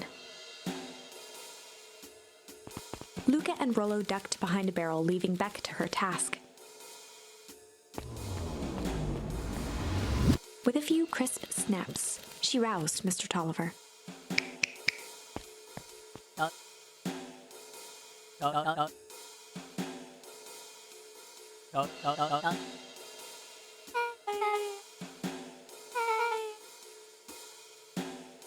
Mr. Tolliver looked down and shifted a bit, testing his restraints.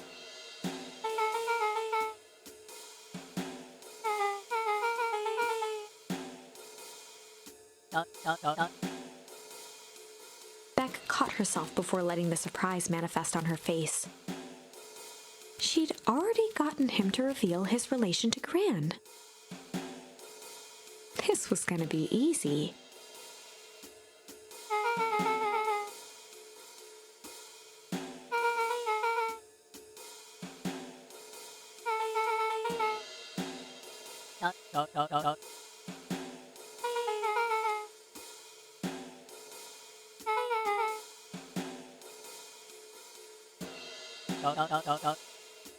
Mr. Tolliver wriggled a bit in his restraints.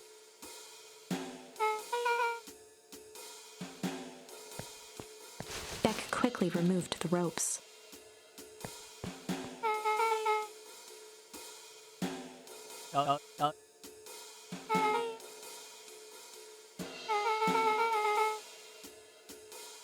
Mr. Tolliver rubbed the growing knot on his forehead.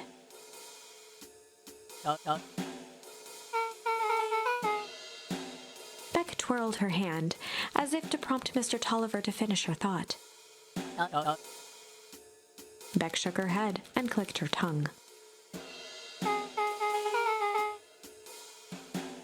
Mr. Tolliver let out an amused huff in agreement.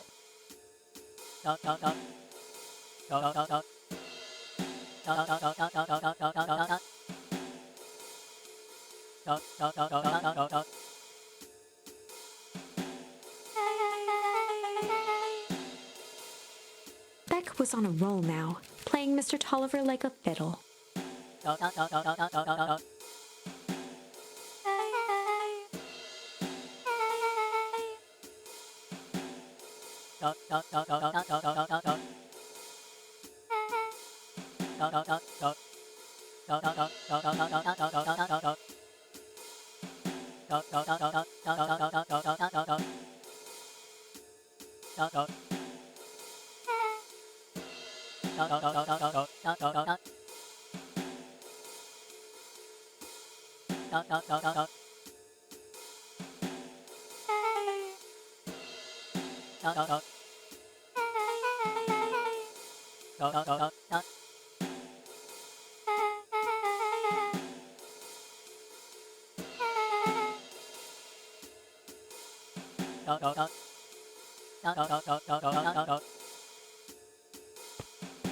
Heading for the stairs, Mr. Tolliver hesitated and turned to Beck with a puzzled look.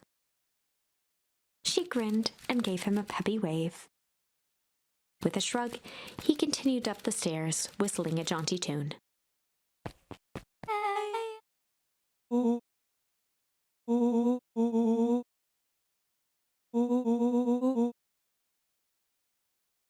Beck blinked slowly in disappointment. She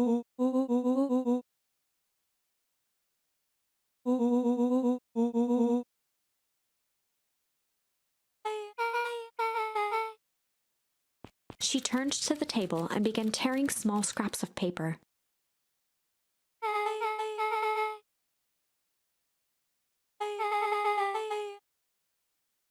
Beck marked each scrap of paper and leaned back.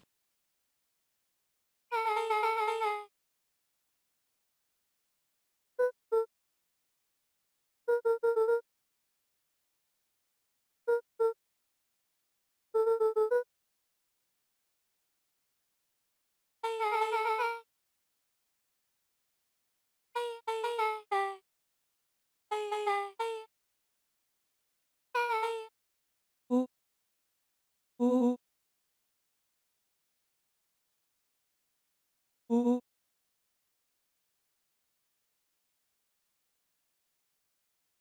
and Beck looked at Rolo with amazement.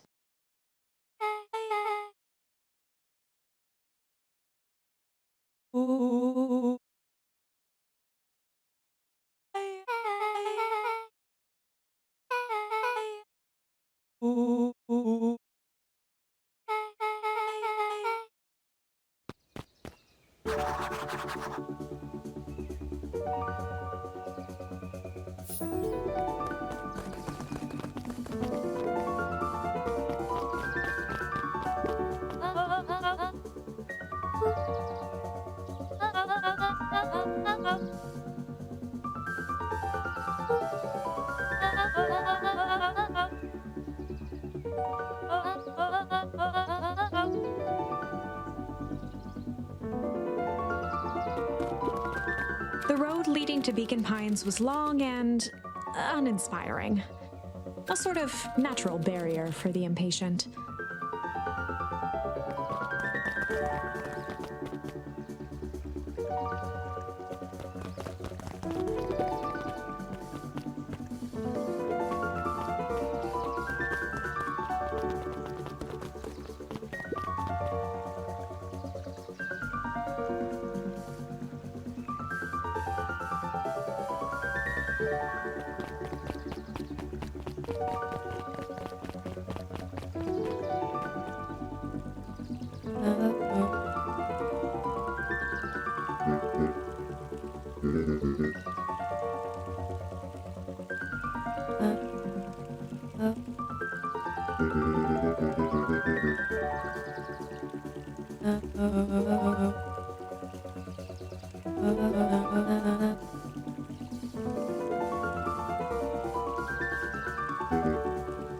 Gus looked around nervously.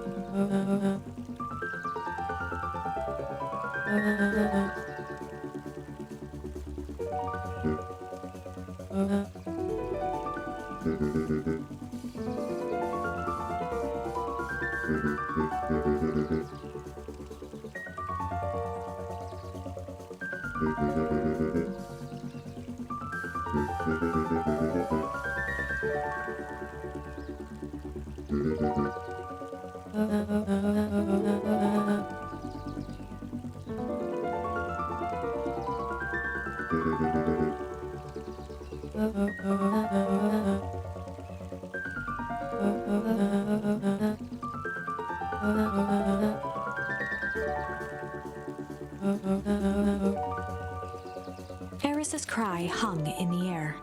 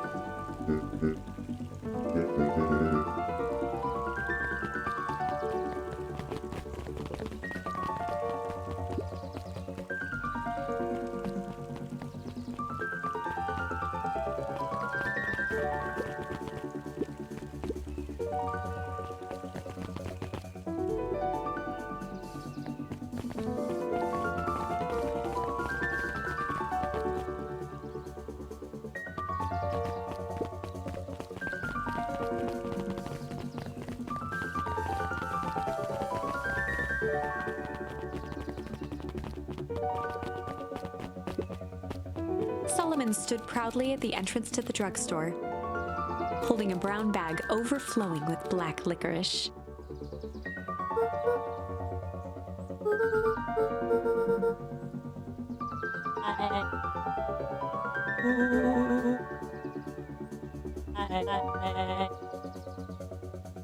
Solomon shoveled a surprising amount of licorice into his mouth.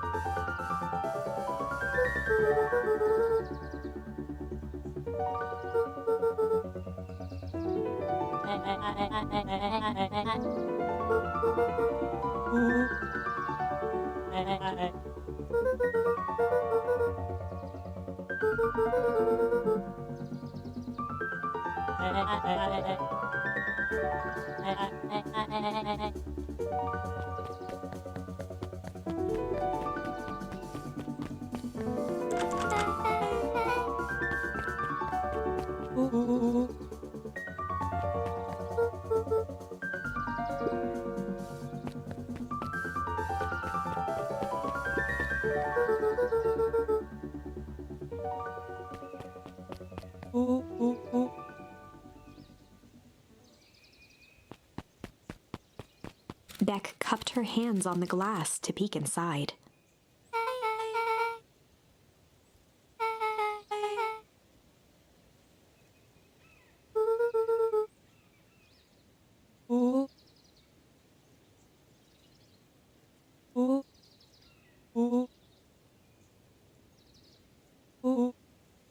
Beck flung open the door, and they all squeezed in.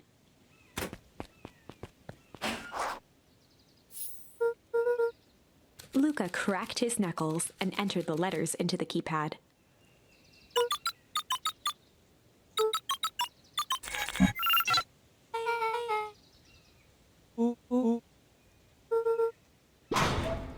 The inside of the phone booth dropped loose from its shell.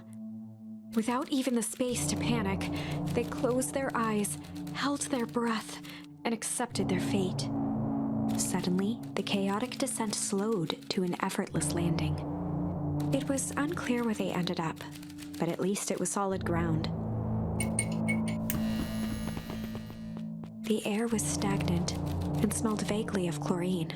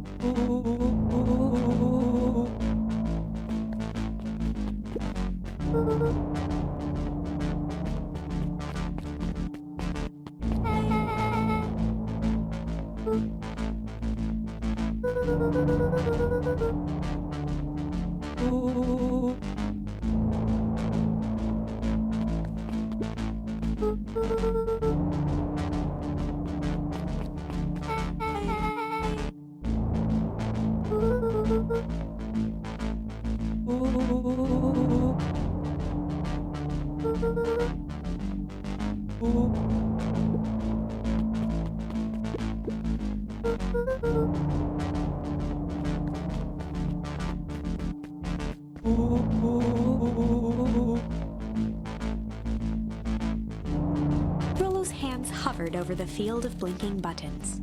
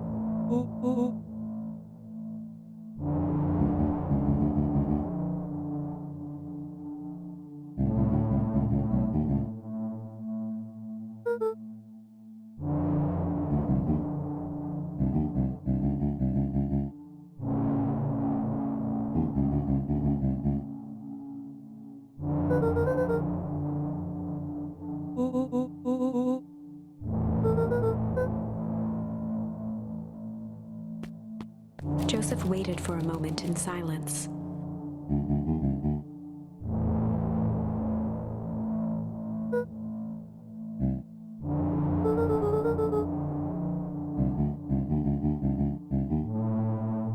He gestured toward the strange tubes.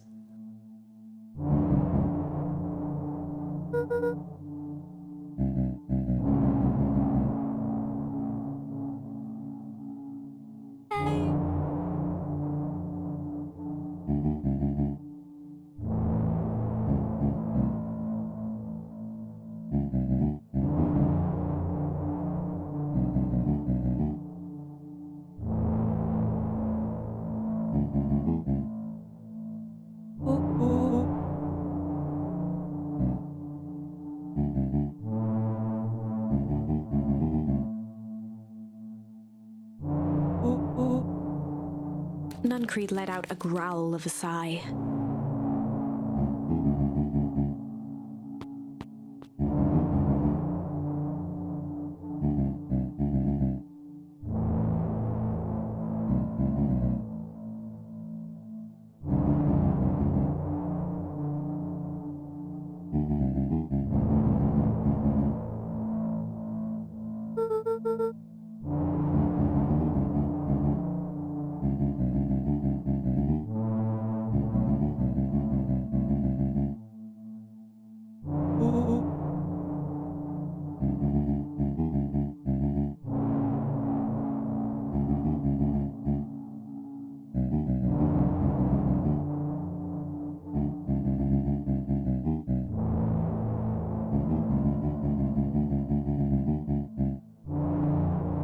He shook his head wistfully.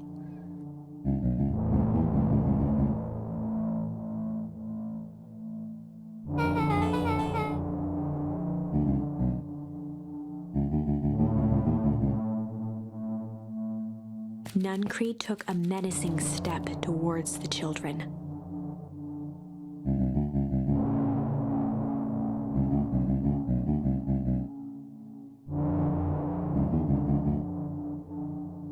Luka began to laugh.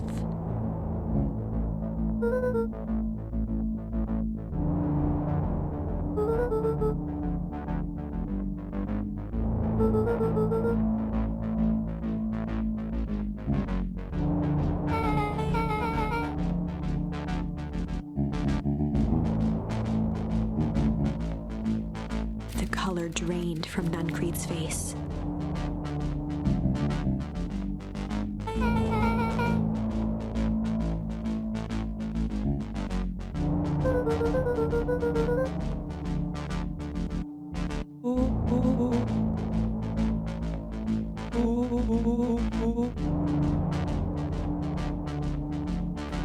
Nuncreed grabbed Luka by the shoulders. His eyes were frantic.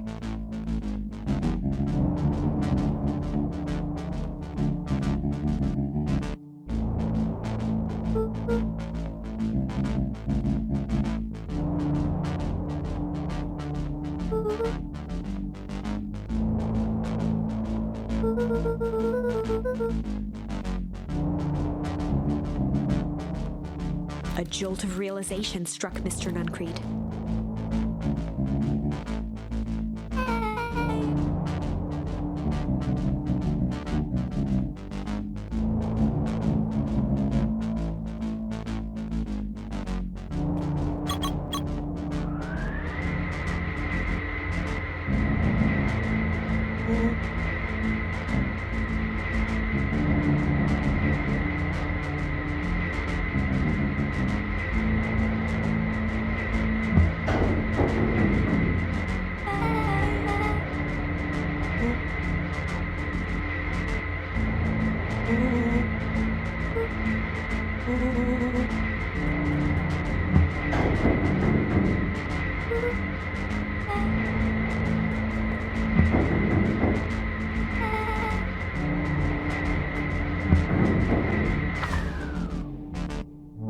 Chapter 8.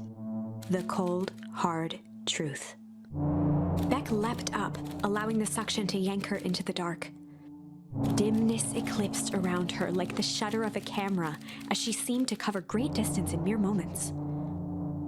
Her only points of reference were glints of upcoming turns, which approached with frightening speed, only to carom her gracefully along. She heard the tinny, distant echoes of Rolo's glee. Once she stopped fighting against it, the ride was impossibly smooth. Then, all of a sudden, as if minutes had passed in an instant, light blazed into view. A burst of wintry air snuffed across her face, and she was flung out into the cold.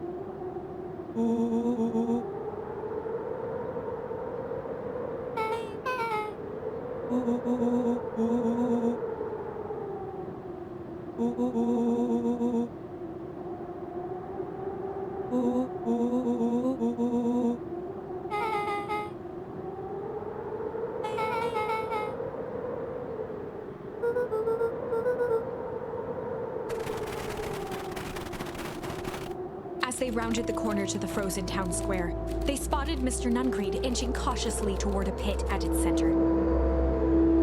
He held his arms out gingerly, as if approaching a beast in the wild. Upon closing the distance, Luka recognized what Nuncreed was after. Gran stood confidently at the edge, one arm outstretched over the abyss. Nearby, a wheelbarrow had been emptied out. She held a lit torch, which flickered in the bitter wind.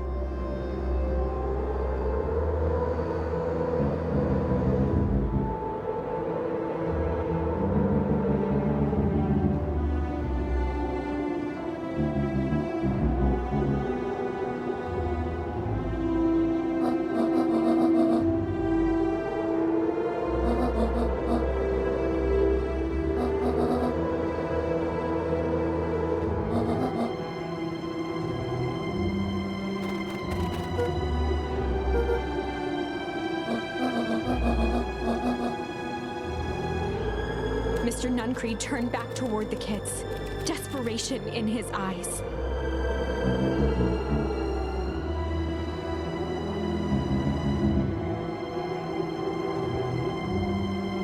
Rolo and Beck held steadfast in awe. Luka approached closer. Mr. Nuncreed spun back toward Gran, his voice growing louder.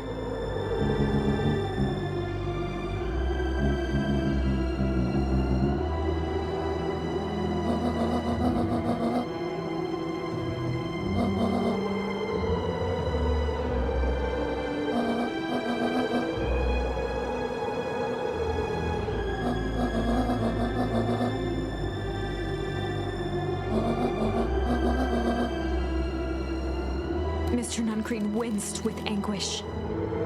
His voice hardened. They both now yelled, not to each other, but at fate itself, making their peace with long-held burdens. The wind howled with encouragement.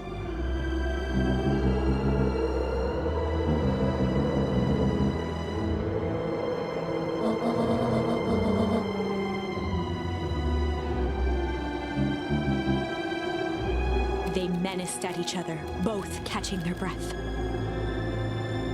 The moment balanced on a knife's edge.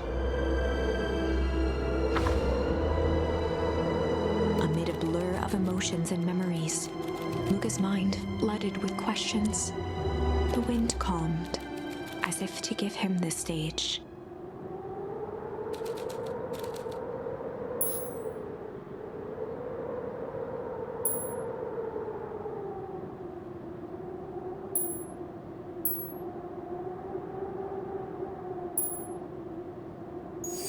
And in the stillness, he began to weep.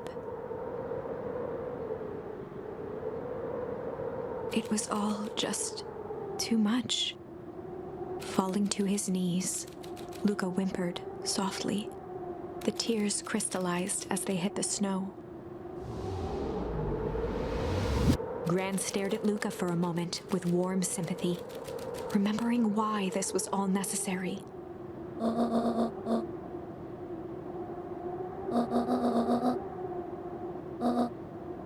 She stiffened up and brandished the torch at Mr. Nuncreed.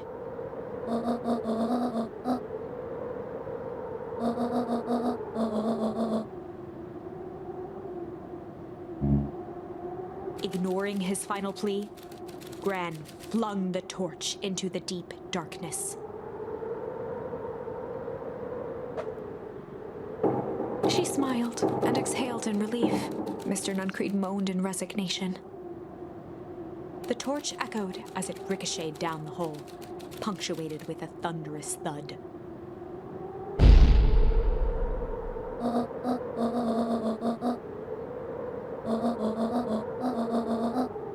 Before Gran could finish, the ground shook her to silence.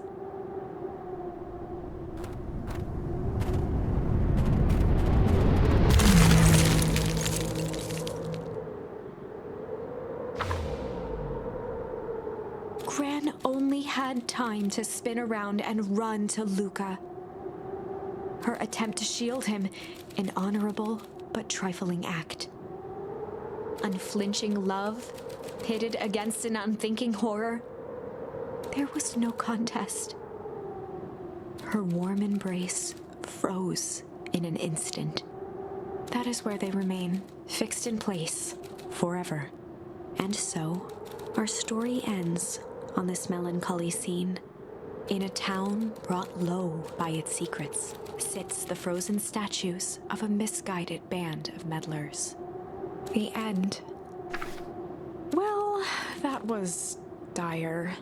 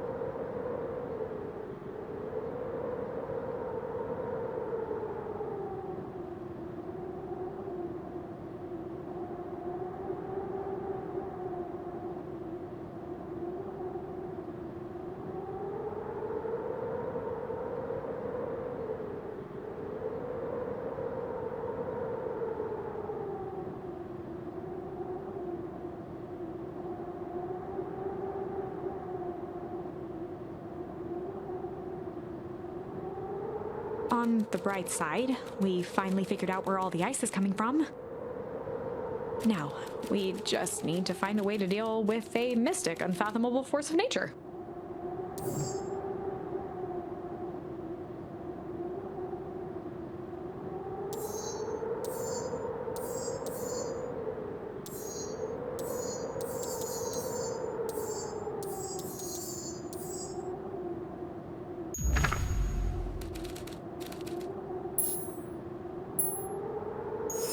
And in the stillness, he began to hum. After the death of his father, Luka had trouble sleeping. Each night, his mother would sit at the foot of his bed and hum a gentle melody. It was the only thing that could calm his mind. The only thing that, however briefly, could make it all seem okay. That melody pervaded every memory Luka had of his mother. Shivering in the raw snow, he began to hum it out loud.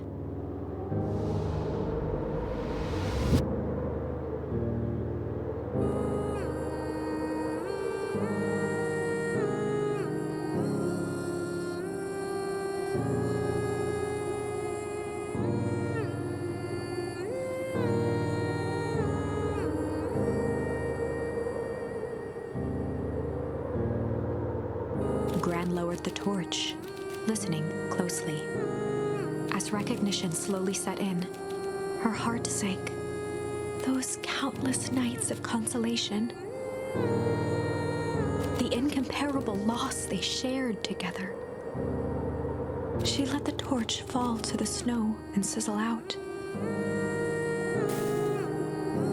A few steps toward Luka was all she could bear before dropping to the snow herself. Through a flood of tears, she began to hum along, note for note.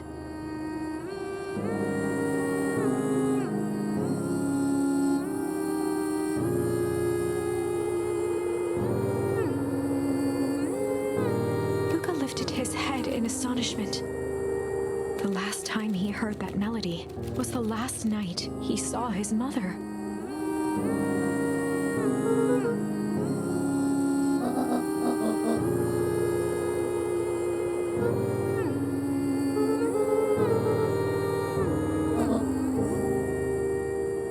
Luka blinked through blurry, watery eyes, trying to see more clearly.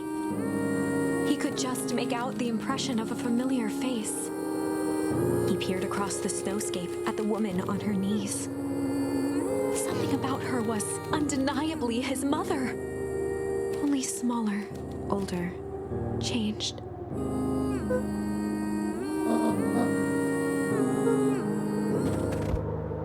Luka sprinted as fast as he could toward his mother. They held each other close, and the cold retreated from their bodies.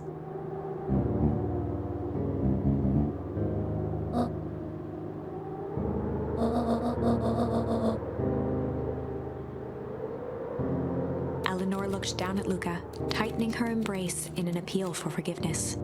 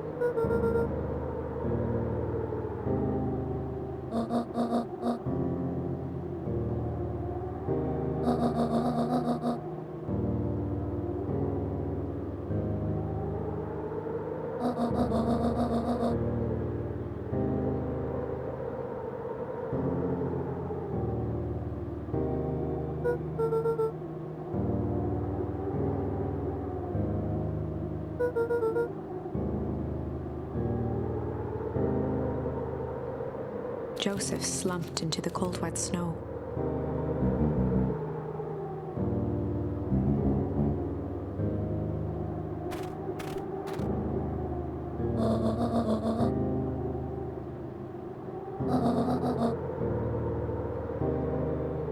For the first time in a long time, her voice felt like her own again.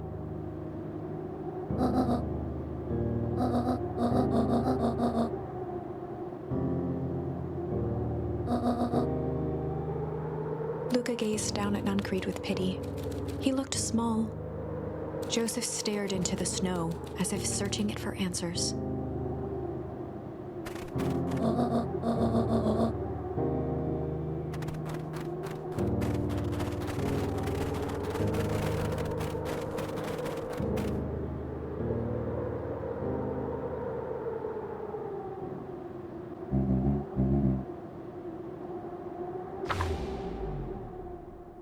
Chapter 9.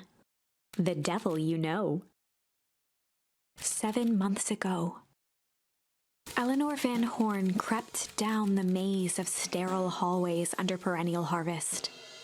She stopped in front of the large steel door marked Deep Engineering.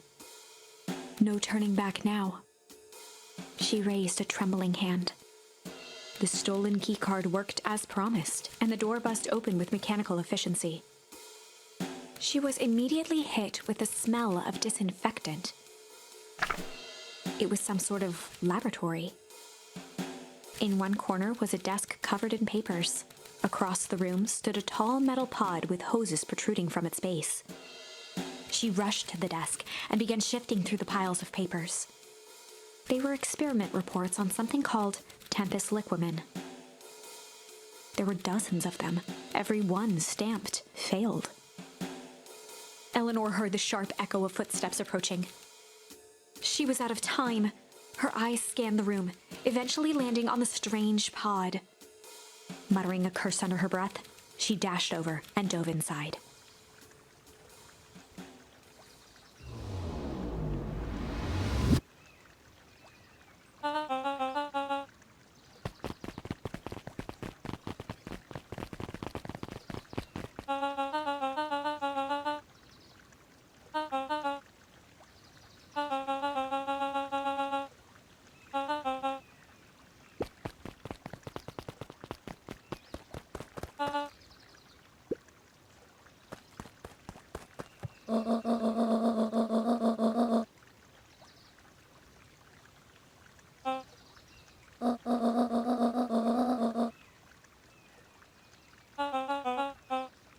Mr. Kerr addressed the crowd with a sarcastic tone.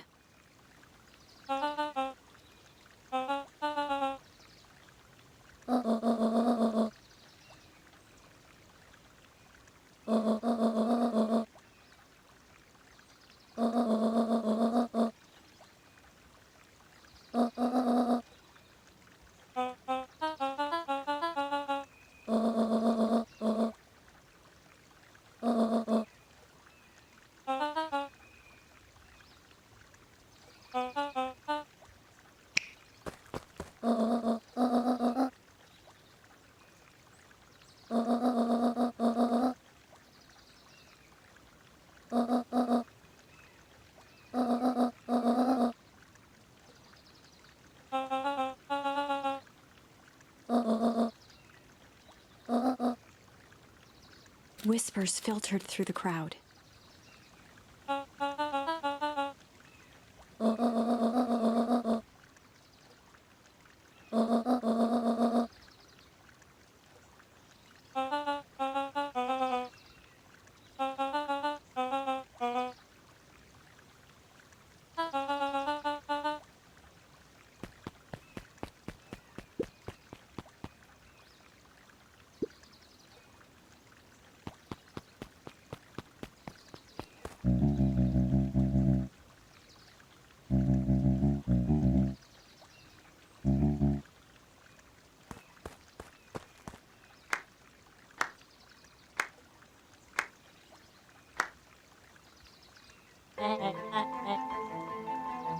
Torment dragged on Joseph Nuncreed's face.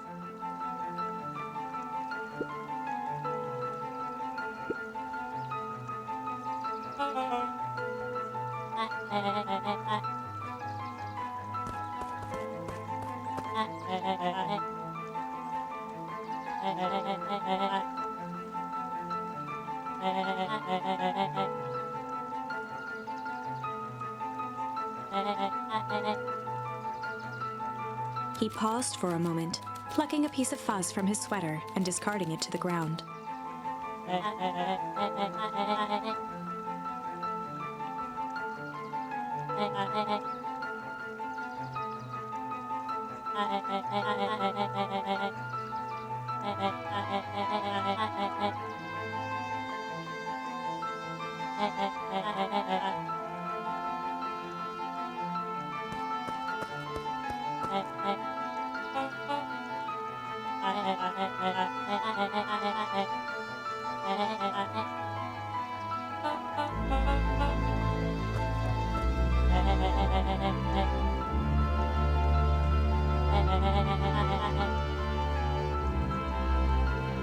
Kerr gave a bow of deference. Gasps rippled through the crowd. Solomon pulled a glass vial from his pocket. In one smooth motion, he downed its contents. A triumphant smile grew across Solomon's lips.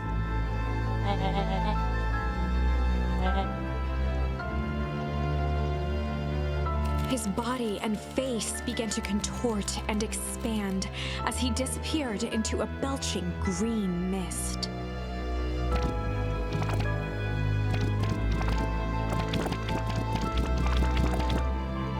A hushed horror gripped the crowd. This is a story about change.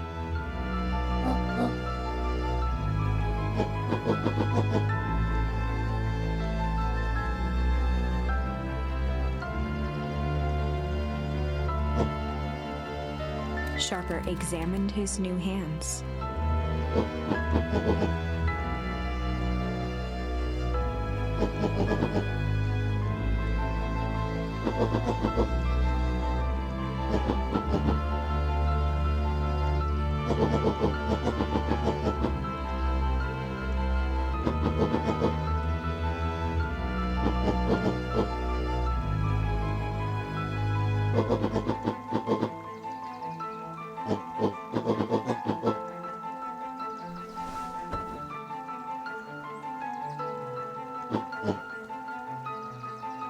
Sharper choked out a crude squawk of a laugh. Frustrated grumbles sprinkled through the crowd.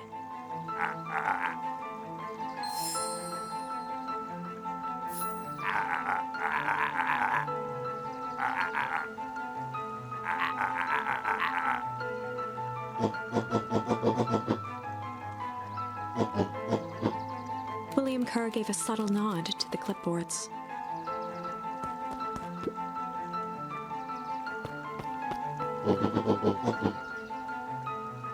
A helpless quiet settled over the crowd.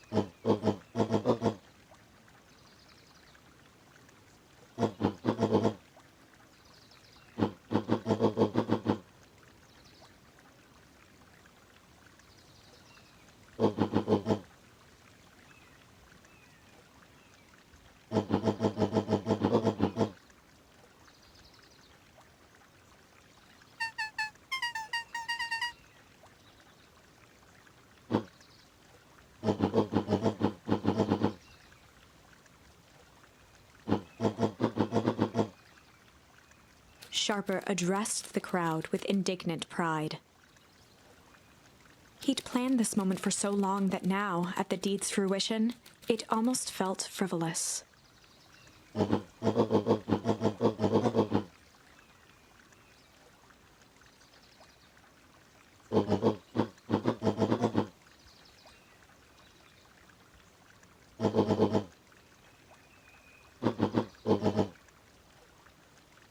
Mr. Kerr flourished a preposterously elaborate bow.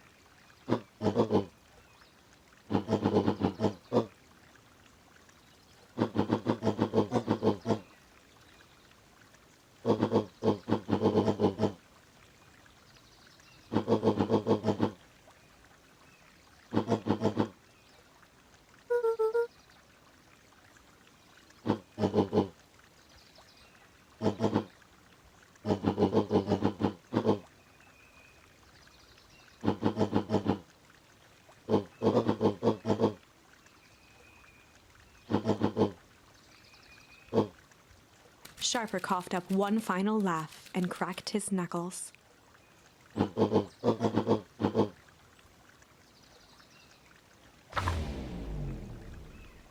And so, Sharper set about remaking the town in his own image. The fertilizer factory soon reopened for business. Sales rose steadily as more and more farmers across the countryside began to swear by its miraculous properties. Beacon Pines became famous. A secretive town that, for the right price, shared its gifts with all. Gifts that became more and more necessary in a world where winters grew longer and longer. The end. This is wrong, but things are becoming clearer now. You can feel it, right? We can't let Sharper win. He might just be the key to this whole thing. Let's see.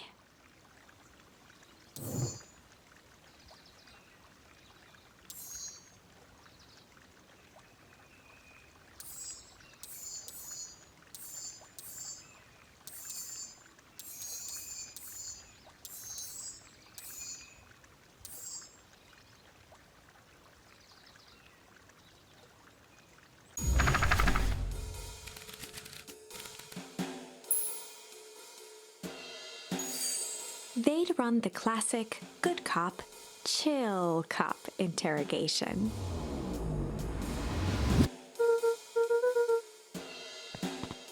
Luka walked calmly to the light switch, flicking it off and on a few times. Mr. Tolliver shook his head, gathering his wits. He looked over to find Luka, who returned a calming grin.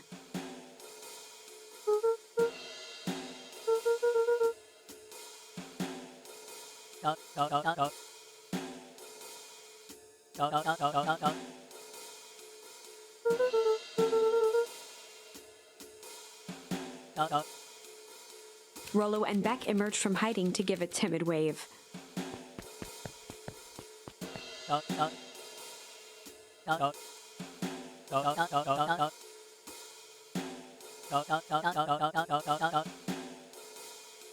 Luka glanced over to Rolo and Beck, who replied with skeptical looks.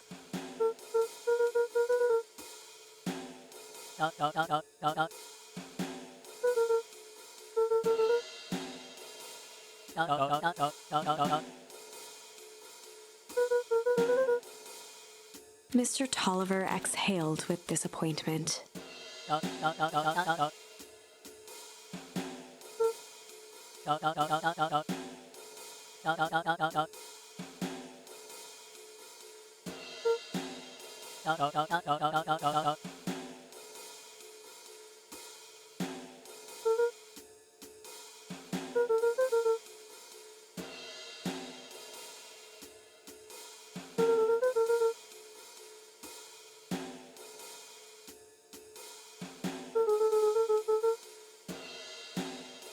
Luka gestured to the corner.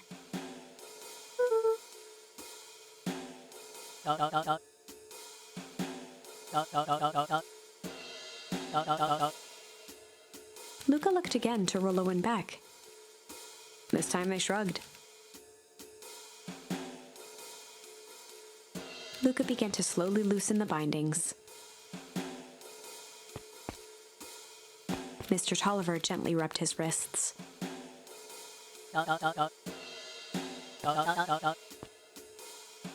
He edged imperceptibly toward the stairs as he spoke.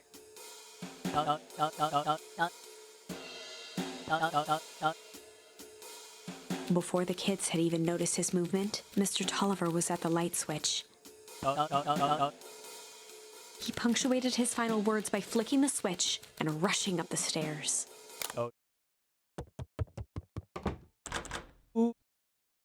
Beck darted to the wall and turned back on the lights. It was too late. Rolo confirmed what they all heard. Mr. Tolliver's muffled voice came from behind the door.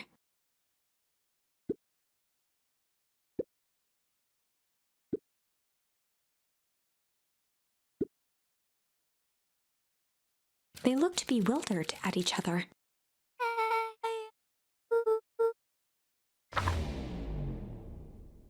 They heard the staccato thump of quick steps exiting the house. The kids looked down in resignation. This isn't how it goes in Hank Atomic. For some reason, they'd always assumed it was up to them to save their town. Luka opened his mouth, hoping to conjure some magical words to make this right. Only a hollow croak escaped. The end. Well, we certainly aren't going to find a grand resolution to our tale locked in a basement. Back to the drawing board.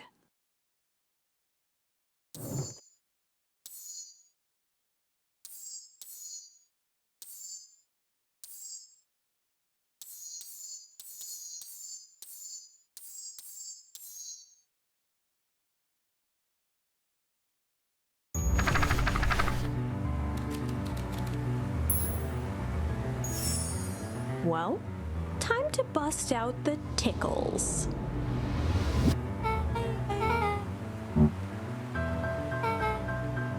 Beck lunged forward and began to tickle under Tish's arms.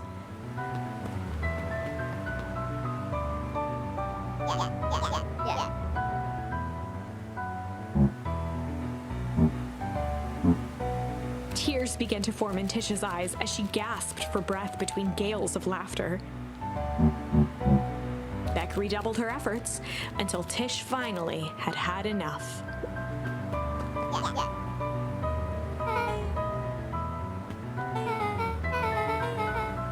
Iggy's eyes darted around, a realization dawning on his face that he was now outnumbered.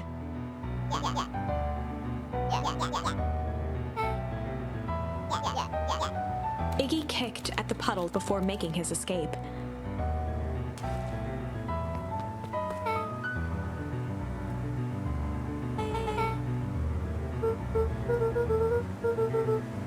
Beck shook the ooze out of her hair as best as she could.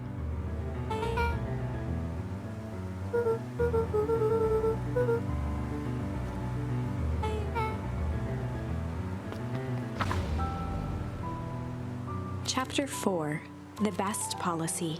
Luka paused for a moment, catching his breath. He'd only just met Beck, and somehow he already managed to drag her into this mess. Hopefully he could make it up to her. But finding Rolo was his primary concern.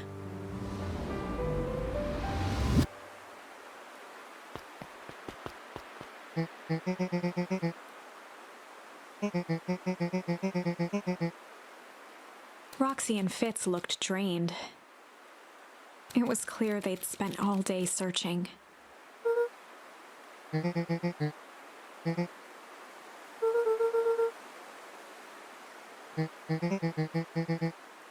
Roxy's temper could often be dismissed as the impatience of an older sibling. But this was the most intense Luka had ever seen her. Her eyes were wild and unfocused, looking straight through Luka. In a torrent of rambled words and tears, Luka broke down.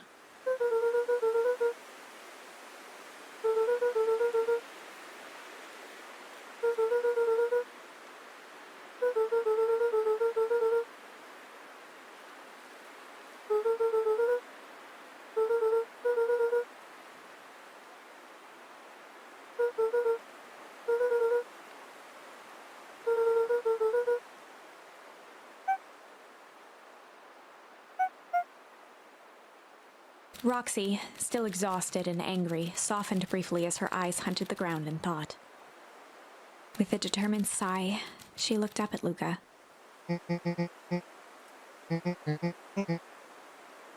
Roxy drew herself up.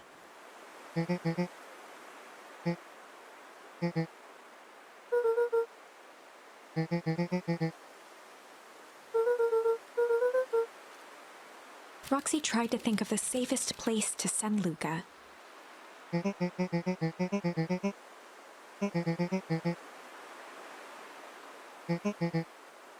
Luka wiped his cheeks and gave a quick nod.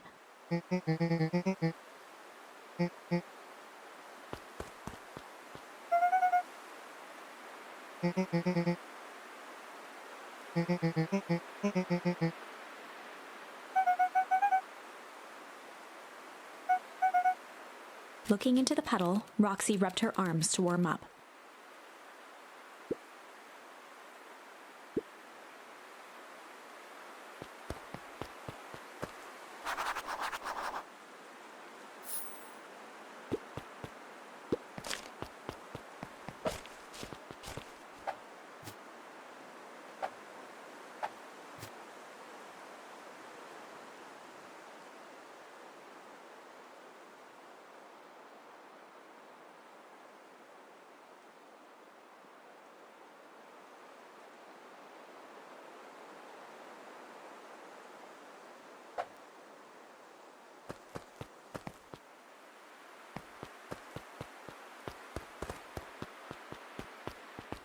Mr. Nuncree jumped with a start.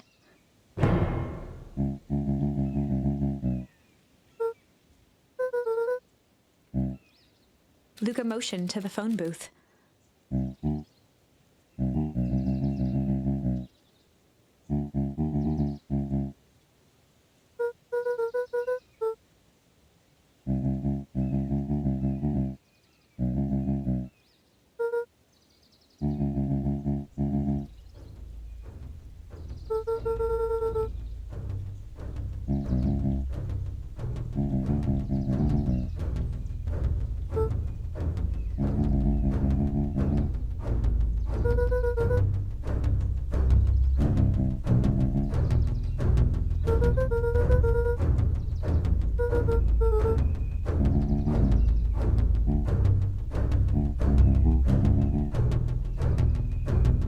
Mr. Nuncree gently placed one of his substantial hands on Luka's shoulder.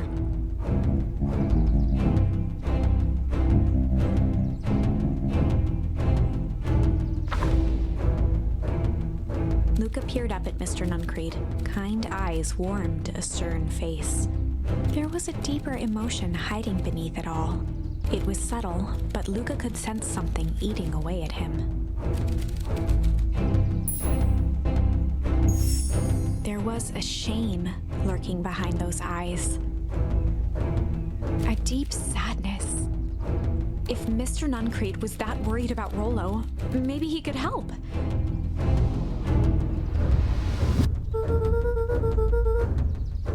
Mr. Nuncreed raised an eyebrow.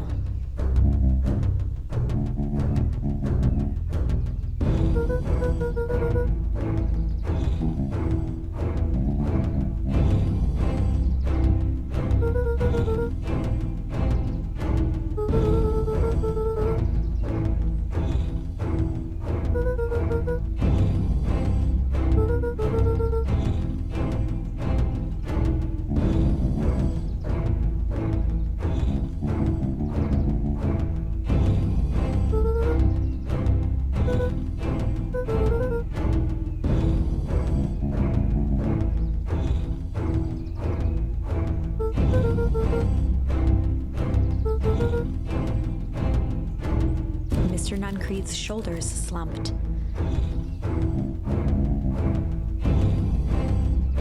A deep sigh bellowed from his chest.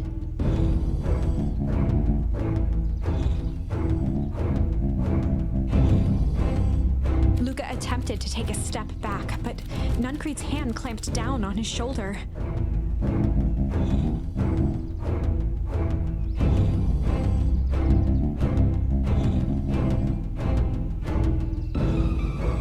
With a firm shove, Nuncreed manhandled Luka into the phone booth.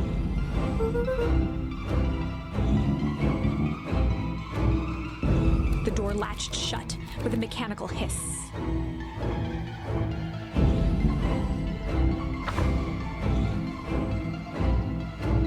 As Luka pounded the glass, the floor dropped from under his feet. The inside of the phone booth was now a loose capsule plummeting at gravity's whim. Luka winced and pressed his hands to the walls. As he braced for impact, the capsule hurried to a surprisingly smooth stop. He felt a cold rush of air and opened his eyes with hesitance. Two large figures in hazmat suits occluded his view. Luka heard the deep, resigned voice of Mr. Nuncreed over an intercom. He knows too much. The end.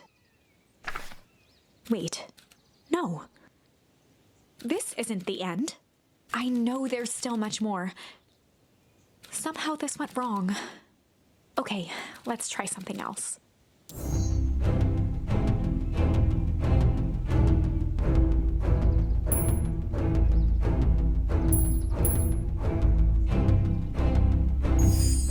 There was a malice lurking behind those eyes, like a trap ready to spring. Luka felt the weight of Nuncreed's hand on his shoulder. Something wasn't right. He didn't know why, but something was telling Luka to get out of there.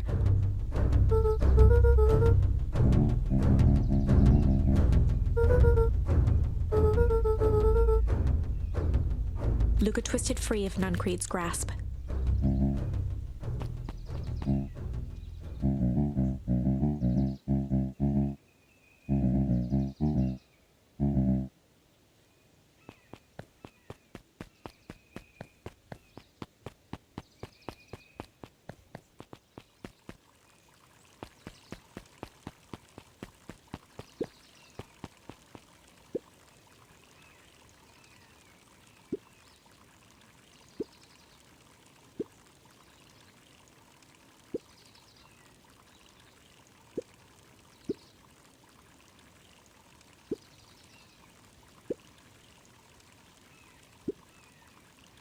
The two scurried off, eagerly formulating a plan.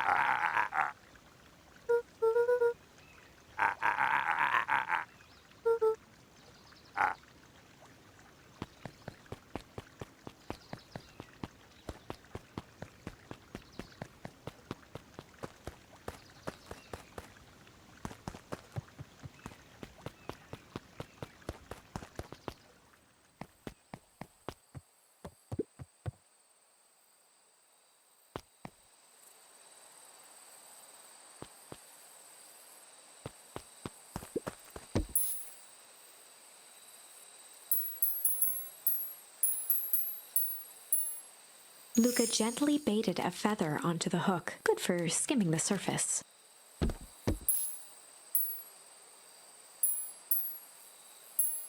Luka wrapped some tape around the hook. Hey, you never know.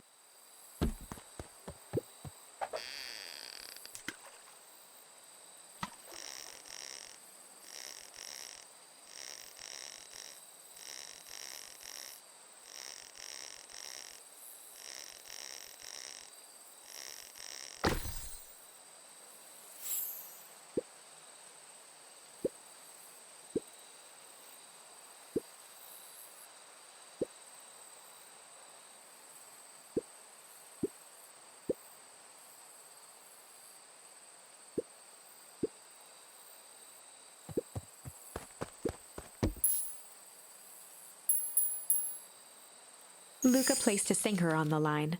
Sometimes the best stuff is at the bottom of the pond.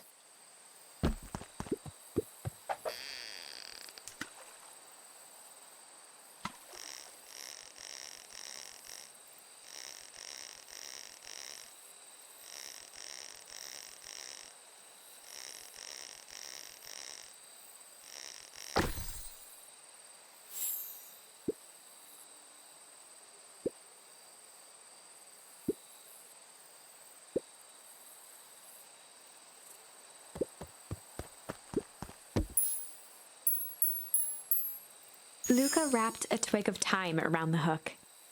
Some fish have refined taste.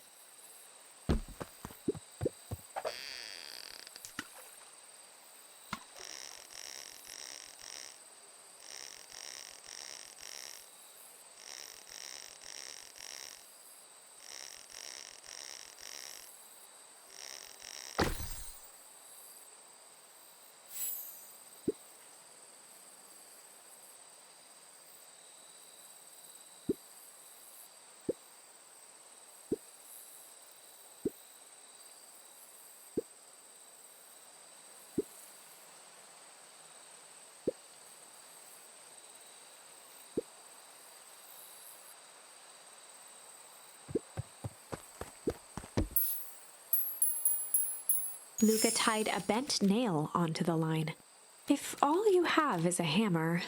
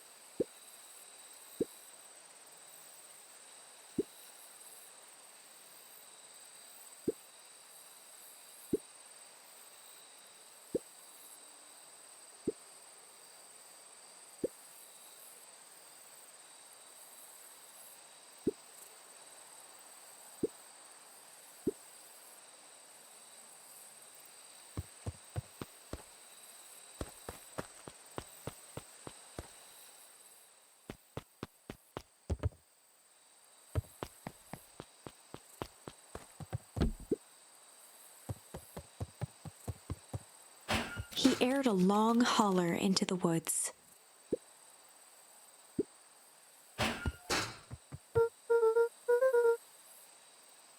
Luka felt his eyes getting heavy and plopped into the beanbag. He conceded to its lumpy embrace.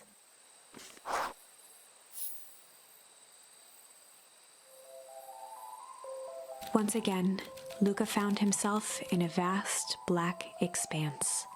This time, he knew exactly where to go. He took a single confident step forward.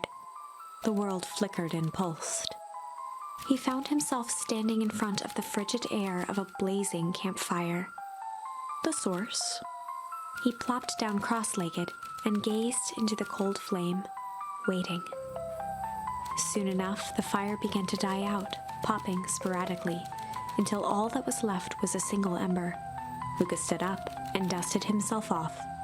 He plucked the glowing ember from the cold ash, examined it, and slid it into his pocket, a keepsake. The voice of his father spoke behind him. "You made me proud, buckaroo." Luka turned to face him. "Dad, what is this place? A warm grin grew across his father's face. A place where everything that has been and everything that could be all wait together. Luka found himself staring at his father's face, trying as hard as he could to memorize every single detail. Wait? For what? Another voice spoke out as Luka's doppelganger stepped forward. That's up to you. Without knowing why, Luka began to weep. Is any of this real? Are you real? Luka's father bent down to smudge away a tear. Of course. I'm as real as the part of you that misses me. Luka turned to look at the older version of himself. And you? The doppelganger choked back tears. I'm as real as the part of you that's angry he's gone. Does that make sense? Through his tears, Luka laughed. I think so. His father pulled him in for an embrace. Time to go, buckaroo. Luka was startled from his dream by a banging on the floor. A commanding voice rumbled from below. Just as Luka sprang to lock the entry hatch, the door knocked open. Chapter 5. Dangers Big and Small. Luka stumbled back. He heard the rope ladder creak under significant weight. Keeping his eyes fixed on the hatch, he inched backward to the balcony. As his hand grasped the door handle, Luka froze. A large figure clumsily wriggled up through the hole.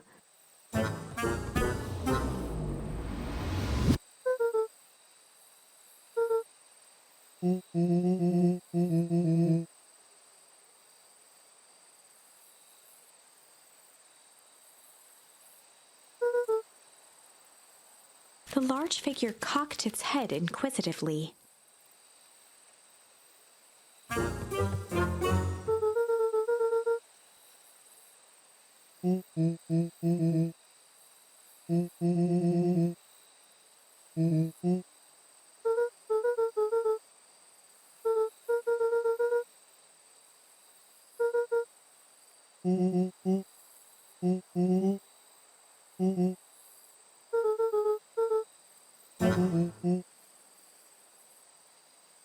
Luka's jaw dropped.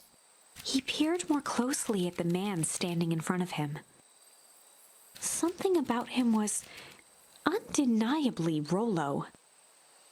Only bigger, older, changed.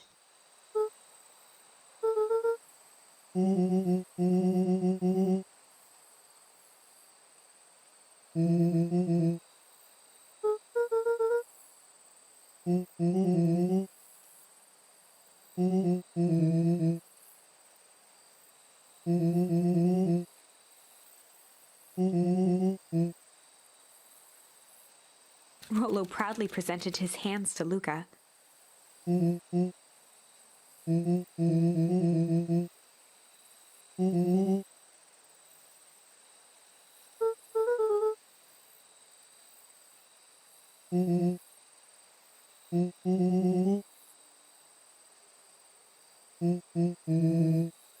Luka moved to the side and pointed Rolo to his reflection in the balcony window.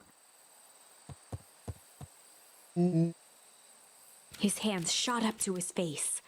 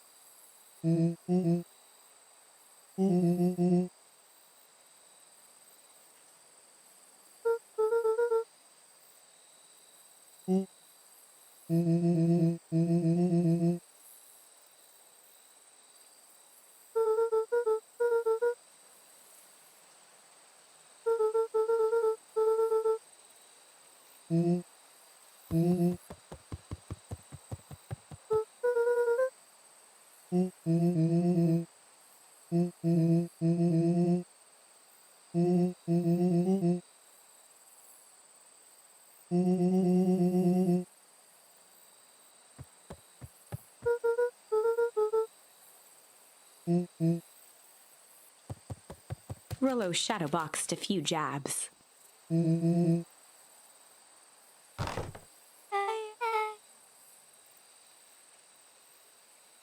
With a yelp, Rolo dove behind Luka.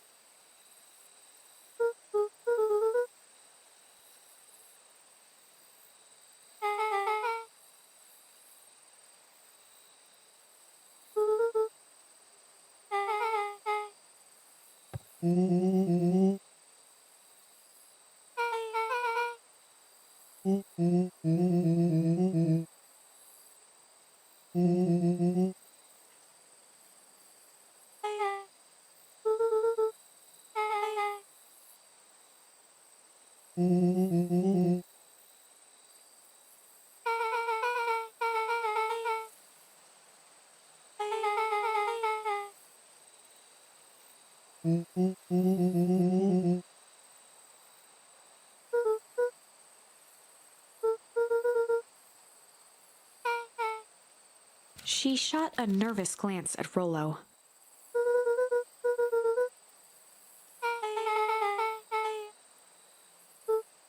Vex's eyes narrowed.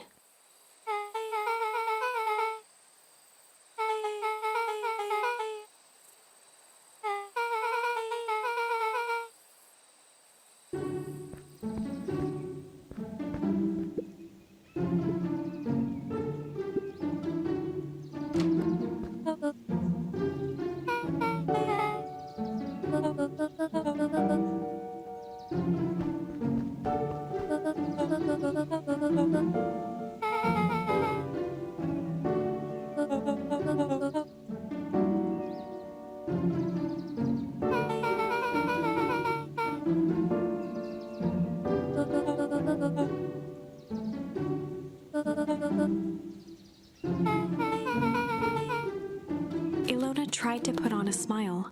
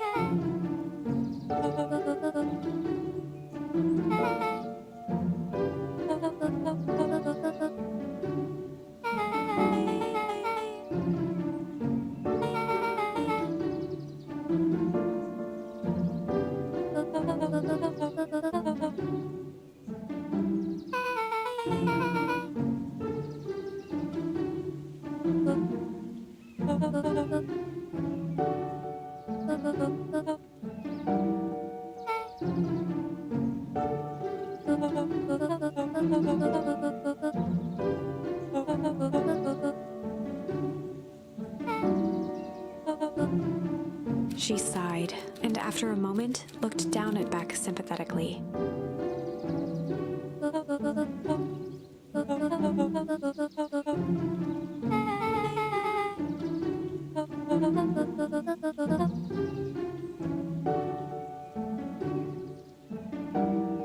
She flashed a sly grin and tousled Beck's hair.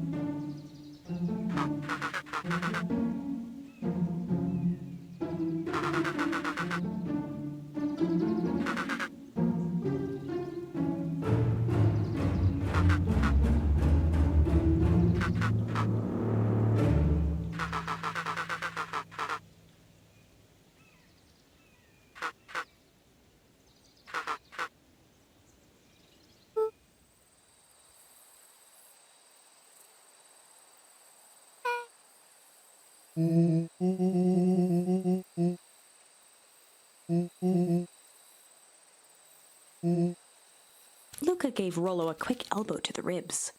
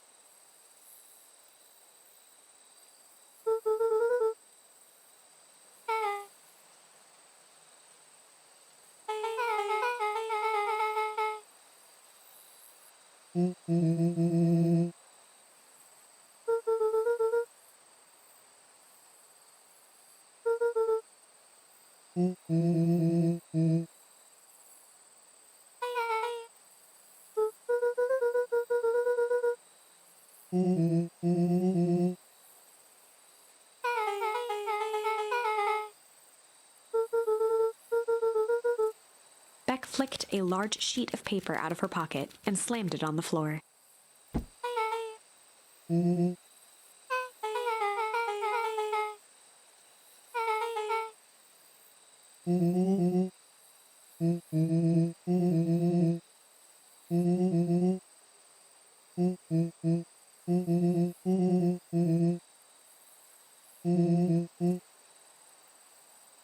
Rolo started to wiggle with excitement.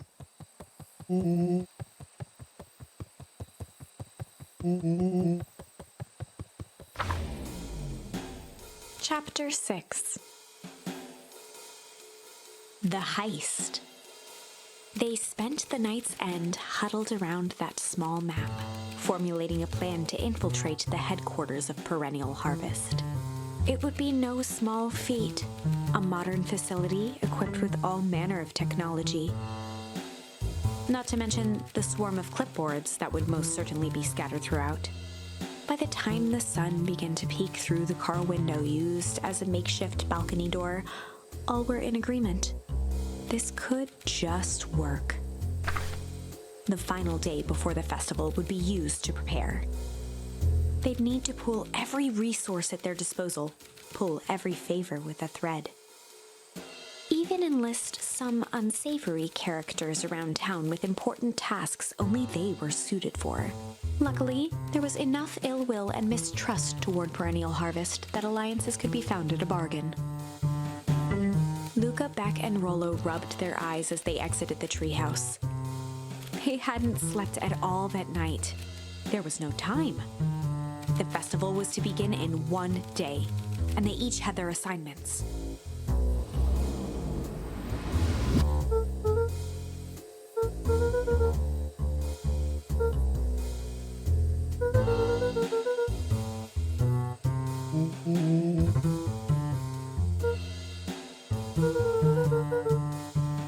He waved vaguely at Rolo's sizable figure.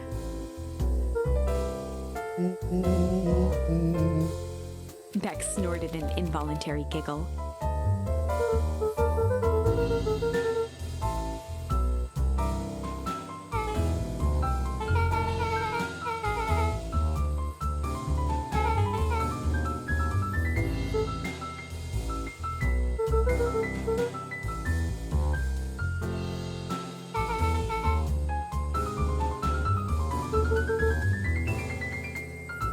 They each looked at each other with sleepy confidence and nodded.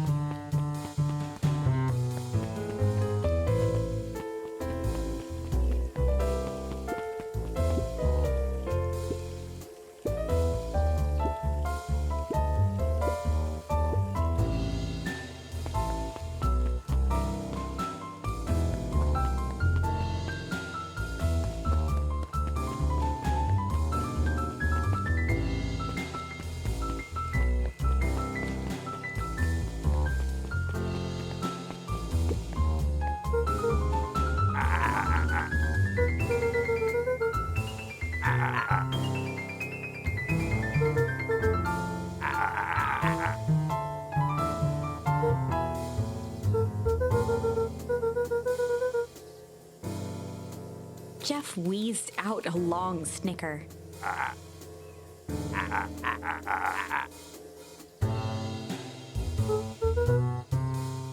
The joy in Jeff's face drained instantly.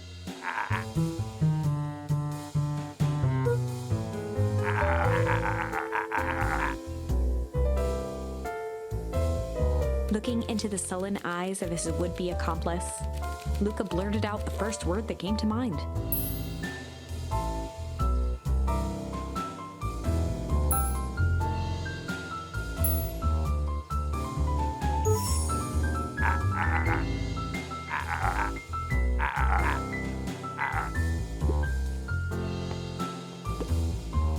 Luka wasn't ready to give up so easily. He shouted out again.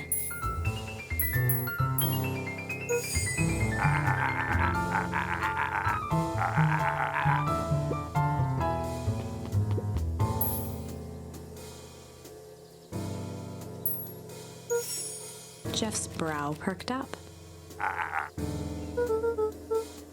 Sensing some traction, Luka carried on with vigor.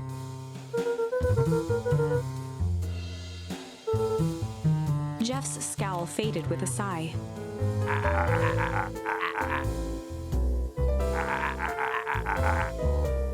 One good stomp of the foot was all Jeff needed to drive his point home.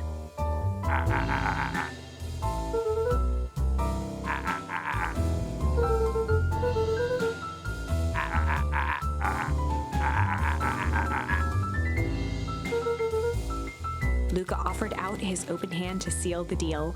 With a firm and dusty grip, Jeff reciprocated.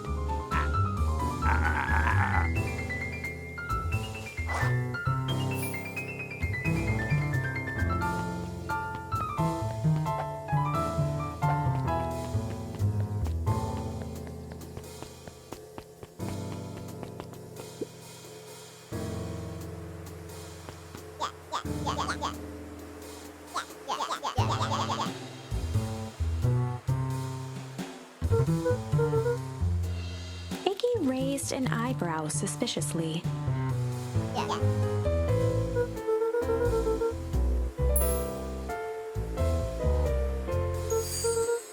Iggy gave a reluctant shrug.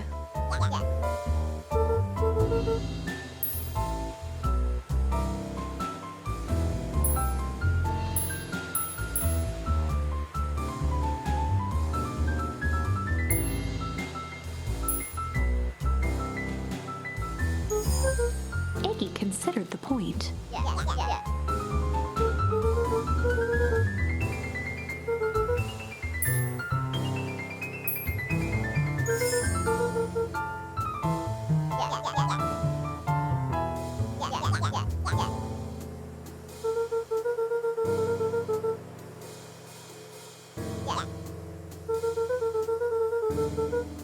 A wild-eyed grin spread across Iggy's face.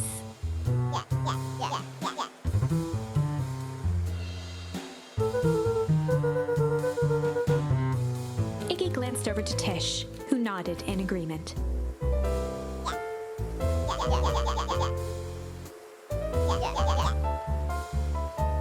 With a quick nod, Luka was off.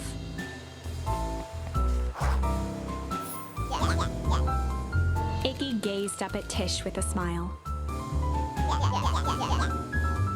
A single tear ran down Tish's cheek.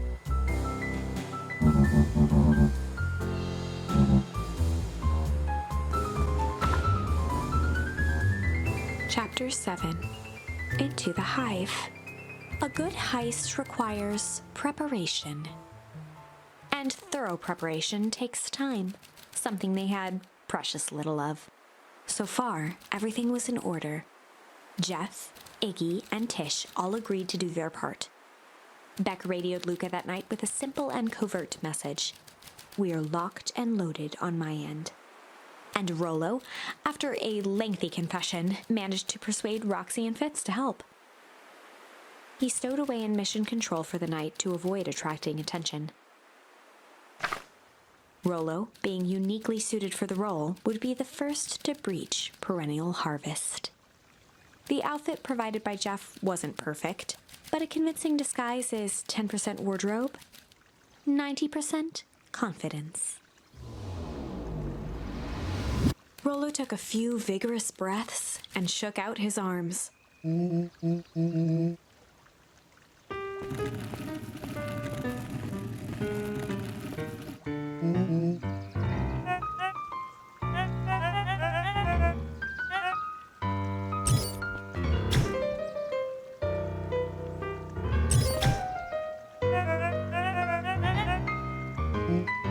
He had to think quick.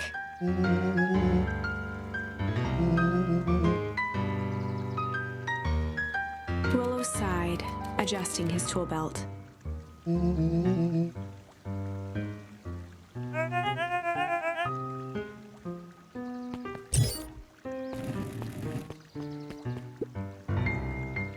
With a stroke of his mustache, Rolo proceeded into the Perennial Harvest headquarters.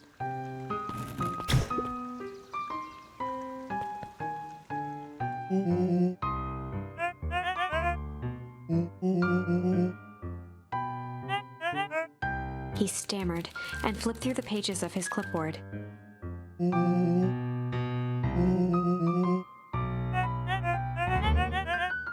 Rolo interrupted with urgency in his voice.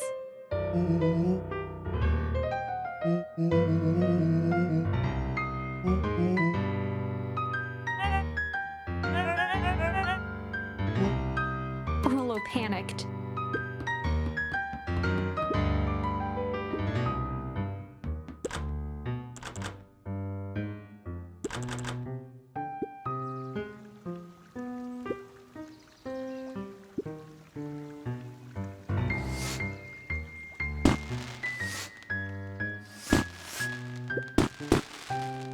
The distraction was enough for Rolo to regain his confidence.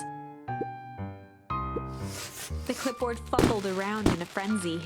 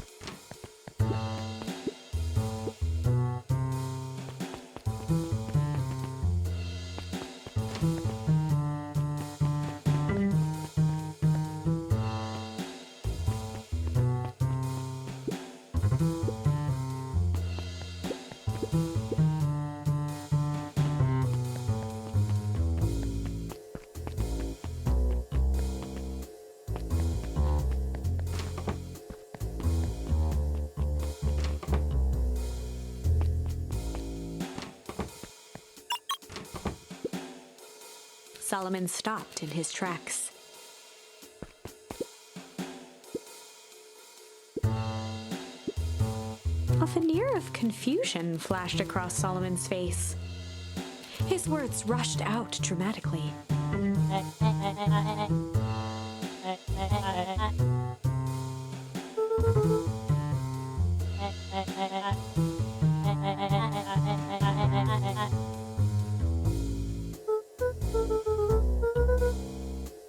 Solomon's facade briefly faltered.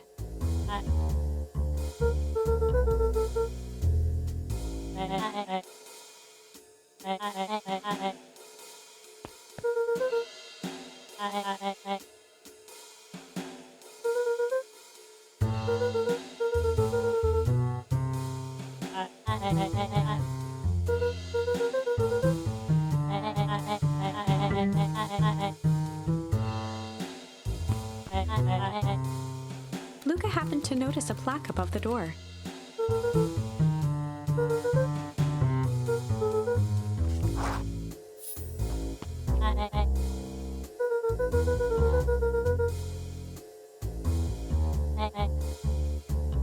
Luka tried the handle. Solomon leaned forward to examine the mechanism.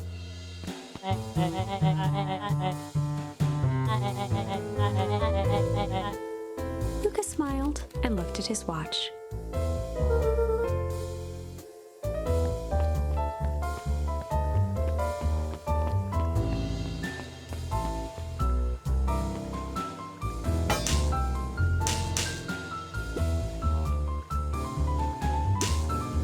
She mimed a quick hat tip and ambled off with a whistle.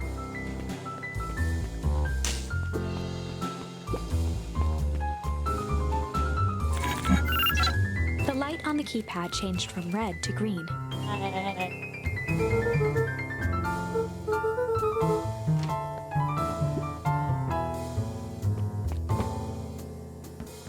Luka switched on his walkie-talkie.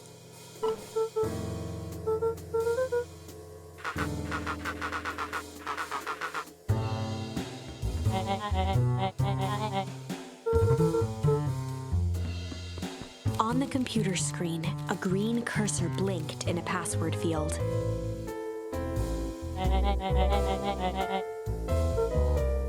Luka pecked out his best guess: underground secrets. The screen blinked to life.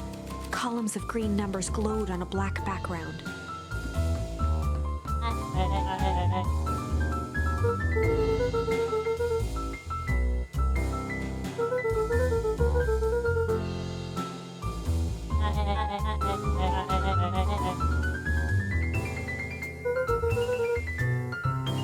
Solomon's jaw clenched into a half smile. Luka quickly scanned the columns for number 24601.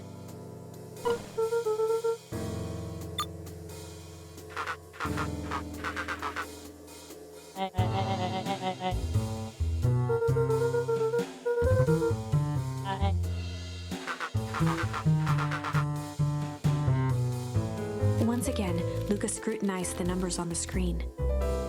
In that moment of distraction, Solomon reached forward and pressed a large red button.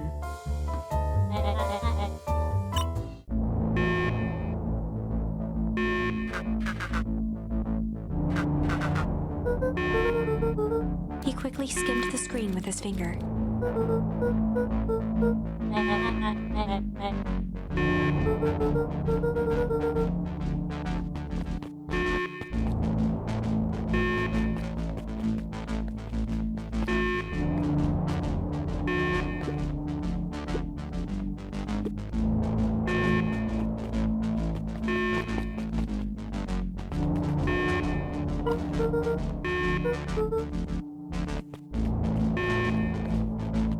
Mr. Kerr approached with a sneer and spoke into his walkie-talkie.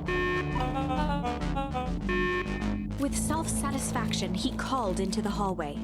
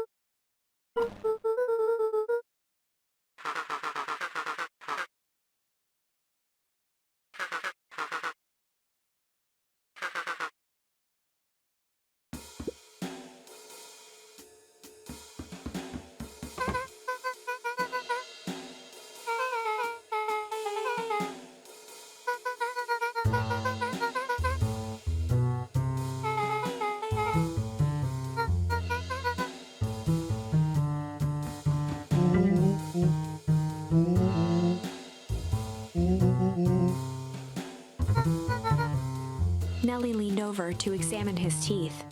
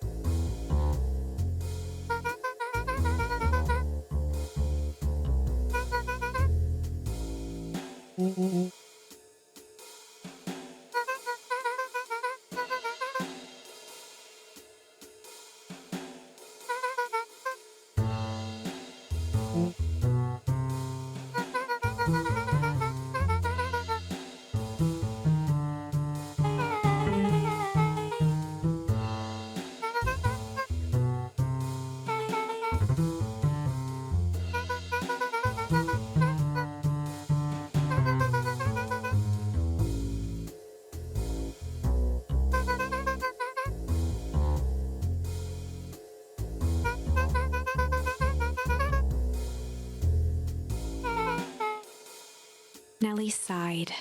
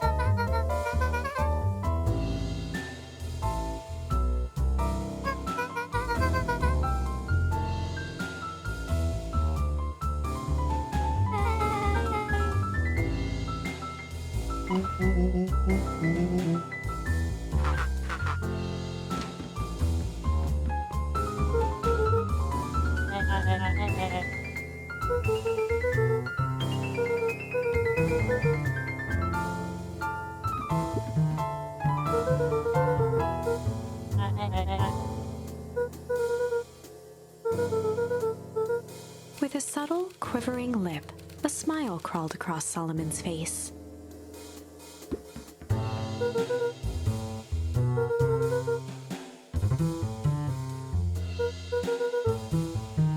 Solomon muttered inaudibly.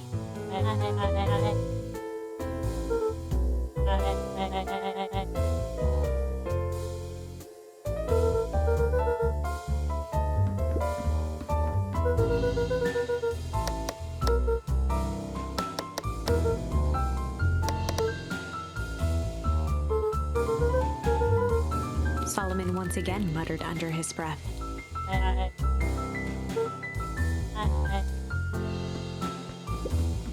Luka tugged on each of the cabinets.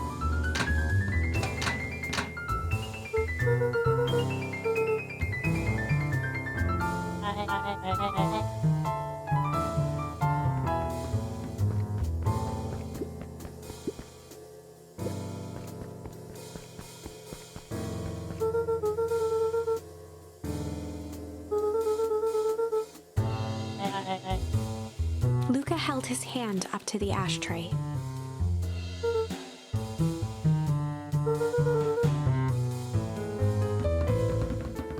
They heard the trampling of frantic footsteps from the hallway.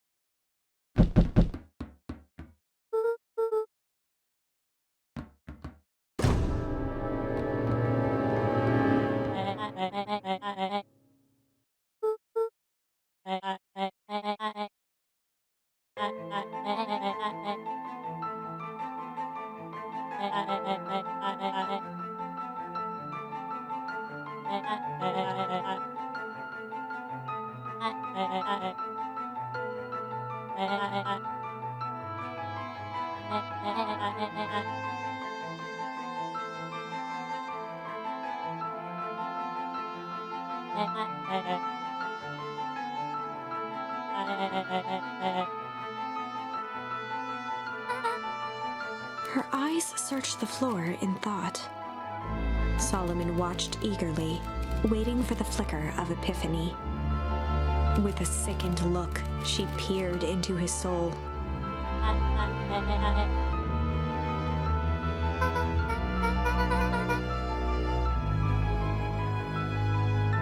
Solomon clapped with genuine delight.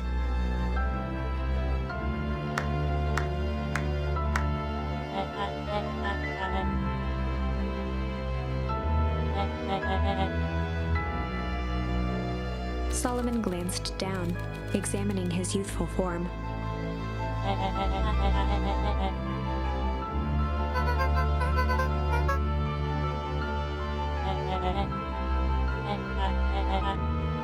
Kerr presented it with a theatrical twirl of the hand.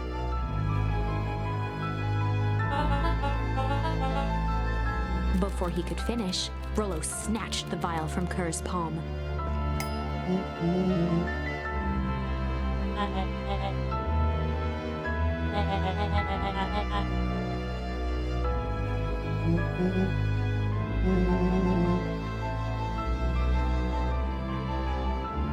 Rolo casually tossed the vial to Luka.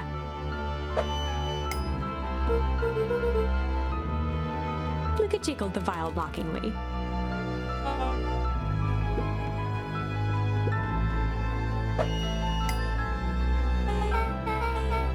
She held it tightly behind her back.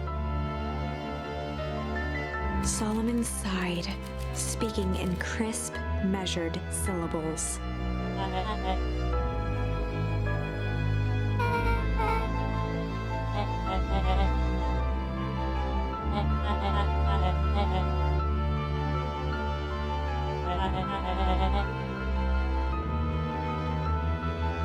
He pursed his lips with feigned sincerity.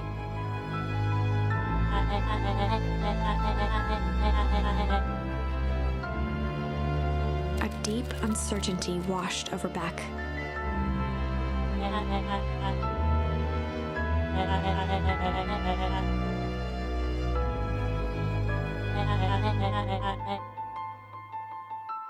She looked to Nellie shakily.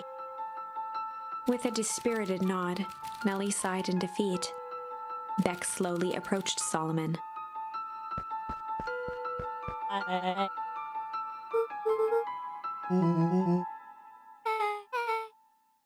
With apprehension, Beck conceded.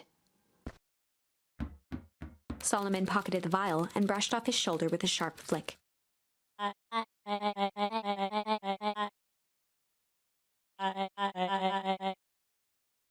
The blood drained from Kerr's face.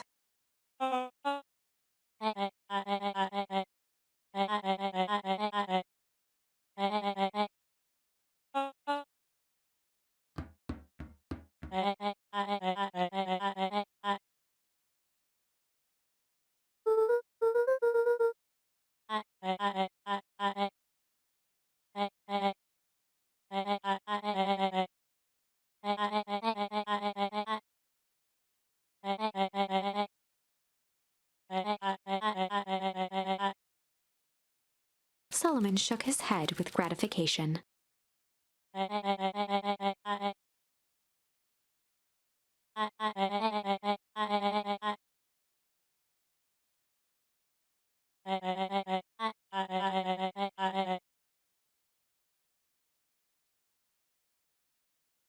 A muffled applause resonated faintly through the walls.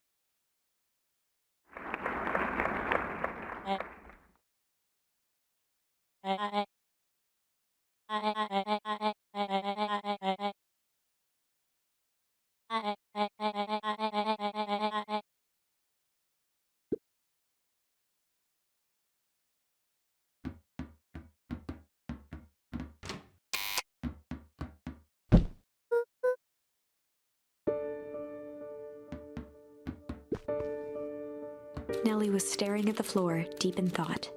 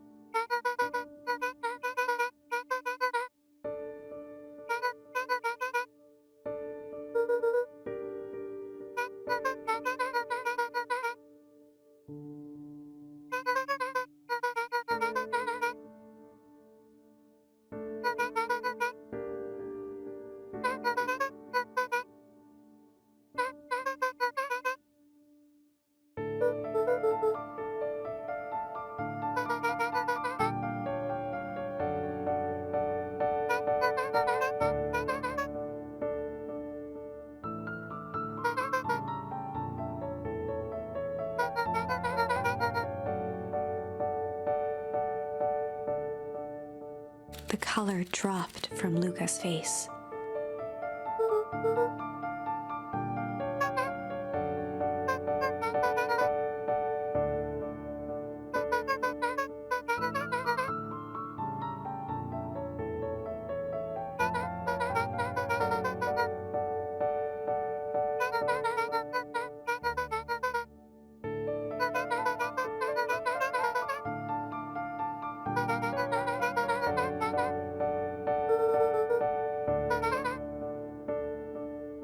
Luka was overwhelmed with emotion.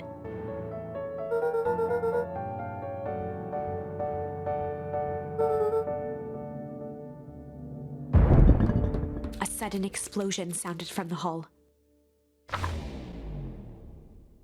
Chapter 8. Comeuppance. Ears still ringing, Gran picked herself up off the ground.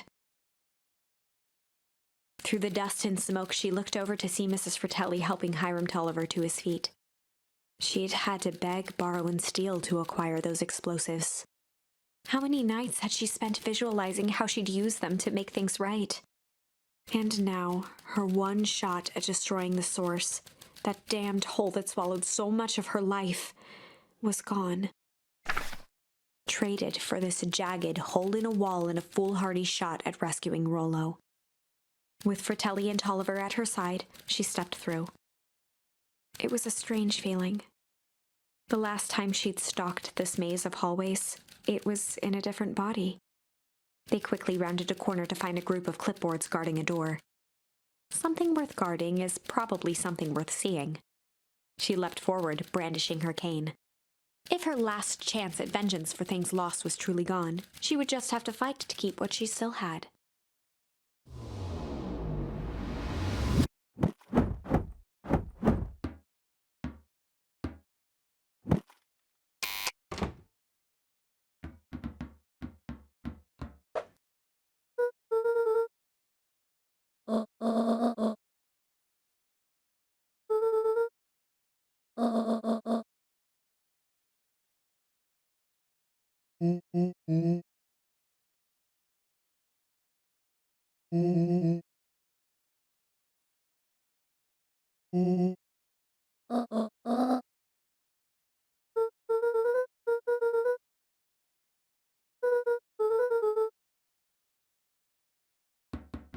They made their way out from deep within Perennial Harvest, just as Solomon finished up his speech. Solomon pulled a glass vial from his pocket. In one smooth motion, he downed its contents. A triumphant smile grew across Solomon's lips.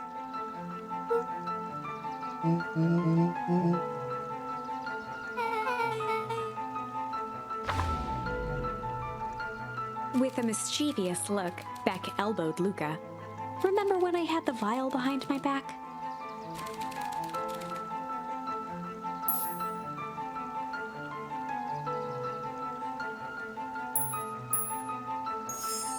I might have tweaked his wonder potion with a little malice.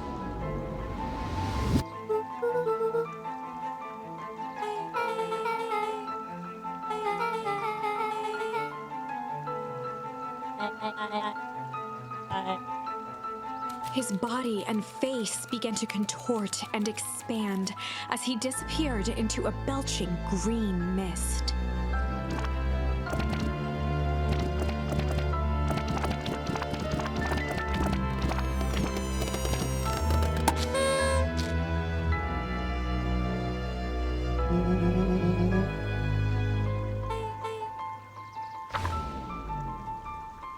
The crowd gazed in stunned silence at the now empty stage. The quiet was broken when William Kerr sprinted off stage and into the distance. He was never seen around Beacon Pines, or anywhere else for that matter, again. Watching the silhouette of Kerr disappear over the horizon, Luka began to laugh. First, a low chuckle that became uncontrolled, heaving laughter. Through his tears, he was vaguely aware that the crowd had begun to laugh with him. The end. That was unexpected. Perhaps a bit of an absurd ending for my taste, but who am I to say? I'm only writing the damn thing.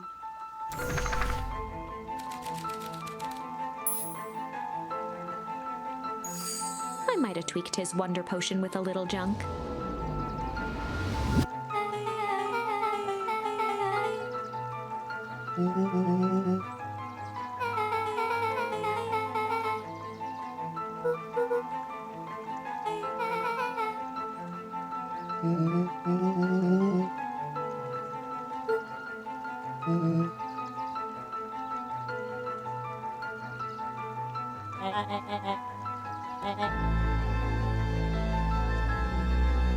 His body and face began to contort and expand as he disappeared into a belching green mist.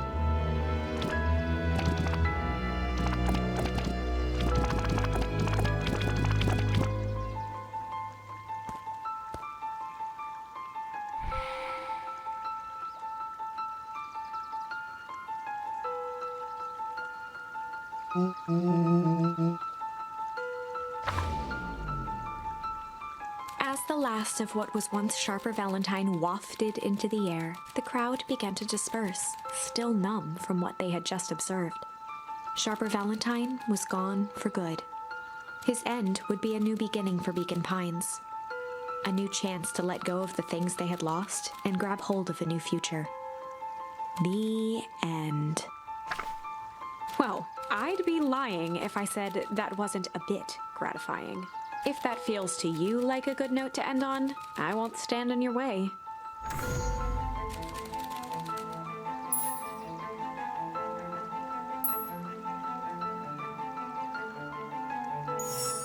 I might have tweaked his wonder potion with a little change.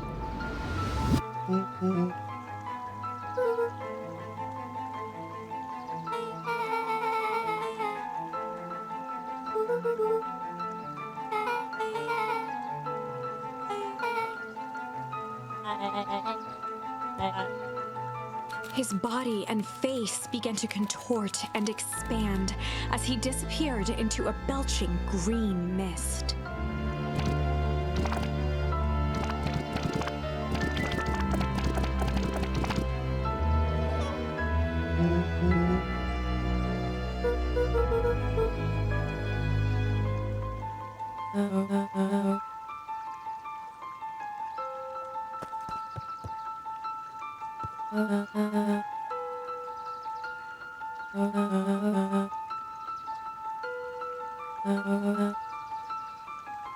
Eris awkwardly cradled the squirming child. She looked to her brother, her voice shaking with uncertainty.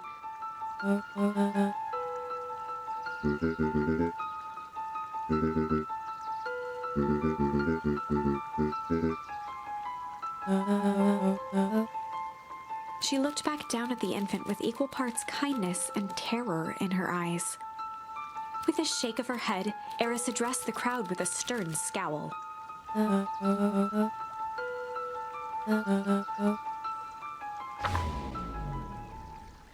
Epilogue. Beacon Pines' coldest summer on record came and went without much fanfare. Folks shared what they had and none were left wanting. The new school year was ushered in by the falling leaves of autumn. After everything Luka, Rolo, and Beck had been through, middle school was bearable. The chill of winter didn't seem to bother people much. They kindled a hope for a better future in their hearts. When spring arrived, farmers planted their crops with a sense of joy and optimism. And as the dawn of the first day of summer came again, its light slowly spread through the shallow valley. It crept over the town square, across the river, past the neglected welcome sign, and came to rest on a young boy sleeping at dawn. His mind at peace, knowing he is here for a reason.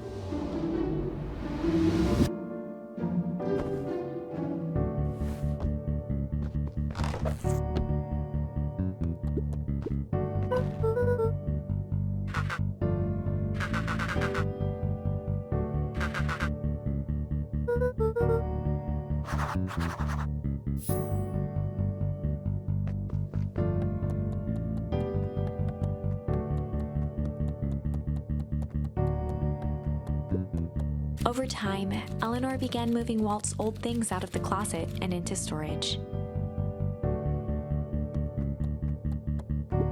Eleanor had moved back into her bedroom.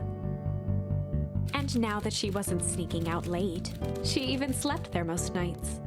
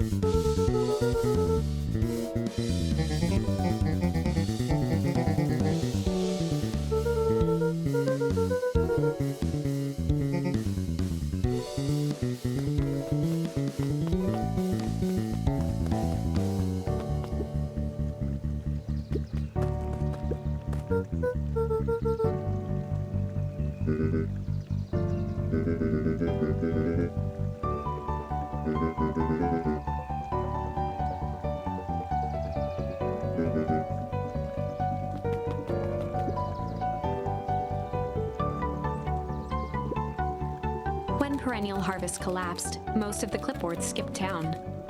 But some stuck around and dedicated themselves to making things right.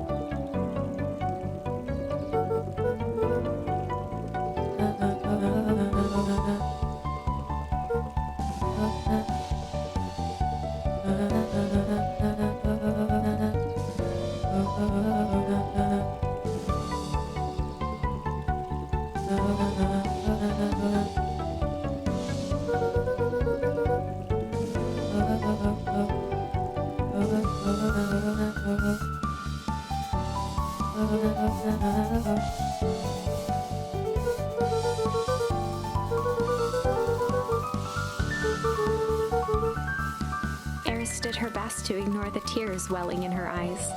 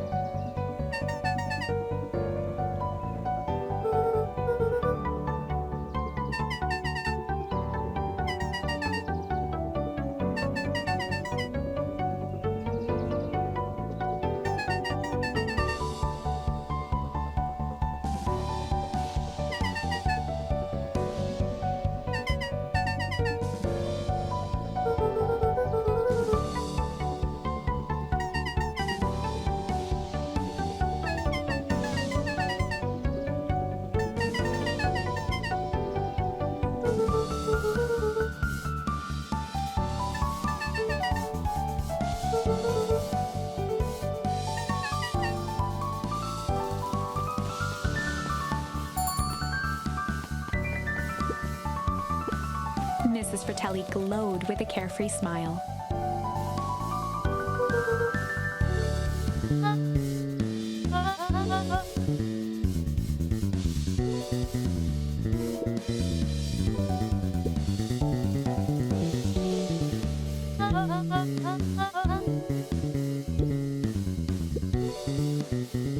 Mrs. Fratelli sighed with a zen-like calm.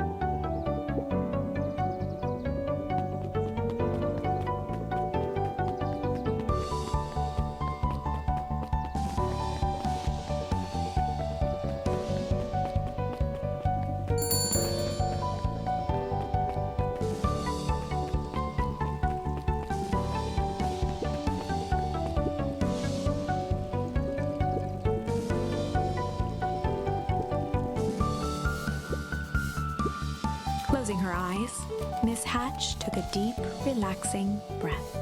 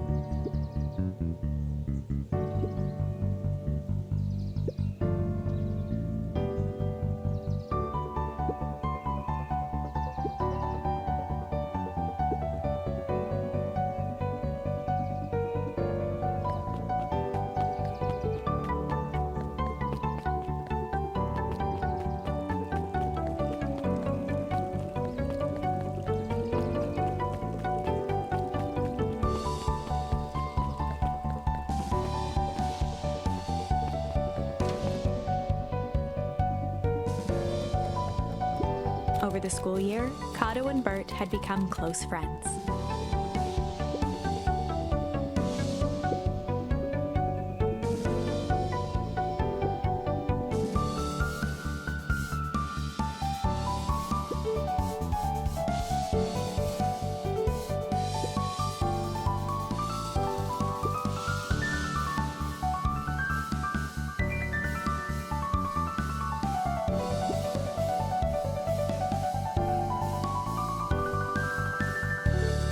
typically went on like this for quite some time.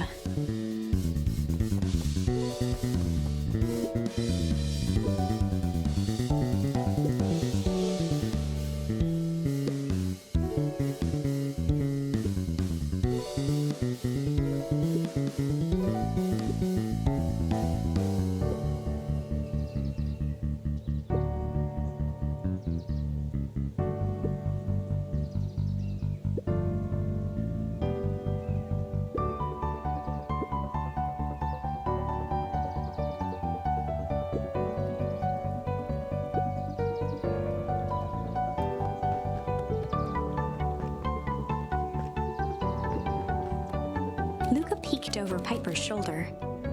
Laid stealthily inside a large volume of mathematics was the first issue of Hank Atomic.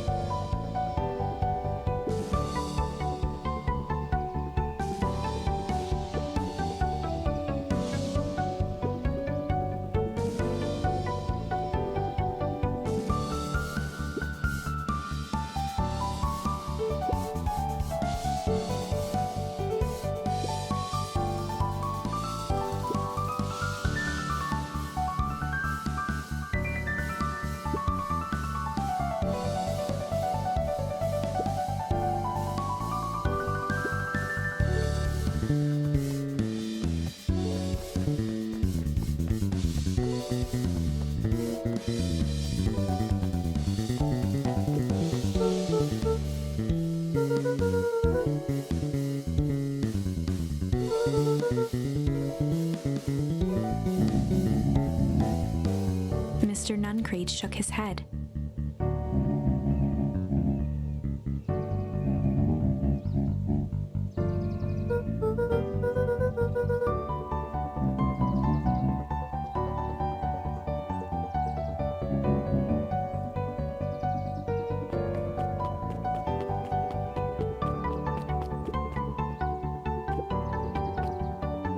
With perennial harvest gone, the transportation tubes were left unused.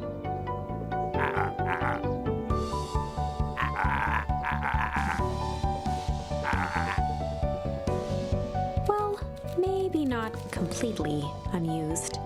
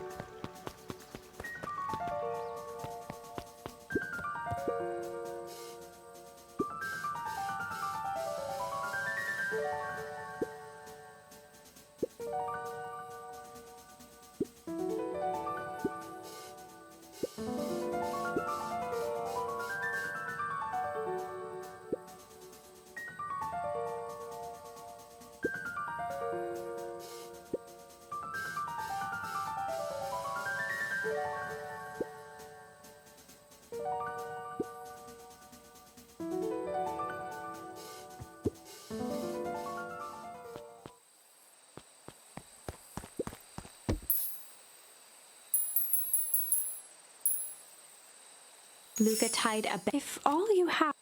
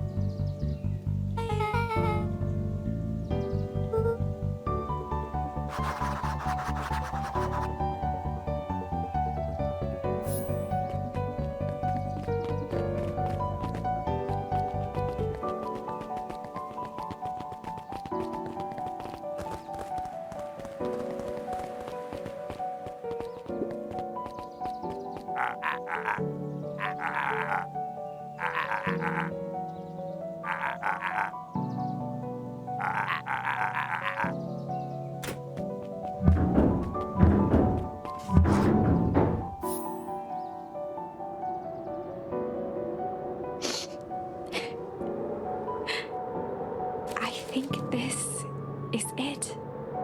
The end I've been waiting for. Honestly, I began to lose hope of ever finding it. But then you came along.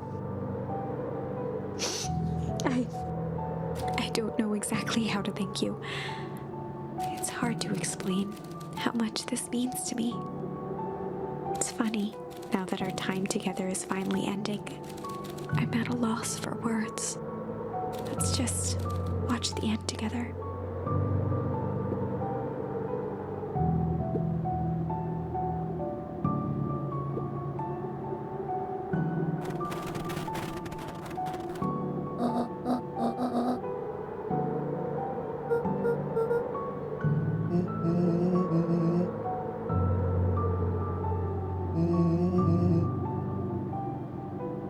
Mm-hmm.